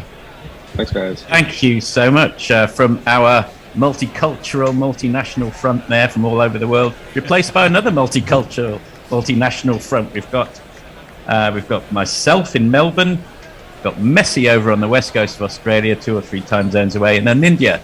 Welcome. I do believe you're in Singapore. Is that correct? I am indeed. What's the weather there like? Beautiful. Beautiful for Singapore if you like warm weather. But it's sunny, which is a change. Humid, probably a little more humid. It's actually been very Brisbane. nice, and it's supposed to be nice for the next few months. The temperatures have not been too high. So. Oh, excellent. I don't know how, Nakul, you can come in if you like and say, are you sort of switched to an Australian time zone for the duration of the Ashes, or how are you coping? No, he's reaching for his microphone. We're on a drinks break, by the way. Yeah, trying to. I tried. My plan was to sleep until 1 or 2 p.m. today. Unfortunately, an internet company is laying fibre optic cables outside my flat, so I was basically trying to sleep while heavy machinery was happening outside. But yeah, I'm basically going to be nocturnal for the next 2 weeks. Oh dear. I thought you were going to the US. I am on the 20th, but I'm nocturnal till then. So I might use the drinks break to catch up on a few tweets, if that's okay with you, Forthy. Excellent idea. Take it away, Messi. Steve Kellett says, how can you argue against the imperial system of measurement when the length of the cricket pitch is a unitary value in it? Well, yeah, 22 yards, 1 furlong, yeah. So it's not. It's a chain, isn't it, rather than a furlong? Oh God, I remember all that shit. Warren reckons that cat's puppy needs to pee. Ewan Innes says, I did hear that Boris has proposed that in order to split the difference between decimal and imperial, the Dewey Decimal System will be used instead. Angelic Skookus says, yes, the insistence of sport, especially a jet-setting one like cricket, carries on essentially as normal as if there has been no pandemic at all. Does leave something of a sour taste, if I'm honest. Warren says Toblerone is easier to single smuggle than Kinder Surprise, but the angles are difficult to navigate. Rohit Hit Singh says in response to a tweet of Knuckles referring to Cummings being inadequate as a captain because he's only got one cap on or hat on. Says Captain Cummings has a bit of a superhero ring to it as opposed to Captain Payne. Yeah, I can see that. Leah says I'm just going to assume that Ypsilanti in Mitching is as disappointed as the German Social Democrat politician of the same name. I have no idea what that's about. That's an obscure one, to be fair. Yeah, that's not unusual for me or for Leah, come to that. Jeff Perkins says, Cummings' good performance so far based on both wickets taken and the number of times he has exposed himself. Oh dear, oh dear. You had to do that, didn't you, Urko? David Football says the Pope's butler was arrested in 2012 for leaking confidential papers exposing tax fraud at the Vatican. So we got the Pope's we're back on. Nathan Lyon bowling the first ball after the break. There's an optimistic appeal from first slip. I think that's probably David Warner there. Not much doing, and we resume. Came quite a long way down the wicket there. Pope. Which he's been using his feet all day to good effect. In fact, he's 31 from 65. Here comes Lyon again. And he plays that one rather more circumspectly. Nothing to get too alarmed about. Nathan Lyon seems to have settled down, as has Jos Buttler after a flurry of activity. He's 35 from 55 at the non-striker's end. Lyon turns on his mark again. Bowls, and that's probably missing leg. Another slightly optimistic appeal. Might bring a ninja in for some commentary on how you're reading Nathan Lyon's spinning performance so far today in India. I think Nathan Lyon knows everything there is to bowl finger spin on Aussie pitches, and I always wonder when you're going to get the next finger spinner in Australia who's as good. Yeah, it's certainly not a classical home for finger spinning Australia. It's quite remarkable that Nathan Lyon sits at the third on the all-time Australian wicket-taking list. A really impressive achievement. Yeah, he's just such a good bowler. Top of his mark comes in. Forward defensive, very solid. The match seems to be settling down after all the flurry of activity in the first half hour of play into a more classic test match now. The trouble for England is they're now 5 for 108 and mounting a rearguard action. Lyon in again, last ball of the over. And a cut from Lyon, didn't quite time it, just went back to deep gully to point there. That's the end of the over. How are we all caught up on tweets, Messi, or have we got anything else? No, I'm afraid we're not. Dan Liebke says you definitely need balls to bowl first, Cat. And Ferron says, I think a Toblerone rum edition would be nice. Yeah, that sounds very nice, actually. Anis Rao says, all new voices, all sounding so much fun. Welcome on board. Can you please introduce yourselves for the latecomers? That's a very good idea. I'm Jeremy, messages. I'm in Perth in Western Australia. And I'll hand over. Yes, I'm Ian Forth sitting here in Melbourne. I'm a sort of very long-term expat. Messi 1970, me 2005. As we start the next over with Mitchell Stark, and that's just defensively prodded into the onside. And India, do you want to fill us in? Sure. This is and at that time sitting in Singapore. I tweet at Crick underscore writer. Sorry, I've got my tongue tied when I'm speaking about spin. And delighted to be here for the Ashes. Stark, top of his run. Everyone settles down. Buttler twitching his left shoulder. Where's it going to go? Thumps it through the covers. That's a very nice shot. That's actually going all the way. Pops over the Toblerone. A beautiful cover drive. Buttler's looking the most impressive that I think we've seen him in a test match for some time. I think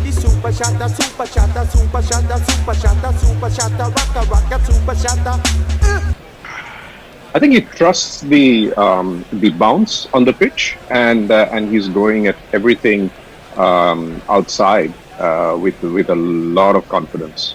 Beautiful drive. There's a very clear-headed strategy he's come out with, isn't it? It's impressive so far. Faces up to Mitchell Stark, third ball of the over. Stark bowls. Oh, that's a beauty. It seems to have got the edge. Has it got the edge? There's excitement. It has got the edge. Commentator's curse. Can you believe it? I tell you what, this year Gorillas have been taking so many wickets like that. Well, he wasn't trying to drive that. See, we were talking about how good his drives are.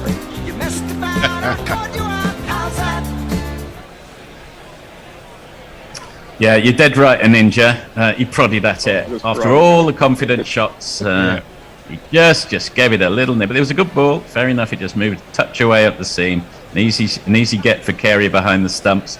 And to be honest, I feel that is a great shame for the sake of the match as much as anything. Butler was looking excellent. Out for 39 or 58. England have lost their 6th wicket. That's 6 for 112, 112 for 6.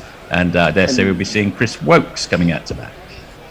And this is what I was talking about, Forty, just before, in the previous session when I was commentating that with Butler having come in, Cummins should probably have got Stark in, because between him and Hazelwood, Butler knew exactly what line and length was coming in from the right hand over the wicket, and it would probably have made him a bit more circumspect if he'd had the different angle from a left-hander coming in earlier.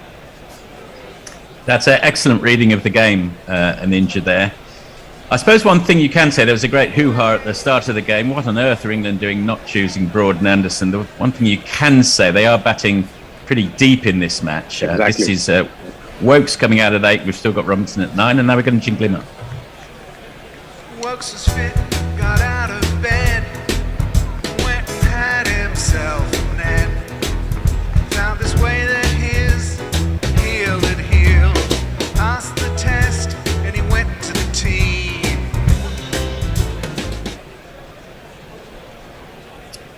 Nice jingle for Chris Wokes there. This is a big series for Chris Wokes. Had a poor series down under 4 years ago. I think he went for 60 with the ball and was consistently bounced out with the bat. So let's see how he goes. Facing up to Stark, not the most pleasant of prospects, the way he's bowling at the moment. Taps on the crease and leaves it. That's bowled about a foot or two outside off stump. Goes straight the way through to Carey. You can see there's a spring in the step of the Australians in the slip cordon. David Warner swinging his arms, Marnus Labuschagne and Steve Smith rotating theirs as well. Just having a look at the replay there, yeah, it was a pretty good ball, and just a minimal bit of movement was enough to get to defeat Butler's tentative prod. I have some good news on the weather front. The storm cell that was approaching Brisbane has dissipated significantly, and I think there's a good chance of keeping through till tea. Oh, that is excellent news, to be honest. That's the 5th ball of Stark's over there, and just prodded down at his feet by Chris Wokes, not taking any chances, just getting his eye in customary fashion. I just got one ball to go. So after Stark's dynamic removal, if you weren't with us earlier, the very first ball of the day, he smashed Rory Burns' legs stump out of the ground. I think I'm right in saying that's his first wicket since then. What an important wicket it is, because Butler and Pope were just looking very good and very settled in the period. They put on a 50 partnership. Last ball of the over, here comes Stark. And that's very nicely played. Didn't get all of his might behind it, but he'll probably pick up a couple of runs, as I think that's Travis Head scuttling after it. Stark does the fielding, and that's the end of the over. Anything happening on the tweets? Indeed. Farang says Bangladesh versus Pakistan, collapses on. Bangladesh 78 for 9, follow on looming. Oh, not the Ashes, sorry. Jay says, Forthy, you're a voluntary Australian from Coventry. Let's not hear your pipe about culture. and Knackle, why the fuck are you dressed like James Herriot? He's on a roll today, Jay. Jeff Perkins says, if Messages had listened to Marx, he could have lost his furlongs along with his chains. Nice one. Very good. I will have, just to let everyone know, Coventry is in fact a European city of culture at the moment. There's been some new museums popping up, and here comes Nathan Lyon with the first ball of this over.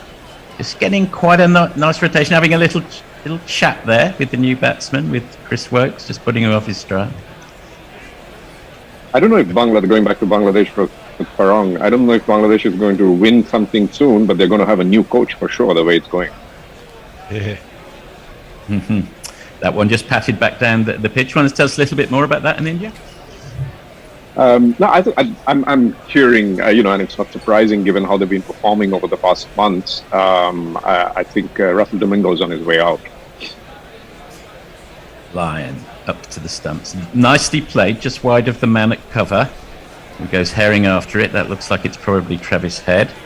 Just pick up a nice couple of runs. Keep the scoreboard ticking over. Pope moves to 33 off 73. The score moves to 6 for 116. 116 for 6 if you prefer. Oh, Nice you're being very cross-cultural there. Yes, a new museum's opened up in Coventry dedicated to the specials and two-tone, which is apparently very well worth a visit if you're interested in that genre of music. Next time in Coventry. not words that are often uttered. It's not a weekend trip from Singapore, let's put it this way. Not exactly. Lyon to Pope just pats it down into the offside, where it's like that might be Labuschagne or Warner, hard to see from here. Last ball of the over. Lyon turns at the top of his mark, comes in that customary familiar fashion, bowls that a little wider, just gets a little bit more purchase, and therefore that's padded through to mid-wicket where there's a run available. 117 for 6 at the end of the over. Steve Kellett says it's sunny and 30 here in Petalingjaya as well. Ravi Nair says, thank goodness you're back. And it's lovely to have you back too, Ravi. Anis Rao says it wasn't us he needed to have introduced ourselves because he knows us, but he wanted the previous crew to. But actually I think it's a good idea from time to time anyhow. Warren says, any chance Guerrilla Cricket Central can be uploaded to the cloud or such so that Knuckle Pandy and the Huff Bear don't have to go full vampire? If only, Warren. I think it'd make life a lot easier for both of them. And Steve Kellett says, oh, look, perhaps my prediction of their batting deep into the second session was overly optimistic. And Jamie Cook says, oh, sorry, we'll go back. That's okay. So we're back on the cricket start, not surprisingly continuing his spell after his recent success. And Ollie Pope is equal to it, as he has been equal, to be fair, to most things today. He's come out with a nice balance between aggression and defence where required, with the emphasis on aggression. I think they probably talked about not being dominated by Australia on the first day of an Ashes series.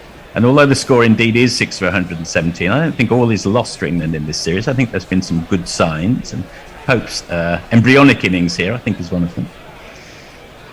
In comes Stark again. Bowls and just flicked off a leg, down to square leg, where the ball is fielded, and there is 1 run. Have you been impressed with anything you've seen in the England team so far in India? Any rays of light, would you say? Well, I liked Hamid's batting, and I think the only weakness on these pitches which he has to correct is something that I mentioned when he got out, which is his lunging forward and the ball bouncing enough to unsettle him and take his edge. There's nothing he can do about it after he's done that. Other than that, Pope's been great. I loved watching Butler bat. Pity he got out. It was a shame. Okay, so that's the next ball to Wokes, who rather tentatively, with the bat quite a long way away from his body, gets away with it, middled it, but that was his back foot was rooted on leg stump there. That's a rather nervous start to his innings. He needs to get his legs moving, or he's going to be in trouble soon, Chris Wokes. Such a titan when... Yeah. Sorry. No, just to your point on what you were saying about England batting deep. I mean, you've got Wokes with a first-class average of around 33 or something like that. You've got Robinson coming in, who must have close to 2,000 first-class runs now. So yeah, it's a deep batting lineup, which I actually like. Yes, England's top orders averages in Test match cricket are absolutely nothing to write home about. Only one decent one in Joe Root. But Butler averages 33, Wokes averages 27 at Test match cricket.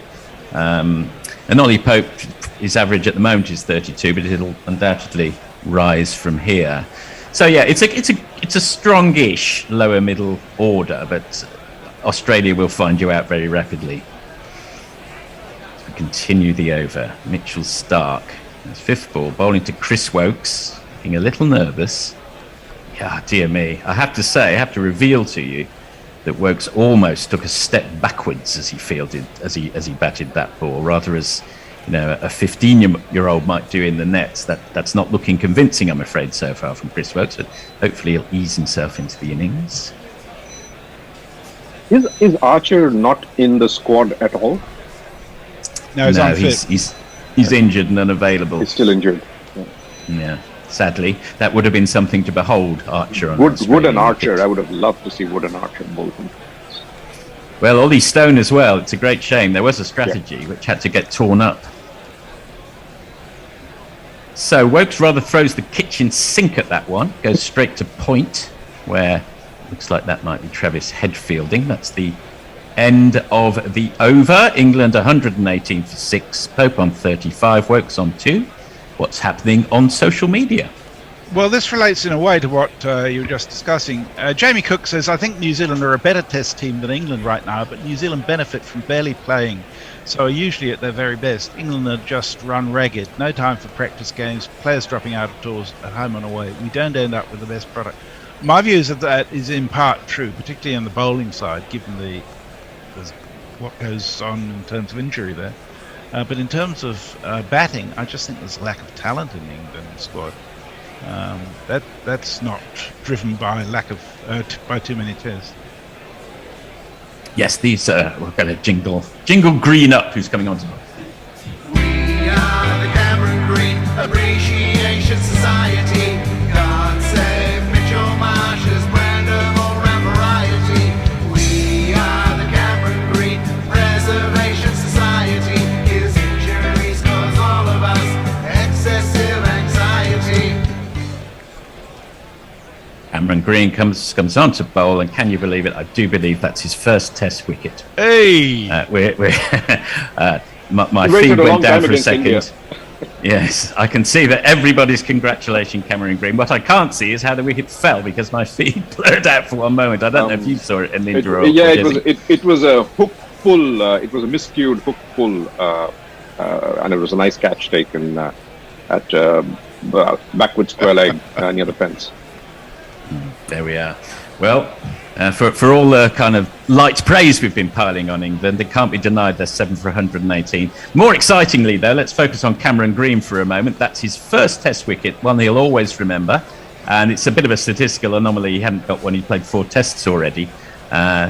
Just having a look at the replays, actually an excellent catch by could easily have spilt out of Josh Hazelwood's hands as he came round a deep fine leg to catch it. And now we're seeing the look on Cameron Green's face. Absolute jubilation, ecstasy. That's good to see his teammate absolutely mob him. Well done, He Cameron struggled Green. through many overs trying to get a wicket against India, and it didn't work. A real release of tension there. Speaking of playing your 4th Test, Sajid Khan is just playing his 4th Test for Pakistan against Bangladesh. He's just taken 8 for 42 in Bangladesh's 87 all out. So yeah, he's a bit ahead of Cameron Green in that regard. It's jingle time.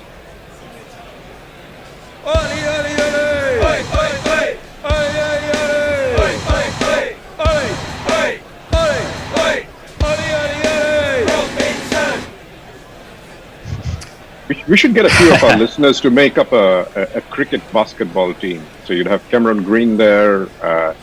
You'd have a certain New Zealander there who's what, 6'6"? Carl Jameson, isn't it? Yes, yeah, he's 6'7", I think. 6'7". A bit lumbering. So, Ollie, so Chris, while that ball was in the air, the batsman crossed. So, although Ollie Robinson has come in, he's not facing the first ball. That's going to be Chris Wokes back on strike, facing a Cameron Green with his tail up. having just taken his first Test wicket, scored 118 for 7 in the 44th over. Cameron Green comes in and delivers the ball, which doesn't really trouble anybody in particular, just goes straight through. I'm just having a little trouble with my feed, sorry for a little blurriness, and sometimes I get everything except the ball itself. I'm just having a look at it again. We're just having a look at that. Happens all the time. Yes. Well, you could watch it live on TV there. I think, to be honest, I might be better off doing that. Ollie Pope got himself in really, having got 78 balls into his innings, he got himself into a pretty poor position there. If one were being critical, which one must be. Ball is now smashed through by Chris Wokes for a beautiful boundary. And that'll settle his nerves. He moves to 6 off 9. That's ruined Cameron Green's figures. He's now on 1 for 6 off 2.3 overs. And England moved to 7 for 122. That was a beautiful cover drive by secting mid, off and cover.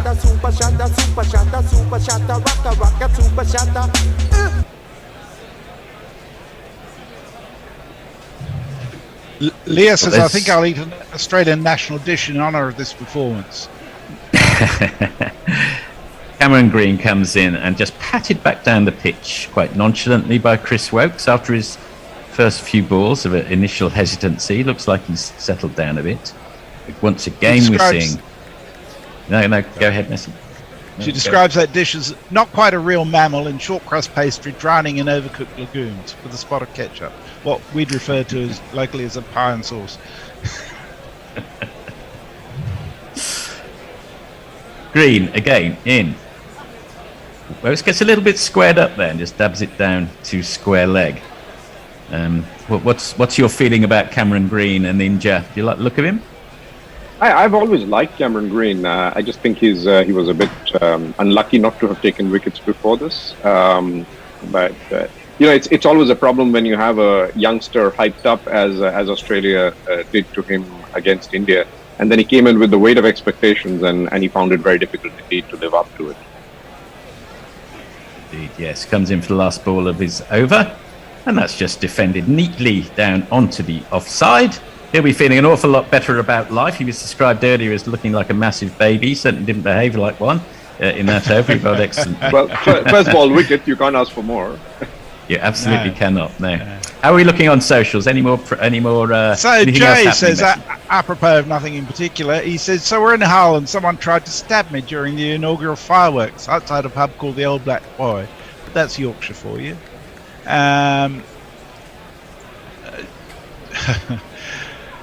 Warren says England bat deep but shallow. Very true. Yes, that's a good description, I'm afraid. Farong lets us know that Pakistan has enforced the follow-on against Bangladesh, who are 213 behind.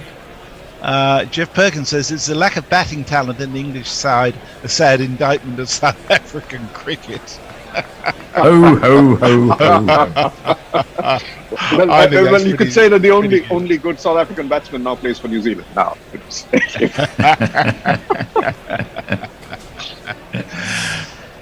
David says English dude on the wireless saying Broad's batting is cooked since he got hit in the face. Wokes taking his spot. Well, I mean, Broad's batting's been shit for the last 3 years. That's certainly true.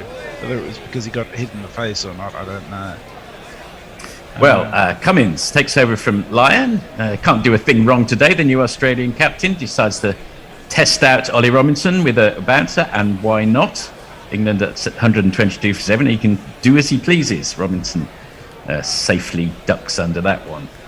Good test for Ollie Robinson. I think he'll be up to it. He was never really here. He played a couple of tests and then disappeared. His body broke down like a balloon. But he's back now. Second wicket. Watch the lady swoon. Pat's gonna knock you out. Pat Collins gonna knock you out. That was his first ball faced in Ashes Test cricket, and he got through it okay, unlike Rory Burns first thing this morning. Here comes Cummins again, just plays that one neatly down to Harris, who's in at bat pad position. Did you see much? You would have seen all of the England-India series, I dare say, in England and India. Ollie Robinson was quite a find during that series. He was. I was very impressed with him. I had never seen him bowling before, and it's very, very impressive.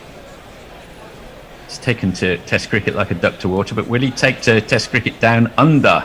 It's sunk many a Test cricketer in the past. Here comes Cummins once more, golden boy of Australian cricket. Oh my goodness me, he is out! I'm afraid to say. Survived the first ball, but not the second ball. A horrible waft outside off stump from Ollie Robinson. He's out for naught off 3 balls. England 8 for 122. The catastrophe continues. I did say I was impressed with his bowling. Then he waddled away.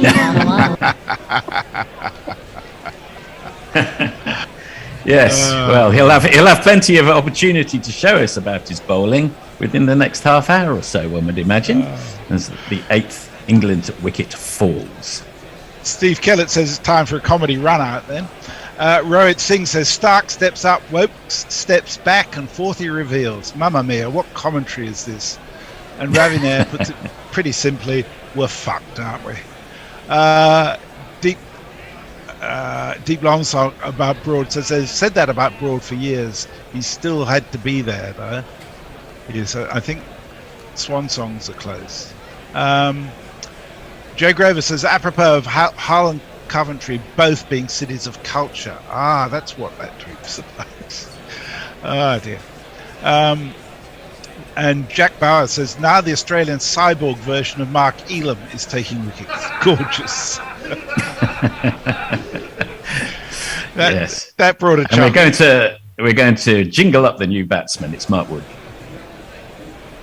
Do you know Mark Wood? Yes, he is an England bowler, quite good and pretty quick. So just a normal guy. Of course, except for just one thing. What? He thinks that he's a horse. Right. What?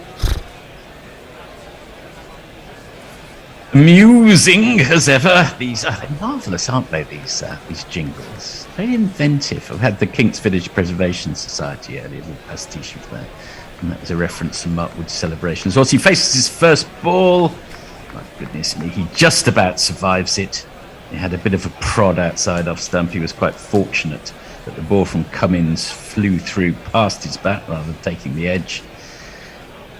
Well, 8 for 122, I suppose. What does this remind me of? It reminds me a little bit of that series against South Africa. I think it was 1999, where England were 2 for 4, 2 runs for 4 wickets at one stage. And I think they were all out for about 130. It has a bit of a reek of that about it. But these aren't good times to be an English supporter. They really are down under. In comes Cummins again. That one jagged back in at Mark Wood. He manages to smother it at least.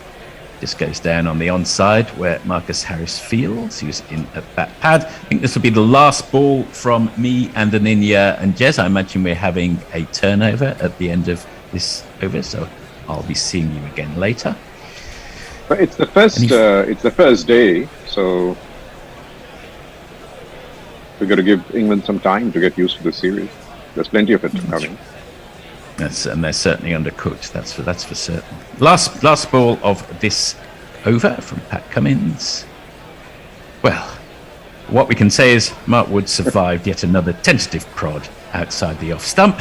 We get through to the end of the 45th over. England 8 for 122. Mark Wood on 0 and Wokes on 6. And I'll hand you over to the new commentary team. See you tomorrow, folks. See you tomorrow in India. Hi everyone, Simon O'Keefe here, back again after a little quick snooze on the sofa. Good to see a few more wickets down. Australia have got to clean up here. It's one thing to get to 8 for 122. You don't want it to be all out for 150. They want to try and knock them over here in the next 5 or 6 runs and really push home the advantage. Who have we got here with me? Nice sock. Dono here from the beautiful surrounds of Murrumbina in southeast Melbourne. It's getting a bit chilly. I just put my hoodie on, but I am pumped to see what happens the next half hour. And it's Tony, and I'm whatever the opposite of pumped is. I'm deflated. That's what I am. You'll be all right, Tony. It's a long summer, as I say.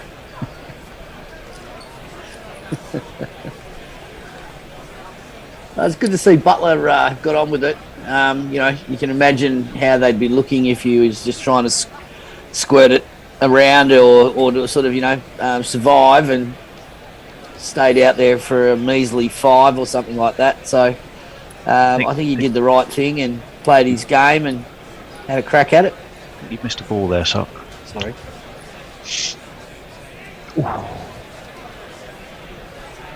I'm not. Am I a ball by ball? Am I summarising? Yeah, I thought you were ball by ball for you, Si. Yeah.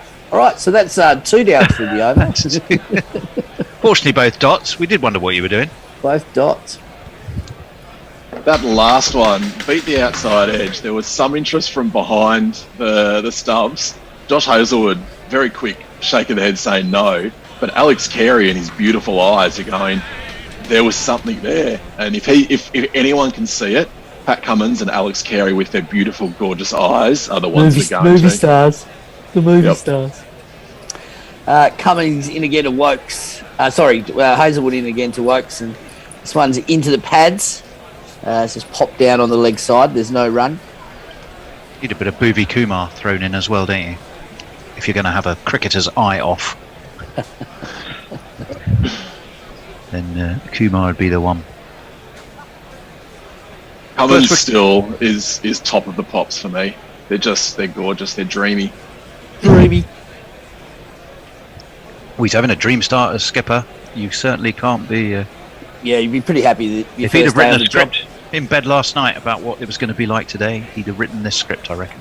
Hazelwood in again to Wokes. This one's full. He's driving. He's absolutely smashed that. That's a beautiful off drive, and it's going to go all the way to the fence for one of these. 1, 2, 3,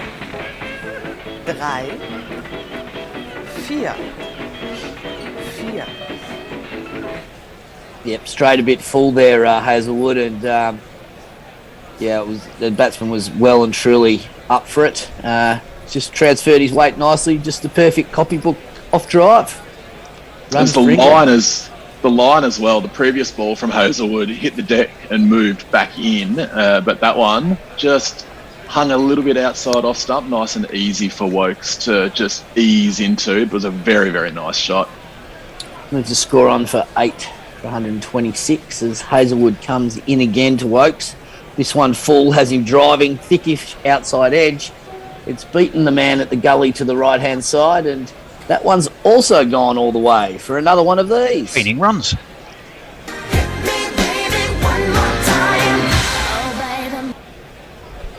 And back to what I was saying. Go on. I was going to say, nowhere near as convincing that one. Sort of an edgy stroke through backward point rather than the commanding drive down the ground from the previous ball. But 4 is 4. Useful runs here for England. 8 for 130. Goes back to what I was saying before. They don't want to give him another 20 or so here as Hazelwood comes in for his last ball of the over to Wokes. Full.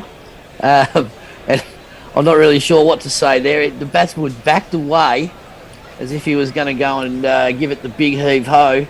In the end, he toothpicked it, and the ball went between second slip and I think gully. And it was the same result, another one of these.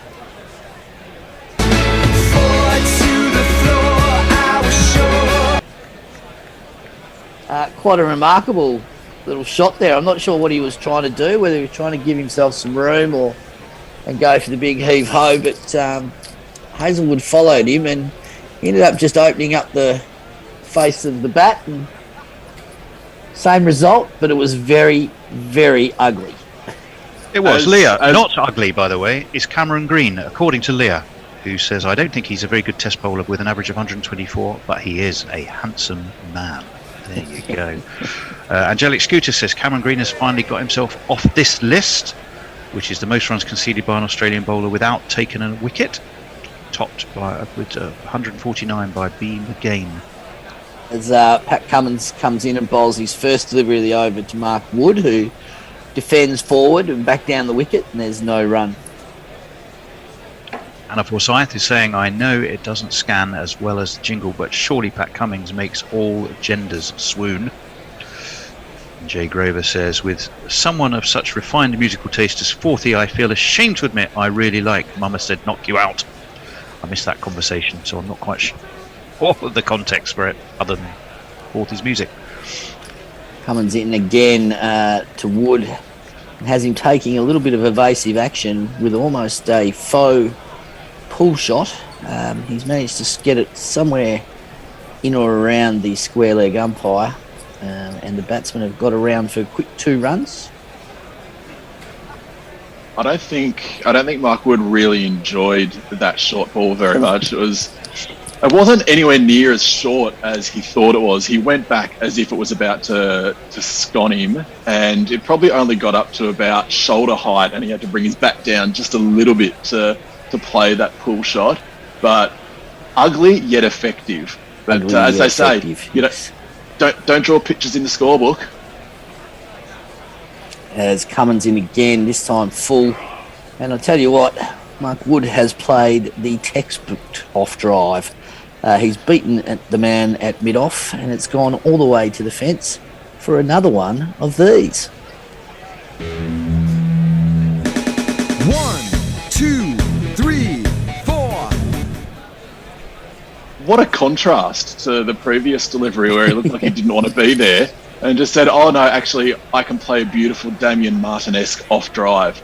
Just glorious. A little bit of sloppy bowling here. I think they're overreaching, the Australian bowlers, as Cummins comes in again.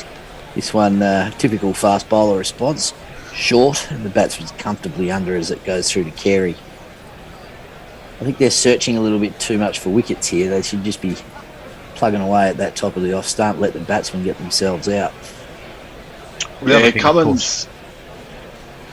Go on, Donny. I was going to say, Cummins is still getting a little bit of movement off the deck, movement away from the batter, but that ball far too short for that movement to have any impact whatsoever. And the Barmy Army getting into it as Cummins in again. Mark Wood gets onto the front foot, defends, ball down the wicket, and there's no run. 50, nearly getting on for a 50 over old Kookaburra now, aren't we? There's another 4 overs after this. 3 overs after this over. It'll be 50. It should be more for the batsmen, but England's game plan didn't involve only having 2 batsmen left, or 2 batsmen after these 2.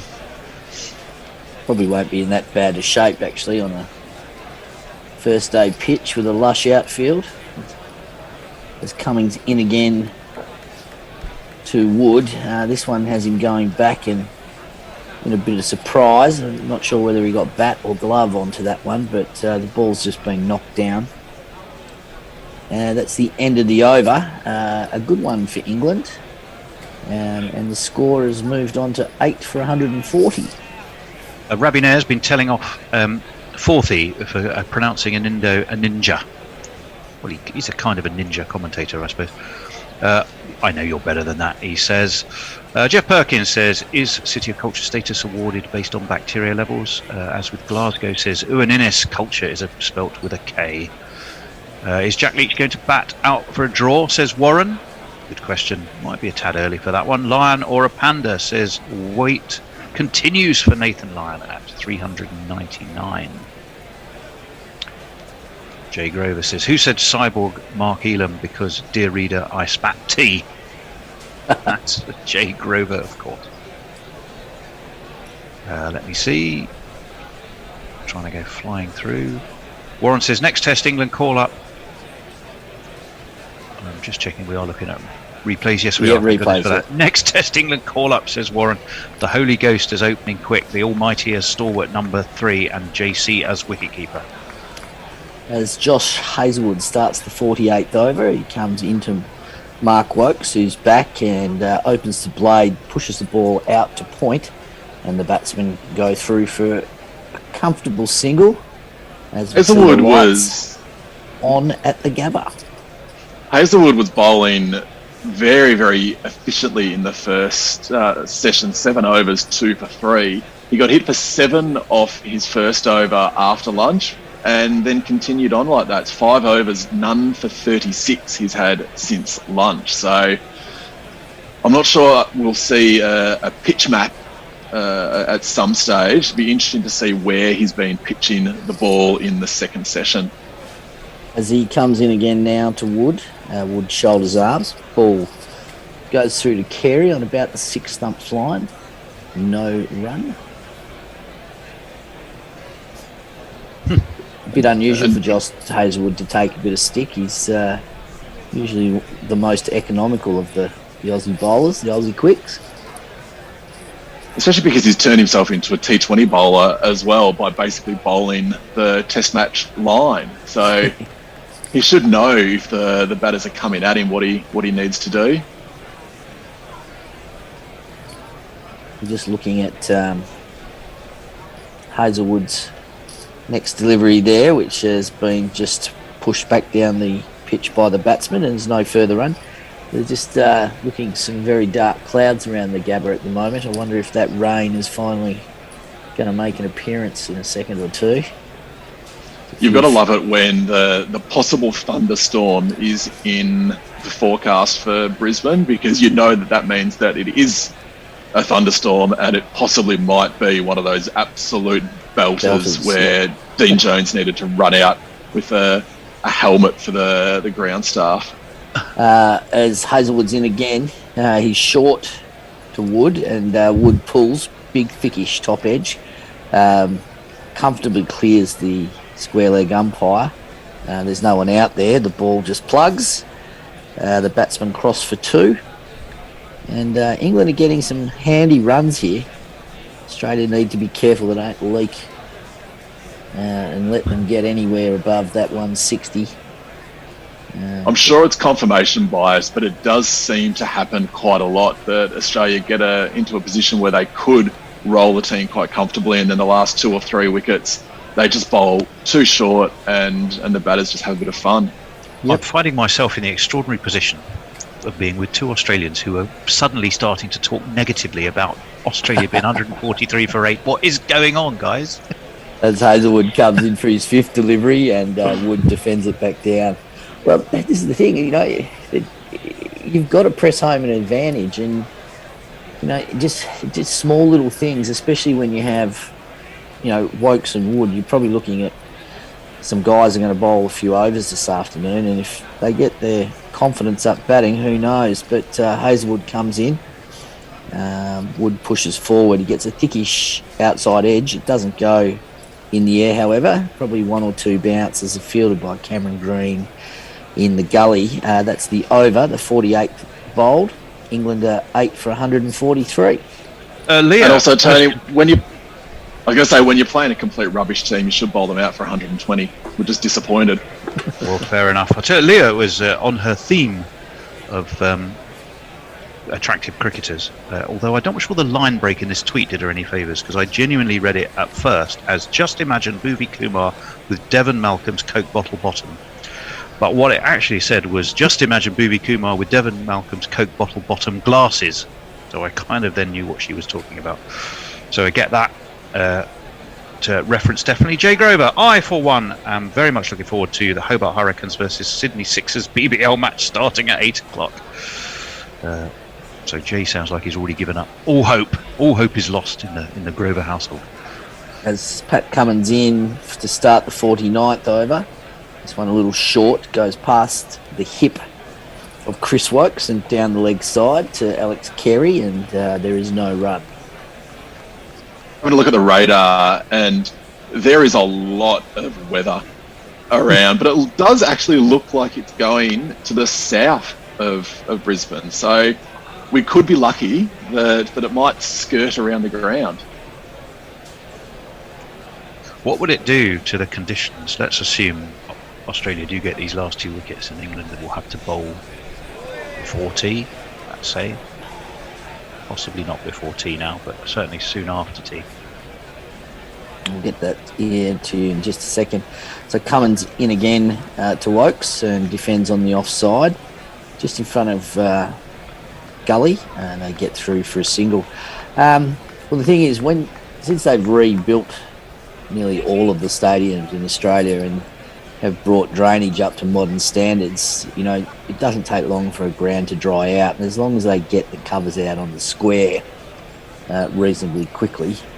I don't think it really changes the playing surface as far as the 20 odd yards. I was more thinking of the atmospherics, the likelihood of the ball to move, the fact that England will have a new ball in their hand, and a bit of overhead atmosphere. That's it's going to swing in. Robinson.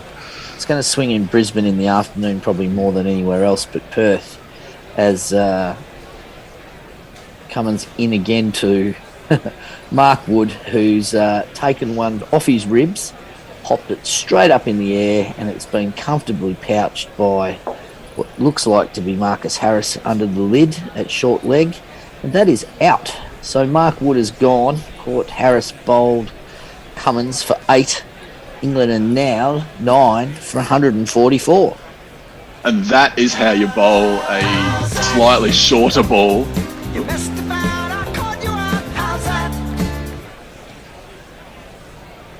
Yeah, that's how you bowl a slightly shorter ball to a tail ender. The one that he bowled in the last over that we talked about, where it hit the deck and moved away, which is, that's wonderful, but it was far too short and Wood was able to duck under it. This one is the classic aim for the armpit, and Wood just went, get that thing away from me, threw his gloves at it, and Marcus Harris taking the easiest of catches at short leg. Yeah, just popped up, didn't balloon at all, just above head height, which isn't much to Marcus Harris, and very comfortable catch, never really got above the visor. Did you see the lineup at the national anthem? I think it was Harris and Head on either side of Cameron Green. Now, Cameron Green is a monster. He's absolutely massive, but, geez, they weren't doing him any favours. It's like one of those skyscraper graphs. He's up and down. He's very good. So Jack Leach should be here. He'll be thinking, right, I want to be here by lunchtime tomorrow. Probably on 3. Jingle him in, Knackle. Coming up, here's a face that I know. It's Jack Leach. Now coming up is Jack Leach. On Jack Leach. Yeah, what I was saying, Tony, is that you would expect at the Gabba in the afternoon, especially with the weather around like this where it is humid, still quite a lot of moisture in the air, that England will be able to use the ball to their advantage. As it is, Cummins into Leach, and he sort of goes back or goes forward and goes back, and the ball goes mightily close to the outside edge, but it does end up in Carey's hands, untouched by the batsman. There's no run. That's yet another one where Carey has taken it, put his hand up, just going, yeah, how's that? And he was the only one that had any interest. So he's keen. I think we need to be careful. It's his first day on the job, mate. He's pretty keen. True, but he might be going down the Marnus route of never trust never trust a review. I was going to say that the humidity 61% in Brisbane at the moment, so depending on your theory of swing bowling, should be able to get a fair bit with the new ball. As Cummins is into Leach again, and Leach just defends it back down the pitch, and there's no addition to the score. Yeah, we're just looking at the replay of that last dismissal of Mark Woods, and Woods or Wokes? Woods. And it was right at the armpit by Cummins. But this time he's into Leach. This one is forward. Jack Leach punches this down the ground between the batsman and mid-off, and they comfortably get through for 2 handy runs. Gets Leach off the mark, and England move their score on to 146. That is 49 overs bowled for Australia. England scored 9 for 146. Yes, not going well, but Jack Leach, he does have stickability sometimes. Danny Ando says, as in they let Broad out. They left Broad out because Wokes is a better bat. Good positive thinking that. You're going to see a little 20. Yeah. We are going to see a change in the bowling here, Tony. It's going to be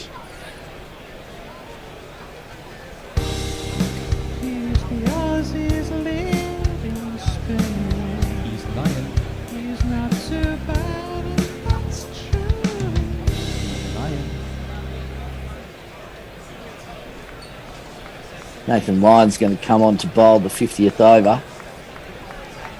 See if he can snare that elusive 400. It's going to be Chris Wokes on strike.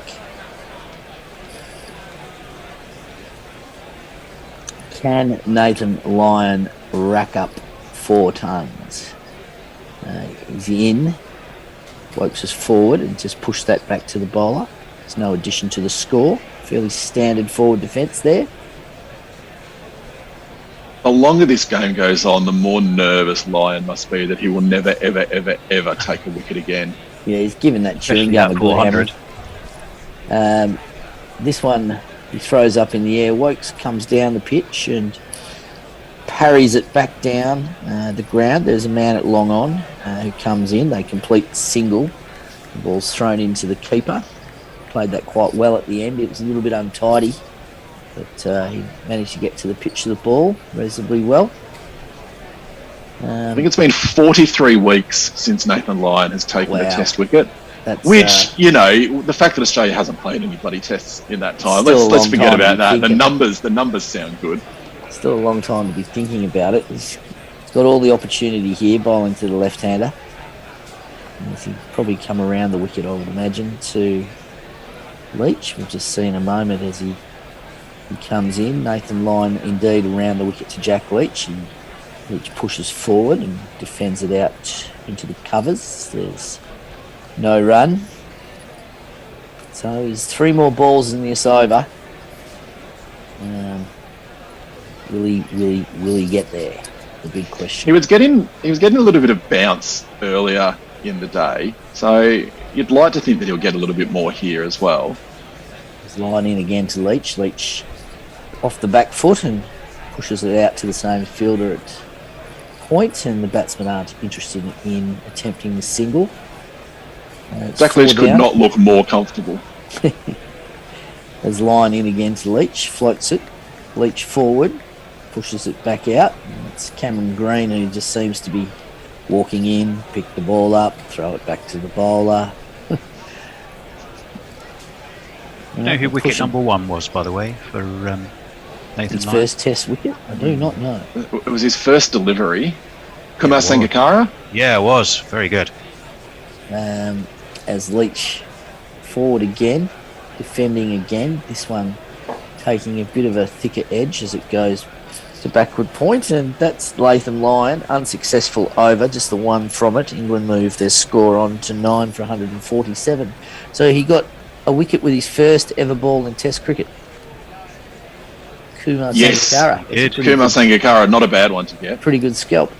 Yeah. When I was talking earlier about first wickets in Test matches, there's actually been about 33 of those. I was accidentally looking at people who'd taken a first wicket in Test cricket, and that's why Nathan Lyon was on that list.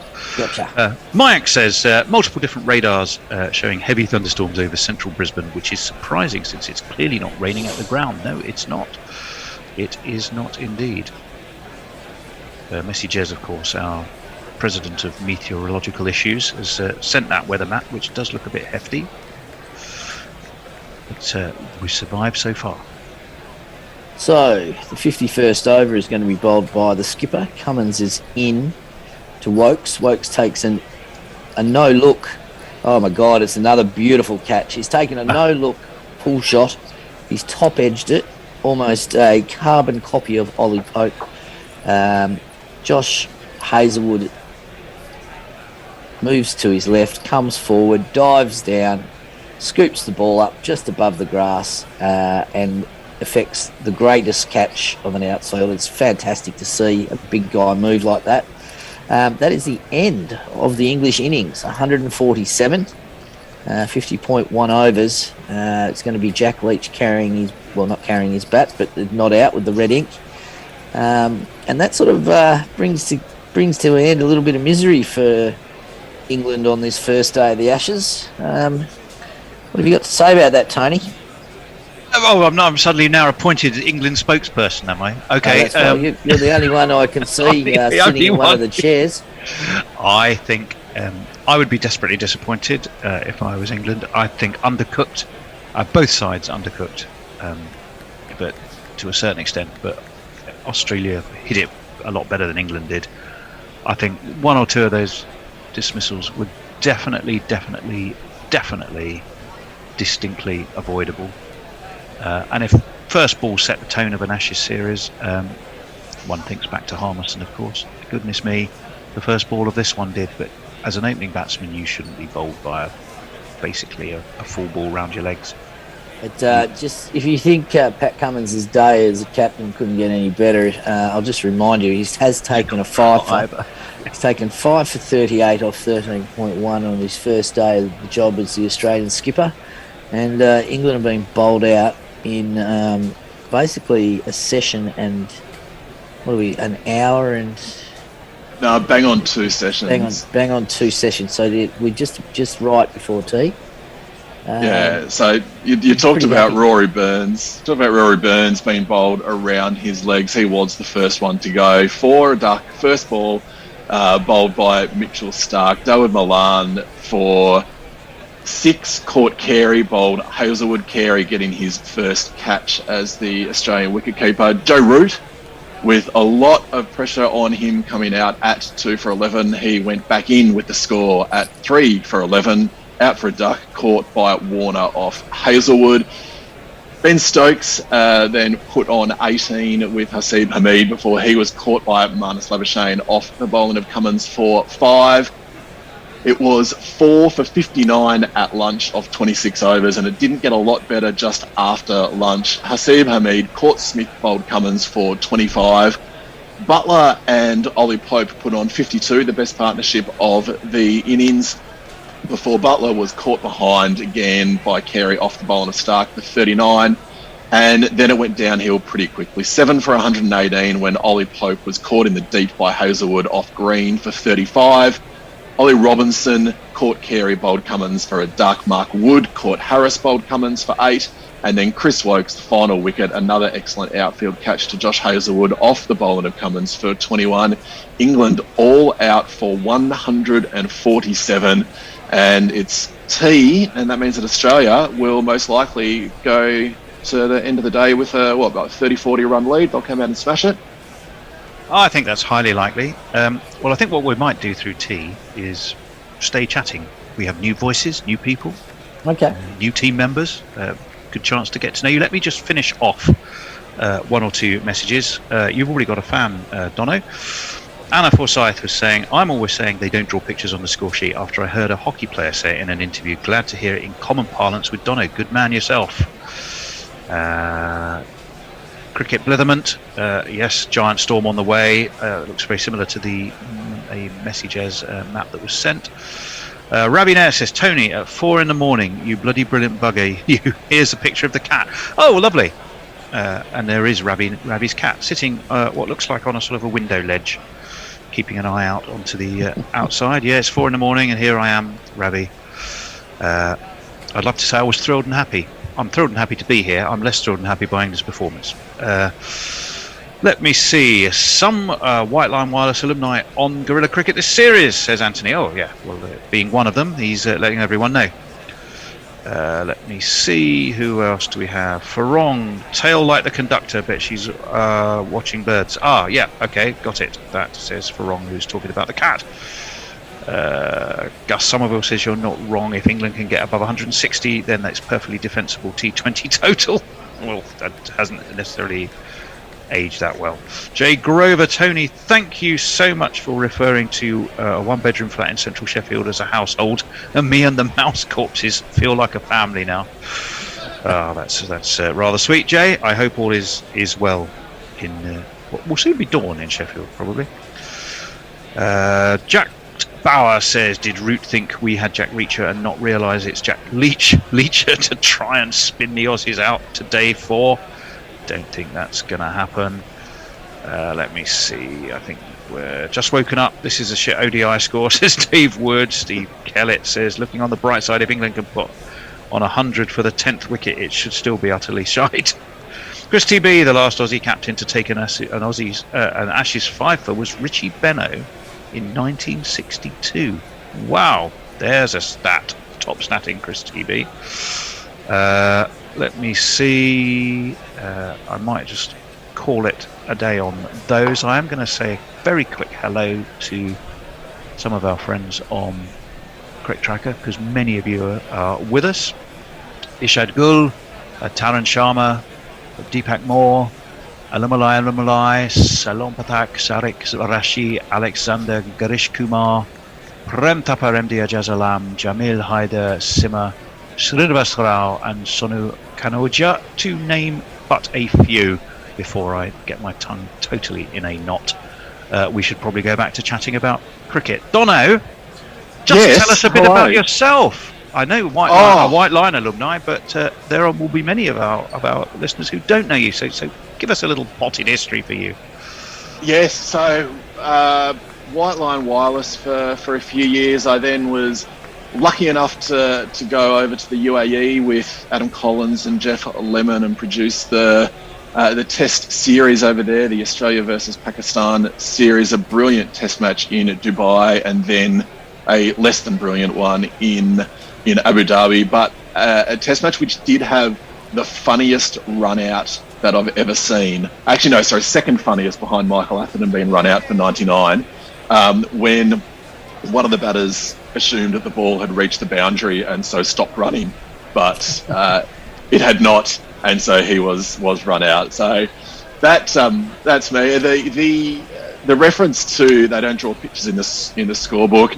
I did want to say that was an East Melbourne Cricket Club thing, and I'm not sure if it's more widely known than that. I'm glad that Anna Forsyth is aware of that, but it was definitely something that we would say when one of us bowlers played an agricultural swipe and got a top edge, and if it went for 4, it didn't matter. They don't draw pictures in the scorebook, so it's something that I hope is around more than just within the East Melbourne Cricket Club and Anna's hockey club. But no, loving being involved and loving watching Pat Cummins. I was just having a quick look at his 6th 5-wicket haul, his 4th best figures, and it is the 8th best bowling figures for an Australian captain. So not bad on his captaincy debut. I think the last player to take 5 wickets as an Australian captain, I'm just looking at, is Alan Border. And I thought it was Alan Border too. Oh no, Michael Clark. Sorry, Michael Clark took 5 for 86 in 2012. But Alan Border did it twice in 1989. He took a 5-for and a 7-for. So not too many have done it, and Pat Cummins definitely has just done brilliantly in his first crack as captain. And I think the best part for me watching him in the first session was how he dealt with the bowlers and the bowling changes. We all know when Mitchell Johnson was tearing apart the English, he had 2 overs of horrible bowling. Michael Clark took him off and then brought him back on. And from there, everything sort of clicked for him, but he only had short spells. And so Pat Cummins was making sure that bowlers, even though Mitchell Starc took a wicket with his first ball, I think he only bowled 2 overs in his first spell. No one bowled more than 4 overs in a spell, apart from Pat himself, who bowled 6. And so just being able to really constantly change that to keep pressure on the batters was really smart for someone in their first outing as skipper. I was impressed. I was very impressed. I mean, when everything goes your way, it kind of arguably a good toss to lose. Well, or certainly England proved that by giving it by saying they would have a bat. But when you take a wicket with your first ball, I mean, things are kind of going your way, aren't they? But for all of that, the danger when you're a bowler is you over bowl yourself, and he didn't. He got his 5-for whilst also marshalling his resources, making sure no one got overstretched, recognising when Starc was getting a bit costly, quickly swept him. He wasn't shy to bring Nathan Lyon in early to get that bit of variety. We definitely saw the ball turn. He could not have written my first day as big school as captain. He could not have written anything better as in his script for himself. Could he really than a Pfeiffer having managed things very well? I do have a question for both of you actually. Undercooked. We've used that word a few times. In tours previously, admittedly, they play England, for example, will go and they play countrysides, upstate sides. Admittedly, in tours of old, it was more about drinking wine and having a good time than it necessarily was about the cricket. But at least you were spending time in the middle and you were playing cricket. Okay, fine. There's been a weather issue, but effectively, they've come into this game on the back of barely a day playing with. I was going to say playing with themselves, playing against each other against the Lions. That cannot prepare you for a match of the intensity of a first day of an Ashes at a Gabba, can it? Well, tour matches have become a bit of a joke, I think. And I think part of that might be that the demands on the modern day cricketer are a lot more than they would have been 20 years ago, and T20 plays a lot. I think in to do that, in between Test series and ODIs, they're slamming in all these, albeit lucrative, but also time-consuming T20 tournaments. So I think the modern player is less keen for these extended 5-test series that you're going to be away for 3 months. They used to be almost in the old days. So those warm-up tour matches against the Aussies over here against counties and England touring teams against state teams or President 11s, whatever they might be in Australia, they're just not, they just don't fit into the schedule these days. So it's not surprising that they're not having them. But is it having an impact? I'm not sure. But that's just the way it is modern day. But surely, I think the Sheffield Shield is a decent, very decent. I've watched Sheffield Shield. It's you've got great size. They should be playing at least a couple of decent games against those, shouldn't they? But they're still trying to, the Big Bash League has shortened the Sheffield Shield season, so they start the Shield season earlier. They have all of these Shield games up until basically 10 days ago. The Big Bash started 3 or 4 days ago in Australia, I think it was. So there's no Shield cricket now from what effectively is the beginning of December until I think it's almost like the second week in February or something. For the whole period over that December, Christmas, New Year period, while the Big Bash is going on, Shield cricket is essentially finished. The domestic 50 over tournament has, I think, already been played. It's usually the first thing that gets done. Is that right?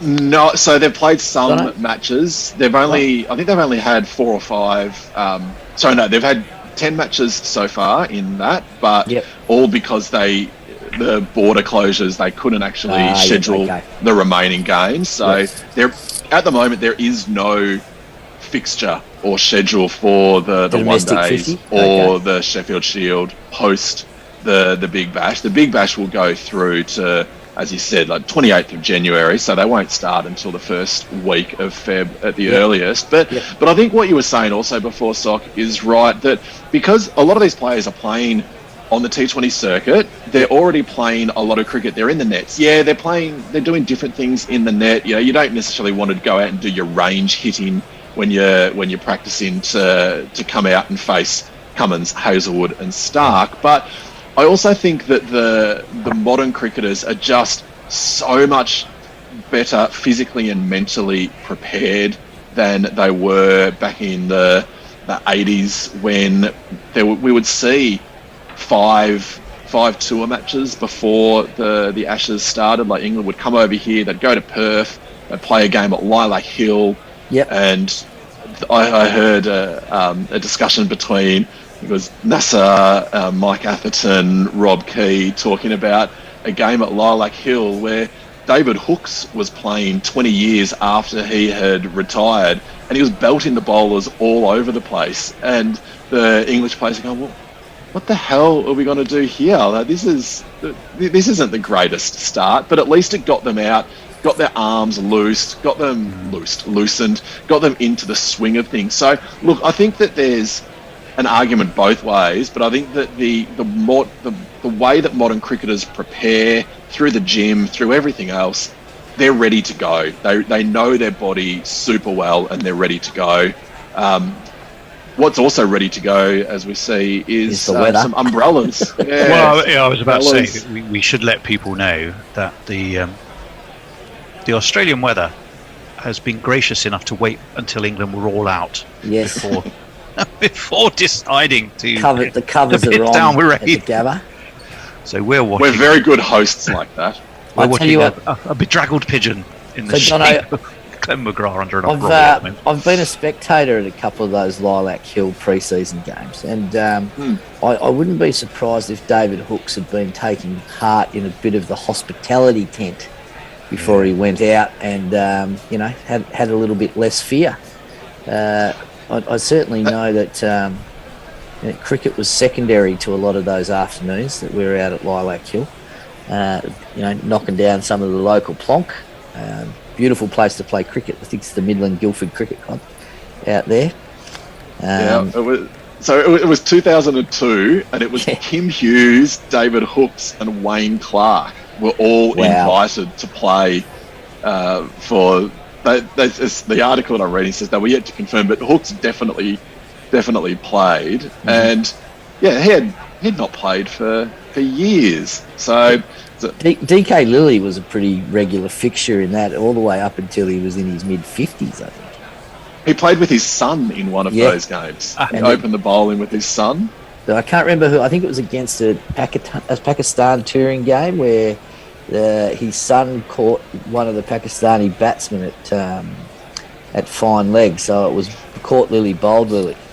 That's right. In the scorebook. It was kind of funny.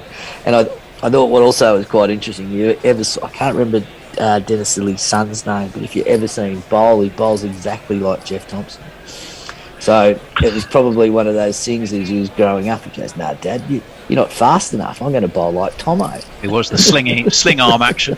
Yeah. There was something sort of slightly counterculture rebellious about that action of Jeff Thompson's. I mean, Lilly, for all his spit and fire, which was fantastic. I mean, it was a pretty decent classical fast bowler's action, whereas Tomo had that slingshot release, which I remember as a kid was terrifying to watch, even on telly. I can't remember his name. I never came across him. I never came across Dennis Lilly's son playing juniors in Perth. There was Ron Marsh's son, and Adam Lilly. That's right.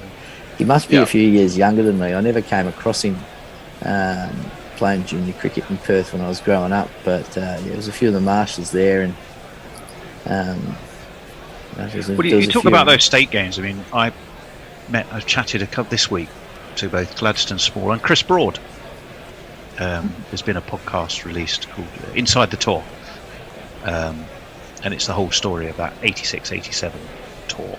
So on the back of that, we did some really great interviews with a couple of people on that tour. Chris Broad, of course, who was man of that series, and Gladstone, who we heard a bit of at lunchtime for that interview. But of course, they fondly reminisced on the social side of that tour. Elton John as their cheerleader, wherever it was, Thunderbird, upstate Thunderbird, where basically they were just drinking rum.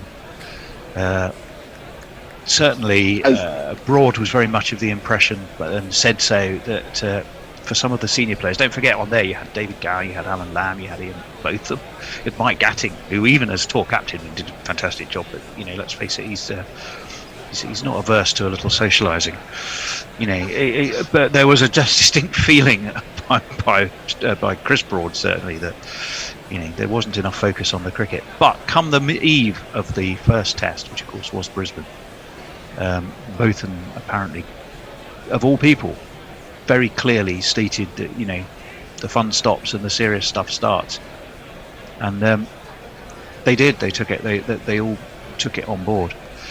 But I think you're right. It's a change of time. It's a change of the way cricket is played. It's a change of environment. It's just those kind of extended long tours sadly do become a bit of a thing of the past. But would Rory Burns have fallen over and been bowled round his legs if he'd played some serious red ball cricket? I genuinely would like to think he wouldn't. Where was his front foot going? Because there's nowhere. A brilliant. Well, it was going to Toowoomba, mate. It was going. It was just disgusting. Like, I'm having a look at it at the moment. It is about 4.5 fifth stump. So if there was another set of stumps, he'd only just be LBW if he got hit on his toe, and his back foot, his heel, is in front of leg stump. It doesn't make sense to the eye. It looks like he's falling over, but I think that's why I certainly, when I first saw it in real time, I thought that he had the ball had actually gone past the outside edge of his bat, like it was a big, massive outswinger to the left-hander. And it wasn't till you looked at it the second time that I realised, hang on, what's he done here? And it was almost like, did that go between his legs? Like, what the hell went on? Because that front foot was so distracting, the way it just sort of skated, almost like he put his foot onto ice and it sort of slipped out this way before he tried to pull it back too late in the end.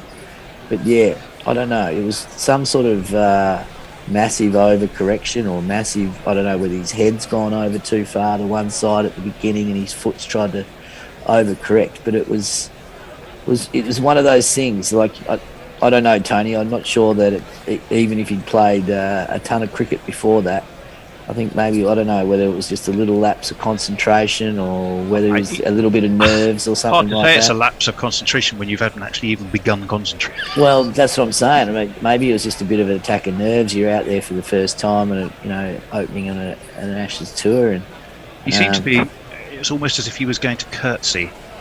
Because one leg went one way and the other, and the back leg went the other way, and it was almost like he was going, Mitchell, here you go, here's my leg stump. And down he went. Is that what we're going to, shall we call it the Burns curtsy? Is that what should we go with that?